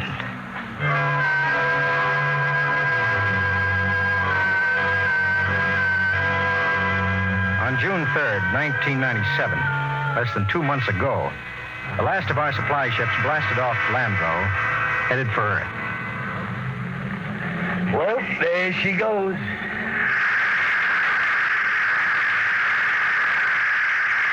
Like a big-bottom bird, huh? Like to be a boarder, Battiers? Me? Listen, Captain, I've been kicking around with you from one planet to another for so long now, they're all getting to be the same. Not this one, Battiers, not Landro. No, maybe you're right there. I ain't never been on one like this. It's a cemetery, that's what it is, a big, cold cemetery. Them empty cities, that's what does it. Sitting there like they was tombs. Battiers, you're getting to be a poet in your old age. I ain't so poetic I didn't remember to swipe a bottle of Irish off that supply ship. What? Right here. You know, Brady, if you weren't the best all-around cook and troubleshooter I ever shipped, I'd court-martial you. Well, since I ain't being court-martialed, how about we should open this Irish head tonic after supper tonight, right? Right.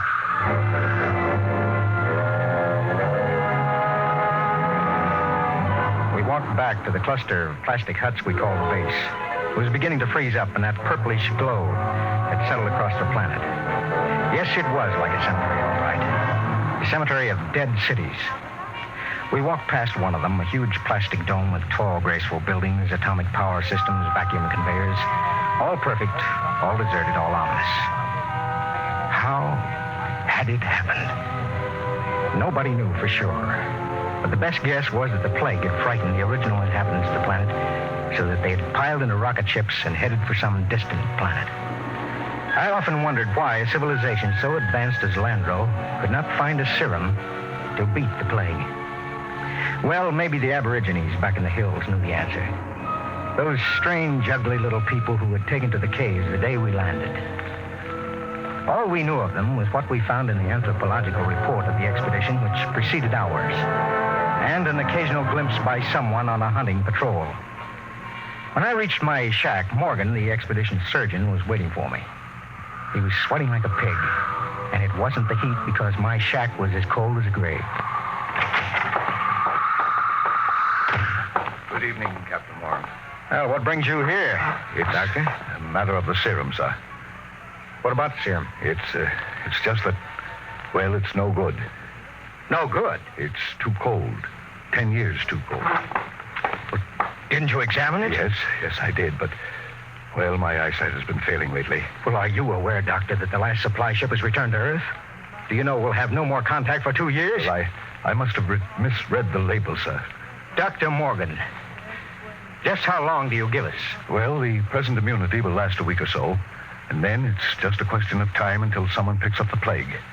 After that, a month. 2 months at most. Do you have any thoughts as to how we might save ourselves? No, sir, I'm afraid not. What about the natives? They don't die from the plague. They must have a treatment for it.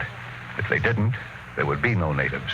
Would you be willing to go on an expedition to the hills to find out? Right now, Captain, I'd be willing to do anything. Absolutely anything. I'm truly sorry, sir. You're sorry. Dr. Morgan, would you mind telling me how it feels to murder 180 men? 181, including yourself?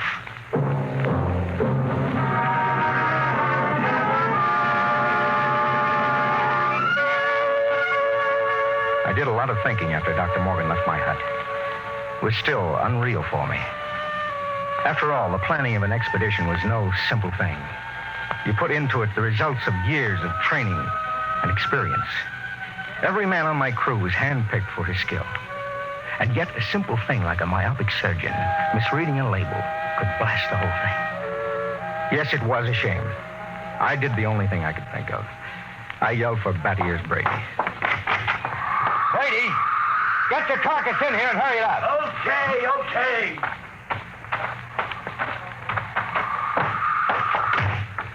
What's up? Sit down, Batty Ears. You got trouble, Ira? We got trouble. What? The serum's no good. What? Morgan forgot to check it. It's 10 years too old. Holy jumping snails. You're going to court-martial? Well, it wouldn't do much good. We'll all be dead pretty soon unless somebody figures something out. Why did they send these civilians with us? Well, it was a mistake. Anybody can make a mistake, only this was a big one. Ira, what are you going to do? Well, there's only one chance. One chance in 10 million. What? The natives. Them cave rats, what good can they do us? They don't get the plague. So? So maybe they know a cure. Oh, listen, those gimpos don't know nothing. Take it from me. It's the only chance. Okay, let's get a few of them and beat it at them. That's why you're here. Shoot. How'd you like to come along on a little expedition up to the cave country? That's a good way to die young. We die young anyway. Okay, what's the pitch? Now, we don't dare let the rest of the camp know. It would knock our morale to pieces. Who's going? You, me, the doctor, and Faulkner. Faulkner? Listen, Ira, he's worse than the doctor. Well, I know he isn't exactly the man for a hunting trip, but he knows more about the native culture than anybody here. Now, he's the only one who's completely familiar with the records of the first expedition. Okay, so it's me, you, the doc, and Faulkner. When do we start? Tonight, in half an hour. Now, we should reach the cave country by tomorrow. With luck, we'll be able to find natives before night. And then the fun starts. You know, Ira, them gimpos don't exactly love us. Nobody loves us, Batty Ears. That's one of the great paradoxes about this job. We come here to help them, to civilize them so they can live like human beings instead of pack rats, and they run off to the hills and hide from us. Like we had to... I almost said plague.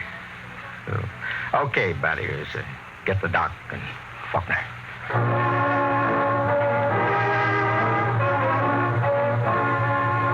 Benny Faulkner's body was small and consumptive.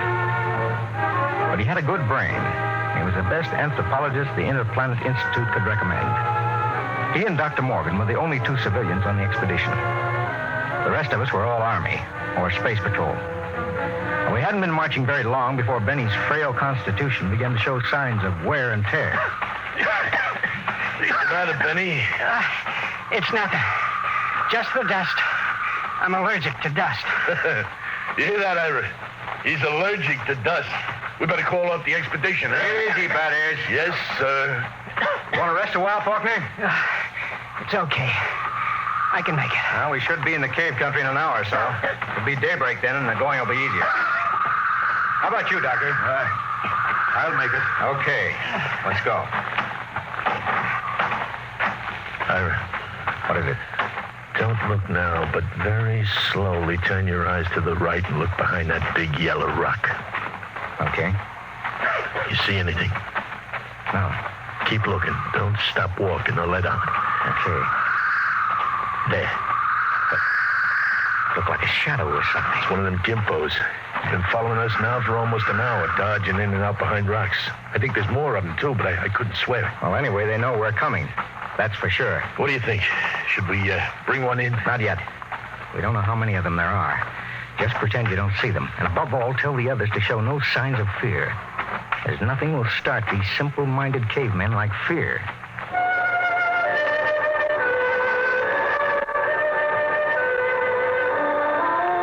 That was it. The manual said under no circumstances shall a member of the patrol display fear before a native. The dignity of the Earthman must be preserved at all costs. Walk erect, be firm but just, and do not allow the native to feel he is your superior. It was a good rule, and it always worked. Just before dawn, we reached the cave country. We were tired and hungry, and we stopped to cook some food and rest. Everything was quiet. There was no sign of the gimpo, as Batty Ears called him, until... Hey, get in there, you sneaky little man. Come on, boy, break these shirts. What's the trouble? Look at me, Ira. They caught me one of these gimpos sneaking around outside the tent. He almost slit my throat with one of those stone knives he did. Yeah. Bring him into the light of the fire where we can get a look. Yeah, right. Faulkner. Yes, sir? Try to establish some communication. All right, get it. Look out now. No need to knock him down, Bat Ears. That's the only language they understand. Faulkner, see if you can reach him. Okay, Captain. I'll need a drum of some sort. A what? Well, I find they communicate with one another through a very primitive kind of vibration of the tongue. Now, the closest I can come is a series of drum beats, a sort of a Morse code. The psychologist on the first expedition had it worked out before he was killed by the plague. I've studied his notes, and I think it'll work. You mean these animals can talk to one another? I believe they can. At any rate, we'll have a chance to find out. Do we have something I can use for a drum? Oh, here. Take my helmet. Thank you, Doctor. Now, I'll tap it 4 times. That's a greeting of some sort. Oh, just a moment. Yes, sir? I don't want you treating this fellow like an equal. Don't give him the idea that we're desperate. Once they sense that, we're lost. All right. Here we go. Now I'll give him the helmet. Good. He seems to understand. What shall I ask him, sir? Now, first, tell him we come in peace. Reassure him that we don't wish to hurt him or his people. I'll try. He seems to understand. He wants to answer. Well? He says, others like you came to Landro. You must mean the first expedition. Go on. I want you to lead around to the subject of the plague gradually. Don't let on that we're desperate. I'll do my best, sir. It's a strange sight. On one side of the helmet crouched little Benny Faulkner. Across from him crouched the Landrian, a humpbacked gray little creature with an enormous head and those soft lavender eyes. I'm setting forth in this narrative the transcript of their conversation as Benny Faulkner later transcribed it from the best of his memory. Faulkner, we come as friends. Native. Why? Faulkner, we will help you to rebuild your cities and make your machines work again. Why? We want to help you to enjoy the benefits of the great culture which once thrived on Landro. Why? Because we want to help you. If we ask you not to help us, will you go away? We stay for your own good. We have helped many others on other planets. How? We teach them a better way to live. Their way of life was better than your way. Have you tried our way? Why were your cities abandoned? Was it the plague? Yes. Do you still fear the plague? Yes. Do any of your people become afflicted? Some. How do you treat them? How do you keep the plague from spreading? Do you have a cure? How can we find a cure for the plague? Go among my people. Will we find the answer among your people? My people have the answer. Will you tell me the answer? Go among my people. The drum beats ended. As far as the Landrian was concerned, the conversation was ended. He rose to go, and Faulkner stepped from his path. But Brady was there to ensure the bet. Hold on there, bucko. You ain't going no place. Don't maltreat him, Brady. What'd he say, Benny? He says his people have the answer. What do you think? Well, there may be some truth in it. He says some of his people still get the plague. That must mean it isn't a question of immunity. They must have a cure. Well, he wasn't clear on that, Doctor. Then they must have a vaccine to keep it from spreading. Does he know? Evidently not. I could beat it out of him. I don't think he's lying. Well, that leaves it up to us. Now, the first level of caves are on top of that cliff about a mile ahead. It's a trap. I'll bet my last dollar on it. Maybe not. We'll have to risk it. Now, wait. Yes, Doctor. Let me go. I got you all into this. How will you talk? Well, Benny here can give me enough of the code so I can ask the big question. All right, Doctor. We'll wait at the foot of the cliff. Now, you go on ahead. If you aren't back down in 3 hours, we'll come up after you. What about the gimpo we've got? Now, we'll hold him as a hostage to ensure the doctor's safety. Mm-hmm. Now, if the doc comes back all right, we'll let him go. Your job, Thaddeus. A pleasure. Don't kick him. Natch. But if he gives me any trouble, I'll take a shovel to his bottom. You can count on that.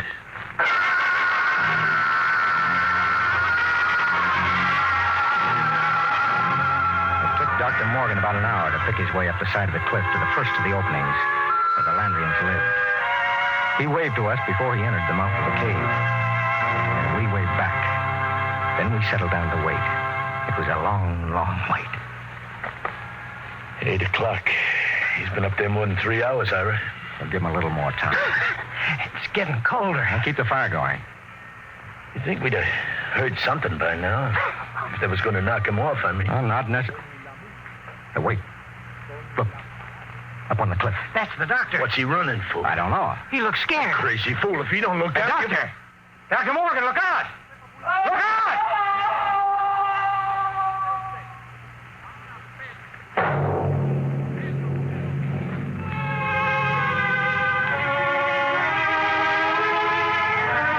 We found him at the foot of the cliff, crumpled and broken. We never knew why he had thrown himself off. Scrawled across the pad he had taken with him, on which to make notes concerning the answer, was a single word.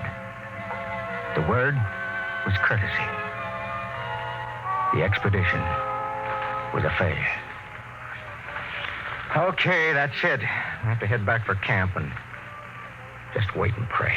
Not just yet, Ira. Okay? What's on your mind, Thaddeus? If it's all the same to you, I'd like to take the Gimpo here out behind the rocks and have a talk with him. Okay, Ira? What do you think you'll accomplish? I don't know. Just a quiet little talk. No violence? No violence. Just a real, earnest type conversation. Okay, Ira? It was one of those decisions a commanding officer dreads. 180 lives against the chance that Thaddeus could persuade the little gray man to give an answer he might not even know. I nodded, and Thaddeus took the little native off behind an outcropping of rock. He was back in 15 minutes, dripping with sweat. Well? Let's go, Ira. Nothing, huh? But nothing.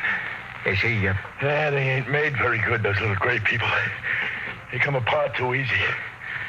So, let's go, Ira. All right. Hey, Benny. Hey, Benny. What is... I feel kind of sick all of a sudden. He's got a weak stomach. Dust allergy. Hey, wait a minute. What is it, Benny? The back of my head. Dull kind of pain. Stick out your tongue. Give him a hand, Thaddeus. We've got to get him back to camp. What is it? I'm not sure. But that blackness on the tongue and the headache, it could be the plague.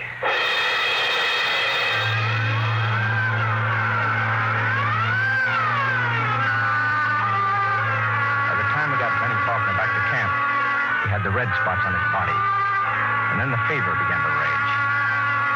It was a plague, no mistake about it. Before morning, Collins, the supply sergeant, had it. Then it was Peabody. After that, the men went down like 10 pins. They screamed and moaned. And then they died. Come. Hello, Thaddeus. Ira? Have a drink.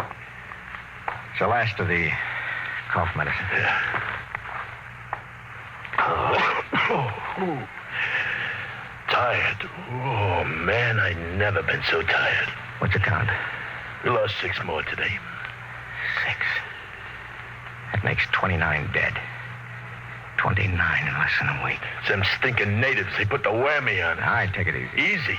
I'd like to take a machine gun up to them hills and knock off the whole bunch of them. How's Benny? Now, that's a funny thing. I went into his tent this morning figuring sure he'd be dead by now. Instead, I see his fever is down a couple of points. That's amazing. Usually gets him in a matter of days. Faulkner's been hanging on for weeks now. Well, keep an eye on him.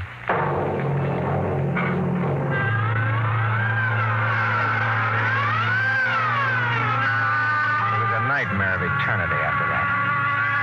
A ceaseless round of caring for the stricken, of helping with the graves, of writing in the book the names of those who died. Sleep came in snatches or when we were so exhausted we couldn't stand. Then one morning, Batty-Ears Brady dragged himself into my shack. Sit down, Bat. What's the count? 6 left. We buried the chaplain today. You got a cigarette? Yeah, sure. How's Faulkner? I don't get it. Still alive? He's getting better. He's sitting up. Holy mackerel. This is a good cigarette. Not like any other. No, this one's different, Ira. It's my last. What do you mean? Take a look at my tongue, Ira. See? Little black spots.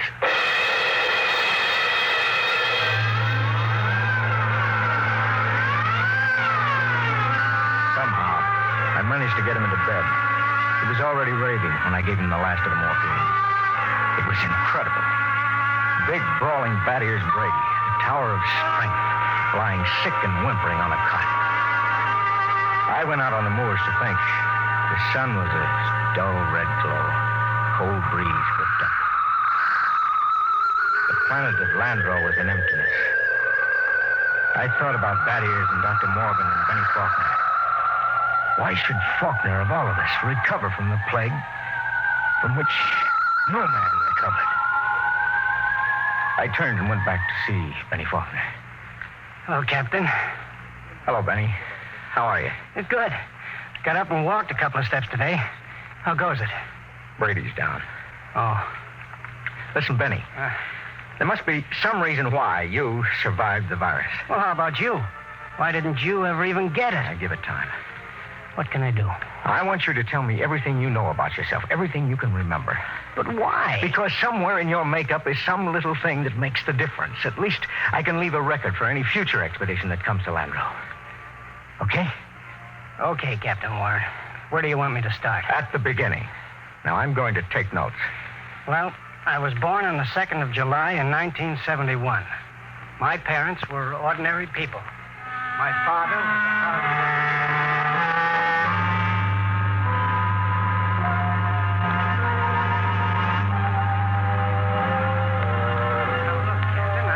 everything I can remember.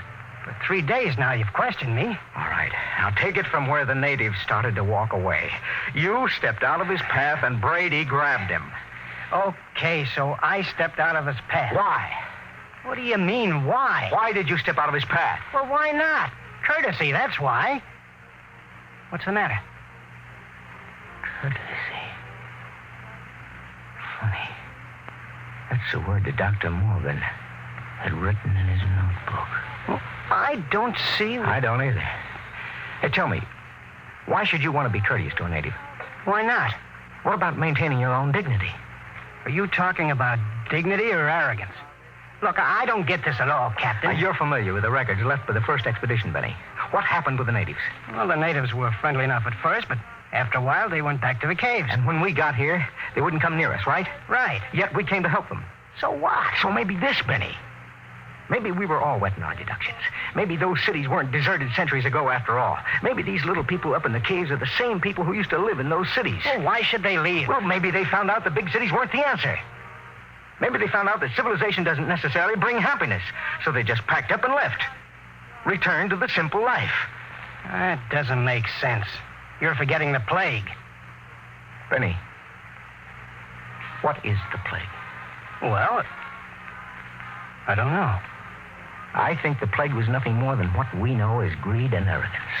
Captain, you're going off your rocker. I think maybe we were in line to die of it, even if the serum had been good. Well, it violates all the laws of Earth. We aren't on Earth. We're on Landro, a planet 1 million light years from home. Now, why are we trying to take these primitive, happy people and make them like ourselves? Why are we trying to mold them to convince them that they belong in cities, that they should be building better can openers instead of just enjoying human relationships? Why, Benny? If that isn't sheer, stupid, crazy arrogance, my name isn't Ira Warren. The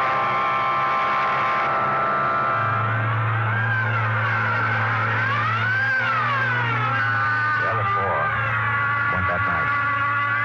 3 days later, Batty-Ears Brady died. In his delirium, he was howling about how if he could just get his hands on one of those stinking natives, he'd wring the answer out of them. After I buried him, I went back to Benny Faulkner's tent. Faulkner was getting out of bed as I entered. How's he, Captain? I just buried him. Holy Mother in Heaven. That means 2 of us. 2 out of 180. Not 2. Just 1. Oh, but you're all right. I have a headache. I'm beginning to sweat a little, too. Well, can I help you any? No, I think I'll go back to my shack and finish writing the report. Well, maybe it isn't the plague. No, Benny, I've seen it too many times to kid myself about it. Look, Captain, you don't believe that junk about courtesy, do you? I mean that stuff you were talking about the other night? That's a lot of nonsense. You must know that. Holy mackerel, Captain. You can't believe it. You can't. Good night, Benny.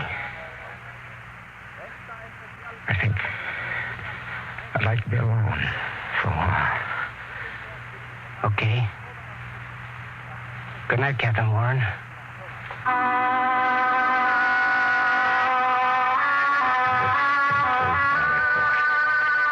I'm turning it over to Benny Faulkner in the hopes that he will be able to transmit it to any other expedition commander who contemplates exploring the planet of landfall.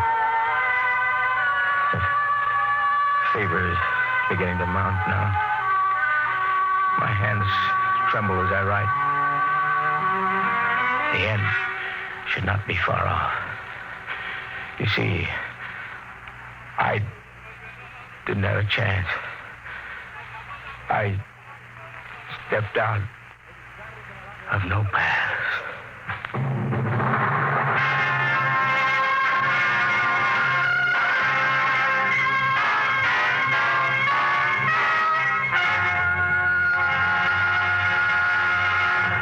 You have just heard another adventure into the unknown world of the future.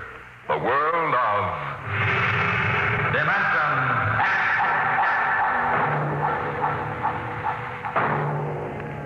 We are just beginning to discover how boundless our universe really is.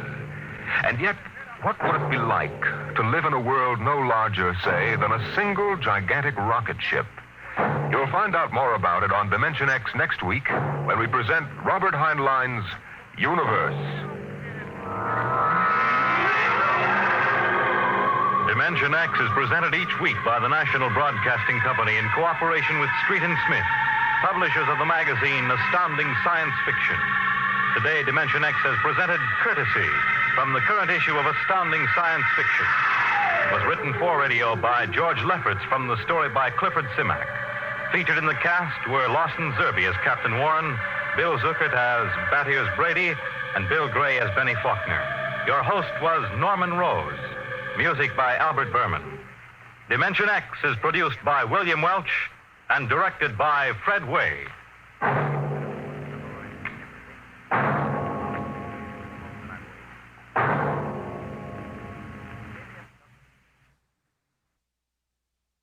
Thank you for visiting Golden Age Radio, rumble.com/C/GAR. Please support veterans.com. Together we can honor their great sacrifice. Thank you.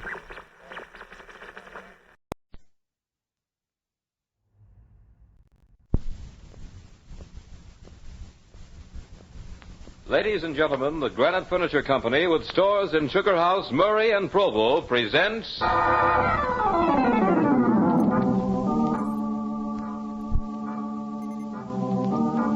Hall of Fantasy.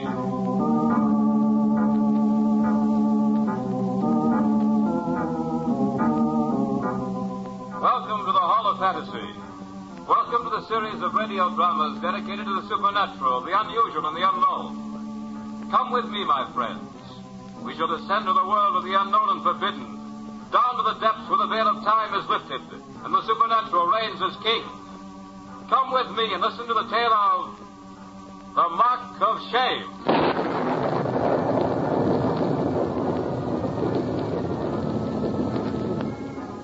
The Granite Furniture Company brings you the Hall of Fantasy. Listen now to original tales of the imagination and some of the classics of the supernatural as we take you down the corridors of the Hall of Fantasy to the mysterious realms of the unknown. These are stories of eerie and fantastic thrills brought to you by your friends at the Dragnet Furniture Stores.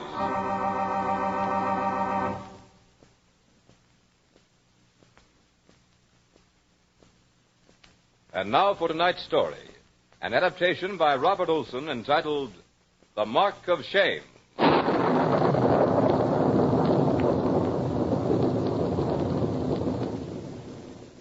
Blood that coursed through the veins of Cousin Andre did more than run the natural errands of existence. That blood fed his hates, his prides, his willful ego, till the end of time and beyond. Yes, and that same blood flushed a vivid red mark of shame in Andre's fair young face.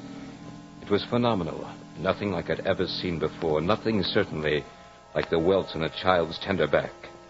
This mark never faded from his handsome, womanish cheek. As usual, it had started over a woman. This happened at a masquerade ball given in the Palais Royal. A logical setting for quarrels over women, or privileges, or just quarrels. It was a gay affair. The women who followed in the footsteps of Philip of Orleans were likely grounds for controversy. One could hardly refer to their love as steadfast, but their favors swung from one brightly caped courtier to the other, from a fallen sword to a victorious one, with the swiftness of death itself. But such were our times. And in this colorful gathering, it was not difficult to recognize the predominant shade as a blood red. No need to mention the woman's name. Makes no difference anyway. She was not the issue. The issue was that Andre de Brissac, darling of the court, had been shamed, and I had dealt the smarting blow.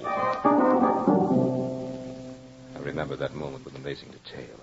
It was as if everything in that ballroom had suddenly been caught in startling paralysis of time, poised between one tick of the clock and another, one heartbeat and the next. Even the note of the music hung suspended, undecided whether to fly out the rich windows or fall in splendor like a Christmas ornament. I remember the dancers caught midway in a step, their faces turned toward me, the frozen gasp of the woman in question, sound that seemed barely to clear her lips, and paused in the awful highlight of that instant. And in Andre's eyes poised the sharp, tempered steel of hatred and humiliation. Then, as if some unseen conductor waved the baton, the room was once more animated. The clock completed its tick, the heart its beat, and the note its soaring flight. The hatred of Andre de Brissac flushed from the eye to the heart to the brain, thence to the voice that made it live in my memory forever. But the most amazing phenomena occurred a moment later, but he still stared at me.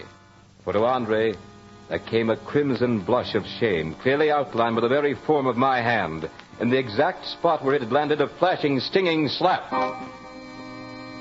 So it was that on that dim August dawn, Andre and I crossed to one of the bridges that led to the ground beyond the church of Saint-Germain-des-Prés, to fight a duel over a beautiful viper of the court of Philip of Orleans.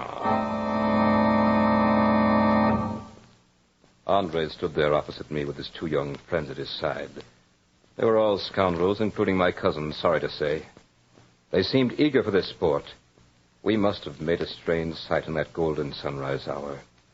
We had just come from the Regent Saloon, still in the costumes we'd worn the night before. I was adorned, if adorn is the proper word for it, as a Mississippi Indian, while Andre wore a unique hunting habit, copied from a portrait that hung in the library of Puy-Verdun, the family chateau. The orange and purple of his adornment looked pale in this early light. The mark on his face was all the more vivid. I am ready, cousin. Andre, when this is over, no matter what happens, will you promise me one thing? Please. When this is over, one of us will be standing, the other dead. That's the only promise I care to make now. That's true, Andre. But you forced me into a situation for which I have no appetite. I'm a soldier, Andre. It is my business to cut down my enemy. Now, I'm the better swordsman. That's why we must talk now or not at all. Then if you don't mind, cousin, we'll make it not at all. As for your being a better swordsman, you'll do me the honor of proving your skill. Your curly locks have sabotaged your good judgment, sir. The captivating ladies of the court shall miss their nimble-tongued darling. Ah, but they shan't miss his boorish cousin. Enough of this. On guard! On guard, cousin. You stand well, my merry fellow of fortune. But I could teach you much. Conserve your breath, cousin. Ah, your beautiful face, Andre. Your parry was poor. I saw it tipped with crimson. Your lovely powder bear would swoon to see that. It goes ill for you, I fear. You glowed over a scratch. Andre was really quite skillful, but not skillful enough. My contention that the court's fencing master could never compare to the art of learn or die brutality of battle proved correct. I mortally wounded Andre, and instantly I was mortally sorry. Life had been sweet for him as he lay there on the ground, the golden morning sun giving his beautiful features a pitiful glow. I thought I saw a look of despair come into his eyes. He realized that his lifeblood was ebbing away like a tide that would never return.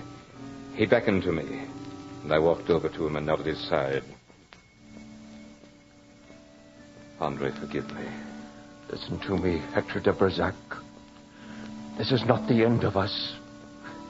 I am not done with the earth. Just because my jaw will soon stiffen and my eyes glaze over, they will bury me in the old vault of Guivardin. But that is not the end either. You will be the master of the chateau. They may even laugh to think that Andre has been killed in a duel. They will sing masses to my soul, and I will be done with them all. You have accomplished that, Hector, but you and I have not finished our business. I will be with you when you least know me. Andre de Berzac, with an ugly scar on a face that women have praised and loved. Come back when your life is its merriest. At your happiest moment, I will come between you and all that you hold dear. And when this hand is a ghostly thing, dear cousin, I shall drop a poison into your cup of happiness. I shall stand between you and the sun for the rest of your life. Doubt not my will, Hector de Berzac. I can do as I please. And it pleases me to haunt you when I am dead. I did not doubt the iron will of Andre. As he lay his head back on the dewy earth, never to lift it again, the chill breath of early morning touched me with inexpressible loneliness. I looked at him as he lay in his fresh one world of sleep. How fragile he seemed, built only for lace cuffs and bright buckles. I could see why he had been such a favorite. I could almost, even now, catch the fiery twinkle of those clear eyes. And no one who knew the short manhood of my cousin could deny the great force of his tempestuous nature. No, I looked down upon that young face which I had marked so foully, and was sorry for what I had done, truly sorry. As for the curse, I took no heed of the blasphemous threats. I was a soldier. I had seen many men die for my own sword. Andre had done me a cruel wrong. I couldn't have forgiven it. Men had died cursing me before. Men who had loved life as rapturously as Andre. One more curse was... well, one more curse. I put it out of my mind. A very foolish thing to do. Andre's death had made me rich, but I found no pleasure in the wealth. This chateau, which had rung so with the raucous laughter of Andre's friends, became quiet and lonely. None of the servants showed me the slightest sign of friendliness. Even in the village, the children would shrink from me as I rode through. That's why I was so happy when the servant announced that Monsieur le Docteur was waiting to see me. Dr. Corday, I'm delighted, monsieur. Oh, thank you, my lord. I have some medical reports on the patients in the village. I thought you might want to look them over. I know nothing about such things, Corday. If there's no ravaging epidemic, I should be happy to dispense with it altogether. Oh, there's nothing to fear. The usual aches and our share of deaths and our share of babies. Good, doctor. Will you join me? Well, Do, monsieur. Thank you. Dr. Corday, what do the people in the village say about me? Say? Why, the people love you, my lord. You can dispense with them, my lord, Corday. I'm a soldier, not a court dandy. What do the people really say? Shall I tell you? Of course you should tell me. Why do you suppose I asked you? Oh, monsieur, forgive me. This is a bitter life. I have no taste for it. I'd rather be a soldier. I really would. Well, in that case, you'd be quite interested in hearing what the people of the village say. What is that? That you have sold your soul to the evil one for your cousin's heritage. That's really funny, Doctor. Really very funny. I never wanted this life, never once. I wouldn't hesitate a moment to trade it for a place in His Majesty's troops. What you need is a wife, my lord. The wife? I can't even win the sympathetic ear of a friend, let alone the heart of a lady. It's a very gay season in Paris right now, my lord. You should find an angel there to take compassion on you. Paris? A marvelous idea. At least I can be my own man there. Doctor, I'm grateful for your visit. Come in again when I return. With a wife? Who knows?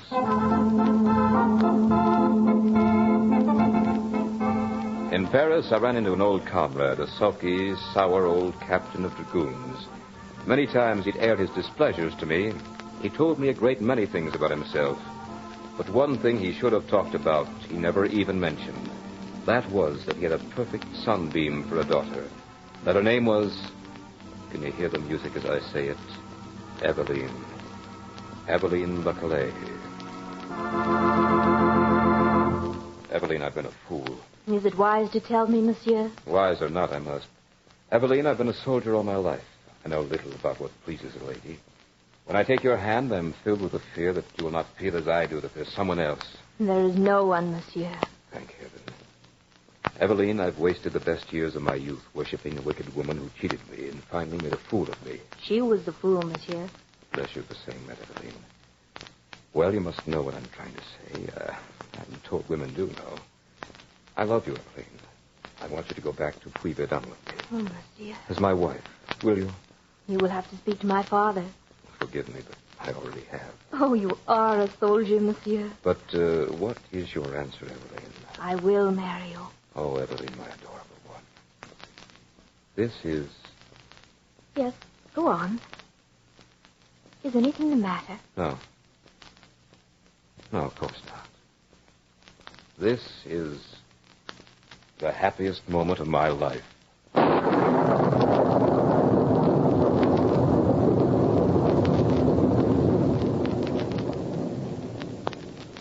You are listening to The Mark of Shame on tonight's journey down the corridors of the Hall of Fantasy. Brought to you by your friends at the Granite Furniture Company, with stores in Sugar House, Murray, and Provo. And now, back to tonight's story, The Mark of Shame. Puy-Verdun was not the sordid, lonely place I had left. The difference was my charming bride. Now, when I rode through the village, the children actually crowded about our carriage. I no longer feared the Debersac who sat beside the lady. Her charities had won her their love and transformed the gloomy lord into a gentle master. They even forgot the untimely death of my cousin. And I no longer hesitated with that strange catch in my throat to tell her about it. Eveline, I never knew I could be so happy. I too, Hector. I'm happier than I ever dreamed. Even the villagers feel it. They used to avoid me like a plague. You only imagine that. Why should they avoid such a gentle master? Maybe it's because you've made me so, Eveline. I feel like a traveler who's just been transplanted from the frozen Arctic wastes to the heart of some green and friendly valley. It's almost... Oh, I don't know, darling. Sometimes I doubt it. Why, dearest? It seems almost fantastic to be so happy. I could be aroused so rudely at any moment with the coarse shout of reality. You aren't dreaming, husband. I won't allow it. For you know, if you were, I would be too, and I wouldn't like that. See what I mean? Nothing like this ever happened to me before. It's like standing in the bright sun. Hector? Yes? Who's the lord of the chateau nearest to this? What? Who is he, Hector? Darling, don't you realize that this is the only chateau within 40 miles? That's strange. Why? Because I saw him again yesterday. Him? Whom did you see? I don't know now. Suppose you tell me about it. Well, in my walks about the park and woods in the past month, I keep meeting a man who appears to be of a noble rank. Of noble rank? Are you sure you don't mean a peasant? No. His dress and his bearing was that of a nobleman. I couldn't have mistaken that. I imagined that he must occupy some chateau near Puy-Verdun. That's not possible, Eveline. We're in the heart of a desolate region. No, that couldn't be possible. Well, come here a moment. Yes, monsieur? See the picture there on the wall? This one, monsieur? No, the one next to it. That's right. I want you to... Yes, monsieur? I want a curtain hung over that picture as soon as possible, understand? Oui, monsieur. Good. Now bring some tea to your lady's drawing room. In spite of myself, I was disturbed by Eveline's visitant. That night I asked her more about it. Eveline, this man you say you saw... Say I saw. I did, in fact, I do see him. How often? Every day. Every day where? Sometimes in the park and sometimes in the woods. You know that little cascade and the old rock work that makes a sort of a cavern? Yes, I know the place. I used to play there as a boy. Oh, I love it. I spend my mornings there reading. And that's where you see him? Yes. Has he ever had the courage to address you? Never. I look up from my book and he'll be standing there very quietly, watching me. Then I'll continue with my reading, and when I look up again, he's gone. He must be some peasant out to frighten you. I'll go into the village tomorrow and see what I can find out. No, Hector, he's not a peasant. He has the manner of a nobleman. I suppose he's quite old. On the contrary, he's young and quite handsome. For the next week, I spent my mornings with Eveline. We took many casual rambles into the woods and park, but we saw no one but a few peasants or occasionally a member of our own chateau. These works were beginning to disturb the routine of my life. And since I was a man of rather deeply ingrained habits, my wife noticed the unrest. There's no need to take these walks with me, Hector. You know you have other things to do. I'll spend my mornings on the grounds, and the stranger can't intrude on me there. I'm beginning to think the stranger is your own fantasy, darling. You've probably met too many handsome cavaliers in your books. No doubt he's some Persian prince in modern costume. Hector, that's what puzzles me. The stranger's costume isn't modern. Shall I tell you what it looks like? By all means. Well, he looks as if he's been in an old portrait that had stepped down from his frame. It wouldn't have been a more startling blow if she'd butted me in the stomach with the end of a staff. I thought of the picture in the library with the orange and purple hunting costume Andre had worn that fateful night in the Palais Royal. But then something else happened to take my mind from the picture, Andre or anything else. For after a time, my wife, who had always been as lovely and glowing as the fresh petal of a rose, began to fail in her health. Her change seemed to have stolen up on her. Even I, who had seen her every day, hadn't noticed it until one day she put on a lovely gown she hadn't worn in several months. I was amazed how loosely it hung on her. Then I noticed her eyes. Eyes that had at one time sparkled as bright as the jewels she'd planted in her hair. They were now quite dim and sick. Darling, how long have you been ill? I'm not ill, Hector. That's insane. You are ill. Quite seriously so, I might add. Stupid of me not to notice it before. What's done this? I feel faint. And she fainted. I caught her in my arms and swept her to her bed. Then I sent a messenger for Dr. Corday. Tell him to come immediately. I don't want a single moment's delay, understand? Yes, monsieur. I stood there as helpless as a child and watched my lovely Eveline seem to waste away with this insidious thing. I cursed every moment of delay before Dr. Corday arrived. When he did come, I rushed him to a room before he'd even had a chance to remove his cape. Then I sat and poured myself a drink for the torturous wait. But even before he came out to speak to me, I, for no explainable reason, had lost faith in the powers of medicine to combat the thing that had struck down my Eveline. Strange, very strange. Doctor, is she... Frankly, I don't know. I just don't know, my lord. Monsieur le Docteur, I mean, well, I was beginning to be afraid that she may be a little... Well, Dr. Corday, this isn't easy to say. Well, then, let me say it for you. You're wondering if she's insane. Let me assure you that she is not. Oh, thank heaven. She's been seeing some... well... Oh, you mean this strange visitant? Oh, yes, she spoke of it. It's possible that she may be suffering from some sort of illusion at that. But she's so rational on all the other accounts. I think that this person is quite real, at least to the eye. Usually, a monomaniac tells very incoherent stories of their illusions. Hers is no such thing. She speaks as calmly and rationally as you and I. Are you positive that there is no one who can encounter her in her walks about the garden? I don't see how. The moat is 10 feet wide and continually flooded with water. Raoul keeps the lock secured day and night. No, I don't see how it's possible. Well, perhaps someone related to your household in some way. A young man with a fair womanish face and a crimson scar that looks as if it might have been the mark of a violent blow. Oh, no.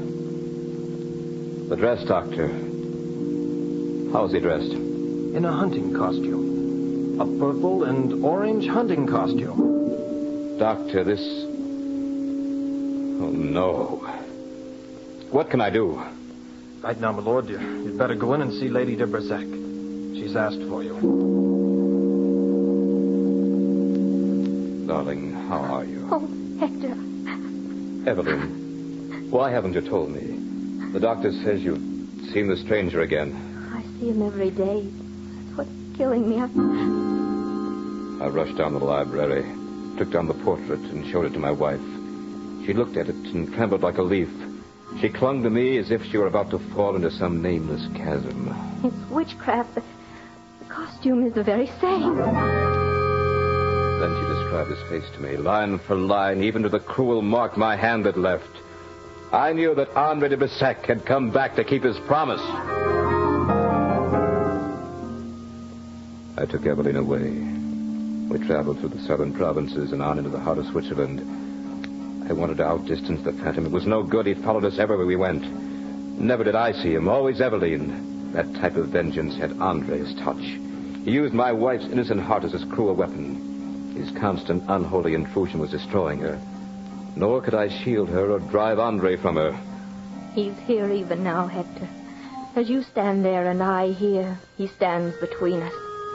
He'll never let me rest nor let me forget him. Thus it was I fought like a madman against something I couldn't see, fought through this terrible void to get back to the side of my beloved wife. And then, a short time later, we were in a Tyrolean village.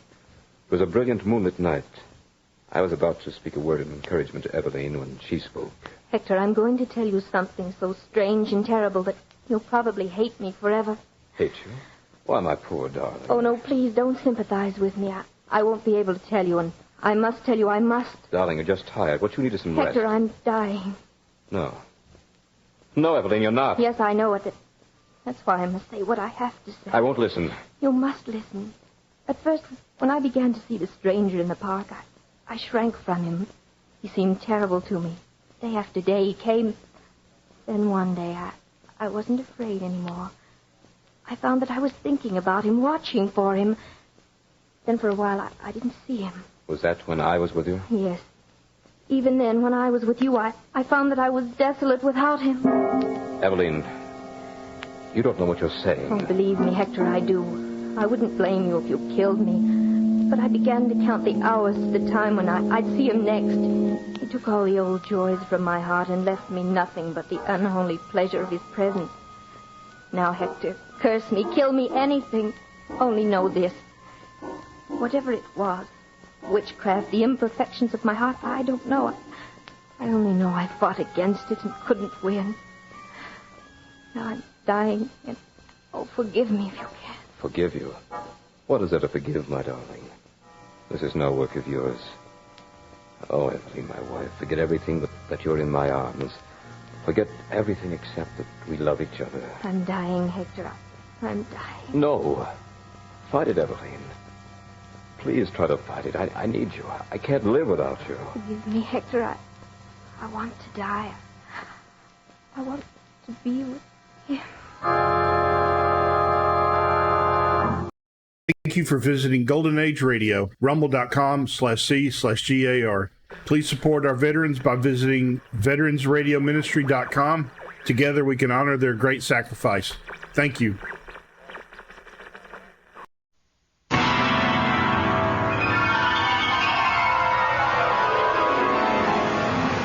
In the dream, you are falling, lost in the listening distance as dark locks in.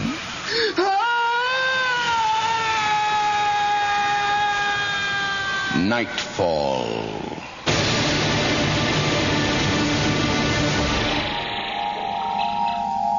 Good evening. When listening to tonight's story, you would be well advised to maintain full possession of your own particular faculties. The play by Arthur Samuels is called The Repossession. Damn you. You died 30 years ago. Why couldn't you stay dead? There was a debt to be paid, Robert.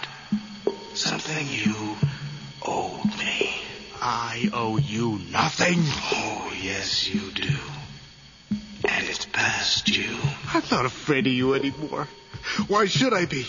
You've destroyed everything I had. Not everything, Robert. You still have something that rightfully belongs to both of us. I think you've had it long enough. What? Oh, no, you can't mean... Your heart, Robert. No. Our heart. No. The one we shared as babies. The heart you stole from me. I want it back, Robert. I want it back. All right, let's have a reading. Pulse 120, blood pressure and respiration normal. Everyone ready, then? Are we ready? Ready, Doctor. Nurse? Yes, Doctor. All right, draw the sheet back. That's it. Now, you people up there in the observation booth, what you see here is a rather remarkable case of conjoined infants, commonly referred to as Siamese twins. Your textbooks will no doubt give you a statistical indication of the rarity of these occurrences. Well, how could they even survive Many like that? cases are remarkable in more ways than one. You should know that in most of such cases, only one twin, that is the autocyte or host, is what we would call normal, while the other, the parasite if you like, is more often than not grossly malformed. But here you see 20-month-old male twins, absolutely identical, both perfectly formed in every respect except for the obvious. Look. The obvious is right. It's just... Will you shut up? I'm trying to take notes. You can see where they're conjoined at the breastbone. The fusion isn't our problem. This is. I think I'm going to be sick. Come on, you're going to be a doctor, As you remember? can see, these twins share a single heart. Here it is, suspended outside both chest cavities. The heart's only protection is its pericardial sac. Obviously, both babies can't survive like this. So, I'm afraid we're left with a difficult choice. Jesus. One can live, but the other must die. There's no other way. All right, let's get started. What God has joined together, we now tear asunder. Sponge. There, that looks clean. Now, what's the problem, nurse? Are you ill? No, Doctor. It's just that... Well? They're both so healthy. How can you make a choice? It has to be either or. You want to be relieved? No, Doctor. I'm sorry. I'm ready. All right, then. Scalpel. One can live, but the other must die. Die! Die!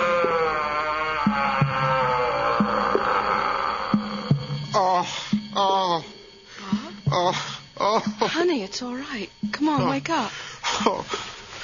It's only a dream. Come on, love. God. It's all right. Oh, God, that was rough. The same nightmare? Yeah, with a slight variation. This time I was dying. Bob, don't you think you've had enough of this? What? Well, you've been promising to see someone about this, remember? All right, Beth. No, it's not all right. Do you realize what you've been like these past few weeks? If I say a word to you, you practically bite my head off, and the children are so scared of you. All right, Beth, will you just ease off? It's bad enough without... Does that mean we can't talk about it? Subject closed as usual? No. Just give me a chance to clear my head. I'm going to go take a shower. Yeah, you really should clear your head, Bob. I mean, How long can this go on? I'm sorry, but I'm getting awfully fed up. You think I'm not? No, will you just... What in the name of hell? Beth, come here. What is it? Just get in here. What now? Something else to complain about? What is this? Your sick little way of getting back at me for last night? Well, what are you talking about? That. Oh, my God. I hate you. What does it mean? Oh, you know damned well what it means. And how subtly you express it in lipstick right across the mirror. I hate you. Are you suggesting I wrote that? Who else? It's your lipstick, isn't it? Are you blind? Look at the message. I'm looking, damn it. And all I... Can't you see? It's in your handwriting.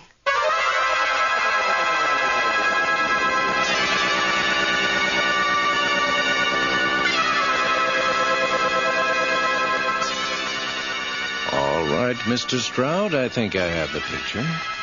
You've been having a recurrent nightmare, obviously related to the separation and death of your twin 30 years ago. Yes, but the nightmare only began a few weeks ago. Why, after all these years? Oh, any one of a number of things might have triggered it. Anxiety, guilt. Guilt? Why should I feel guilty? I told you, Dr. Brenner, we were babies. I had nothing to do with the choice. No, of course not. But the unconscious doesn't differentiate between what you were or were not responsible for. I don't understand. Well, I'll give you the classic example. Two soldiers, friends or brothers, are caught in enemy crossfire. Now, one lives and the other dies. The one who survives is glad, naturally, and yet he feels guilty.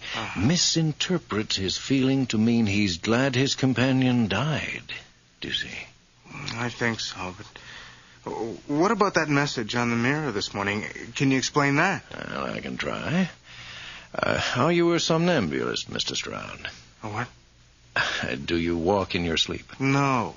But even if I did, are you saying I got up in my sleep last night, walked into the bathroom, picked up my wife's lipstick, and wrote, "I hate you," across the mirror? I'm saying it's possible, particularly since you tell me the message was in your own handwriting. But it wasn't exactly. How do you mean? I'm left-handed. My handwriting slants to the left, but the writing on the mirror slanted to the right. That is curious. Tell me, Mr. Stroud, may I call you Robert? Sure. What do you make of it? I don't know. But I can't help thinking that... Go ahead. It sounds crazy, but... that Douglas is somehow responsible for all this. Douglas? Your twin brother. I told you it was crazy. No, not crazy. It's just illogical. Your brother Douglas is dead, Robert. He died 30 years ago, and the dead do not come back, except in our fearful imaginations and dreams. So sure of himself, isn't he? Robert, is something wrong? Are you feeling ill? No, I just... Oh, God, I must be crazy. I'm even beginning to hear things. Now, I doubt that. You're distraught, and that's all. Yeah, look, here's what I suggest for the moment. I'll give you something to help you sleep at night. And what about the days? I can't work. I can't even think right now. Then why not take the day off? You told me you're a tennis buff. Maybe a little exercise is just what you need to work off some of that tension.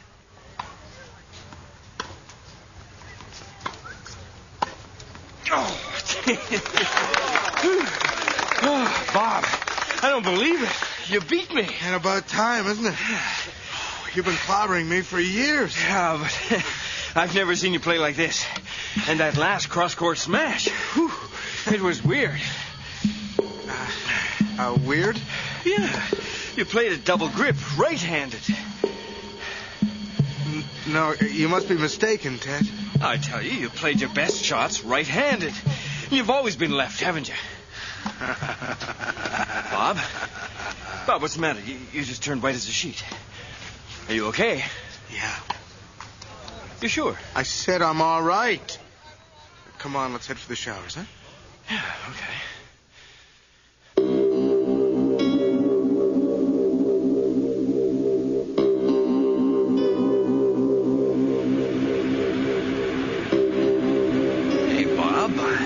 just thinking, why don't you and I team up for that doubles tournament next month? I mean, if you just play the way you did today, we'd be unbeatable. Bob? I'm left-handed, but the writing on the mirror is slanted to the right. Douglas is dead, Robert. He died 30 years ago, and the dead do not come back. Can't be. What? All I said was that if you and I teamed It's up... just not possible. How much proof do you need? Bob, for God's sake, will you watch where you're going? Nearly drove off the road. What the hell's the matter with you? I don't know. I lost control of my right hand. As though... No, damn you, no. Get out! You trying to get us killed? You better pull over and let me drive. Bob, look out!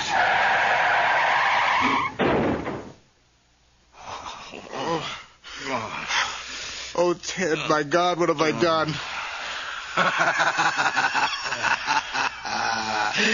You really did lose control, didn't you, Brother Robert? Teddy, all right. Yeah, no thanks to you. What the hell's the matter? I told you to let me drive. It wasn't my fault. I saw you wrenching at the wheel as though you were trying to drive us into the ditch. No, you don't understand. I was trying not to. But he forced me. He? Who are you talking about? It was him. Douglas. It's been Douglas all along. Hey, Bob, I don't think you know what you're saying. Your head. You must be hurt. No. Ted, listen. Believe me. Now, take it easy. Let me drive you home, okay? Yes, Robert. Let's both go home.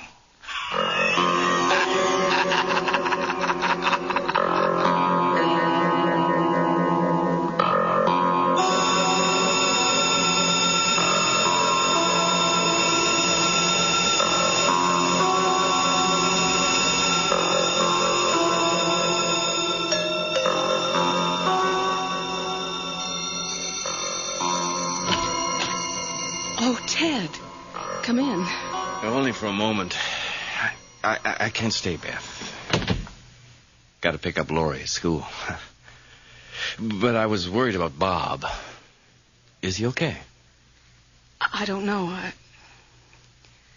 I'm afraid, Ted. Something's happening to him, and I don't know how to handle it. Oh, easy now. Easy. Where are the kids? I sent them over to my mother's. I didn't want them to see him like this. They'll stay with her overnight. Yeah, that's a good idea. Where's Bob now? In the study. He's locked himself in with a bottle. He won't even talk to me. Let me try. No, Ted, it's no use. I've already called Dr. Brenner. He was out, but his answering service said he'd check in any minute. Doctor? What kind of a doctor? Psychiatrist. Bob went to see him this morning. Damn. I knew something was wrong. You sure you don't want me to talk to him, Beth? Somebody should. Don't you think I've tried? Yeah, I know. I just meant I could call the school and arrange for Laurie to... No. You go ahead. Dr. Brenner should be here soon. Ted, I'm beginning to wonder if I need a psychiatrist. What do you mean? Just before you arrived, I went to the study door. I heard Bob talking. To himself? I'm not sure. And yet, I could swear I heard two distinct voices. I know it doesn't make any sense, but that's what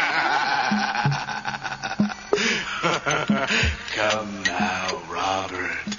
Do you really think drinking will make me go away? Yes.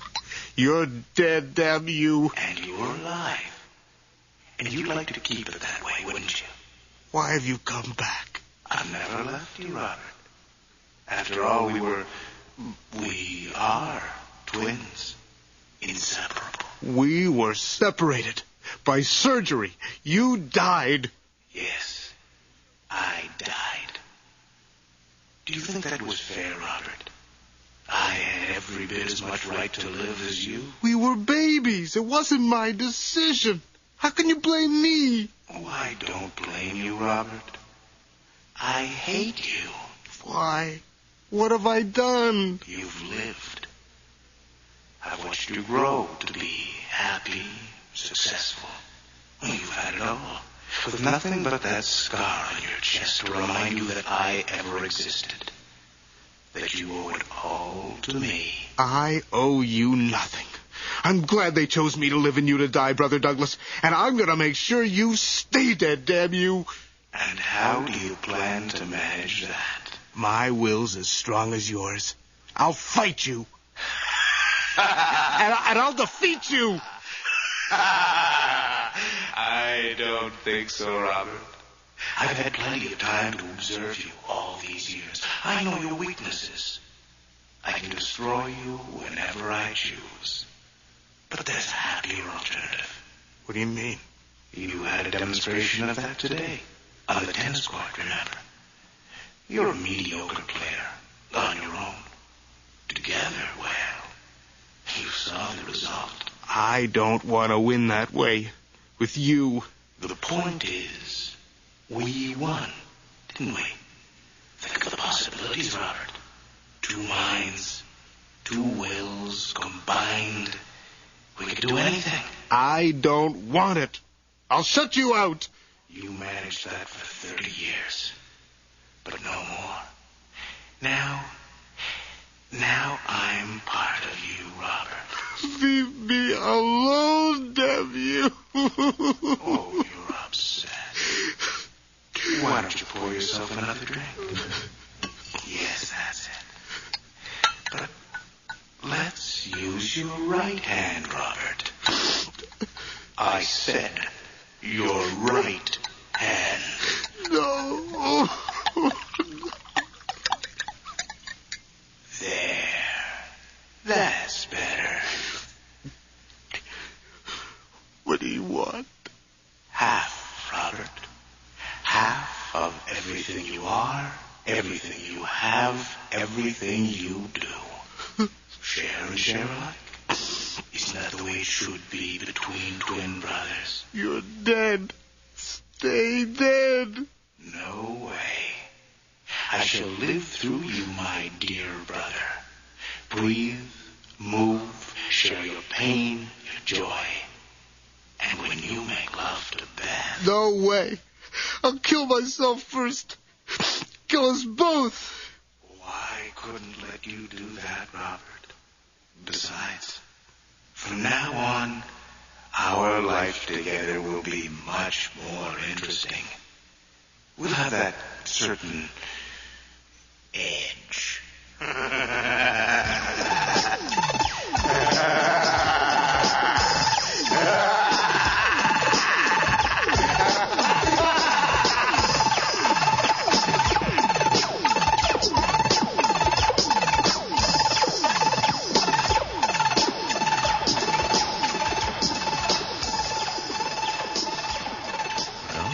Given him a sedative. He'll sleep for a couple of hours at least. And when he wakes up? I hope he'll respond to treatment.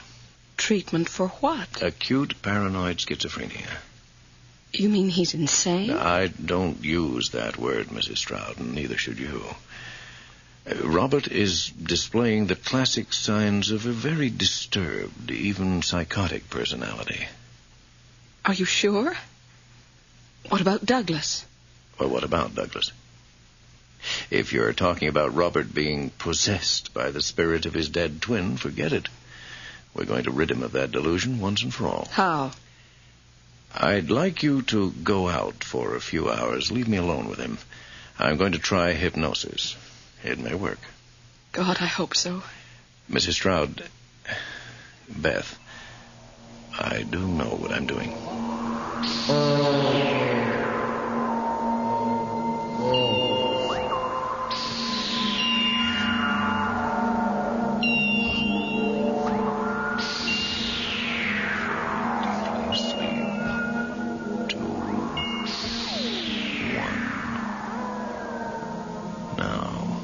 You can hear is my voice. Do you understand? Yes. Good. Now, I want you to tell me who you are, your full name. Robert Stephen Stroud. Right. Now, once, long ago, you had a twin brother. What was his name?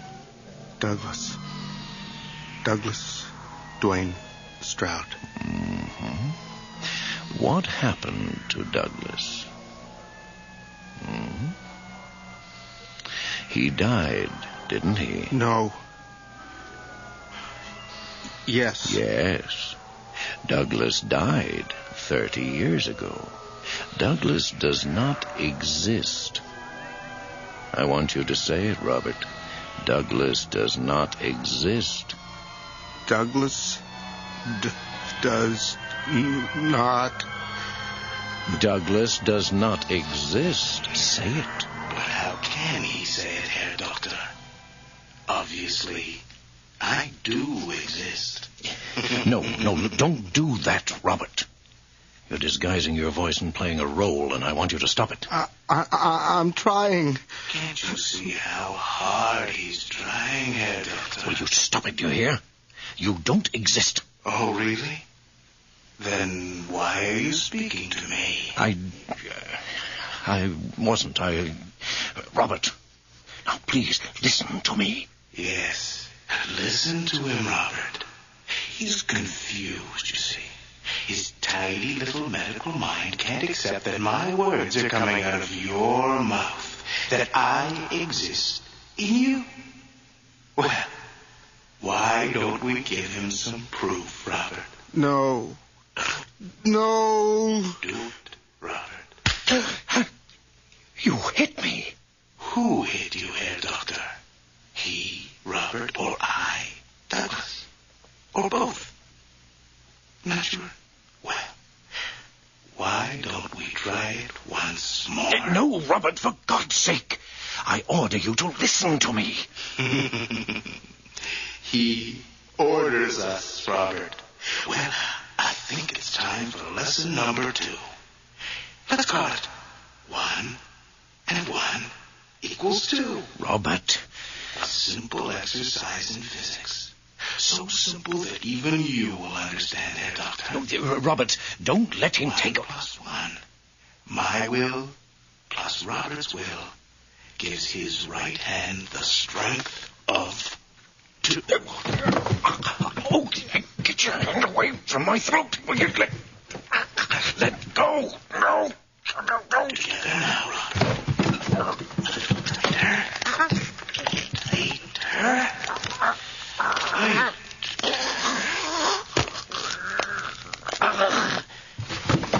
There. Good work, Robert. What happened? What have I done? Oh, we have removed an obstacle.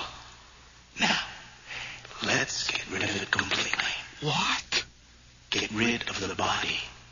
Come on, you better hurry. We've so many other things to do, Robert. You and I.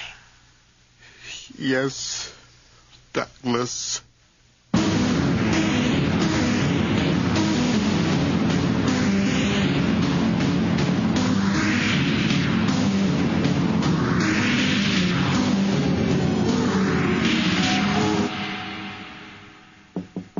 Doctor, it's Beth. I'm back. Dr. Brenner, are you... Beth? Oh, Bob, you frightened me. What? Shh. Don't say anything. Come in here, please hurry. Bob, what's happening? We've got to act quickly while he's asleep. Dr. Brenner? No, Douglas. Oh, Bob, please. Even Douglas has to sleep. Beth, this may be our only chance. Here, I brought this up from the basement. Oh, my God. Bob, what do you want with an axe? Beth, you've got to listen. Dr. Brenner is dead. Oh, dear God. Well, Douglas made me kill him. He's got control of my right hand.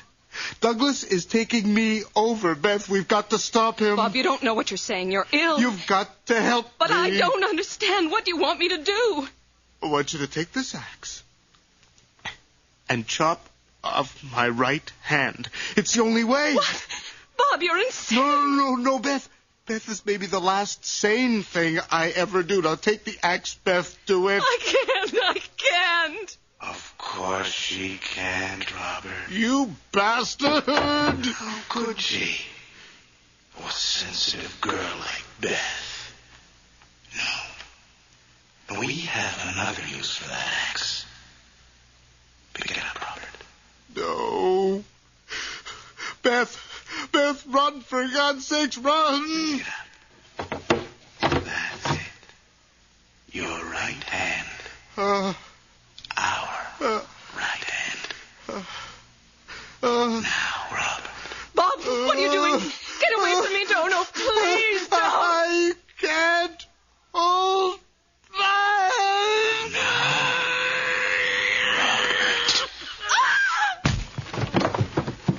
Oh, Beth. Poor Beth.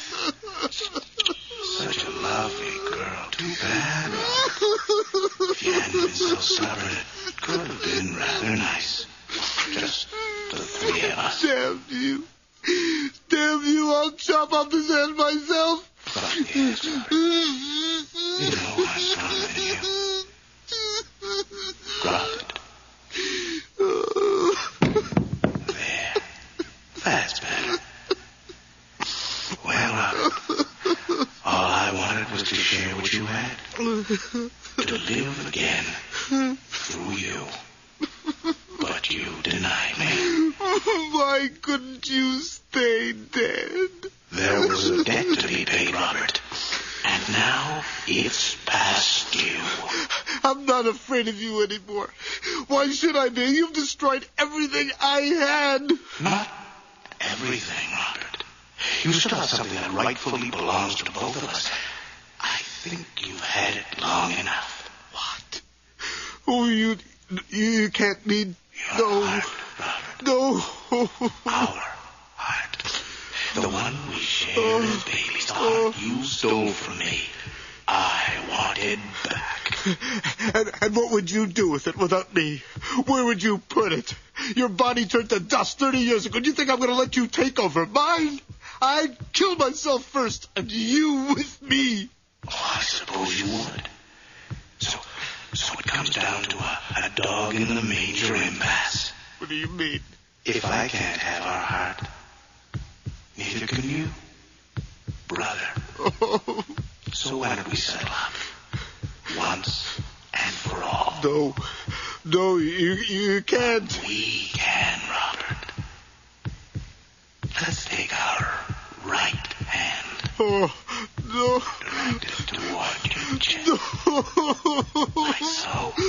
No, please don't.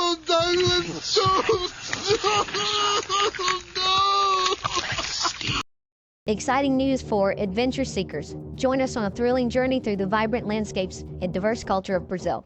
Lost in Brazil brings you to captivating videos showcasing heart-pounding adventures, mouth-watering cuisine, and hidden gems of this incredible country. From bustling cities to tranquil beaches, our videos capture the essence of Brazil's beauty. Experience the warmth of its people, the rhythm of its music, and the thrill of exploration. Click on the link in the description to find out more. I would like to extend my sincere gratitude to Old Time Radio Research Group for their remarkable efforts in preserving and archiving the captivating world of old-time radio programs. Their invaluable contribution allows us to step back in time and experience the magic of radio history firsthand. Their link is in the description below.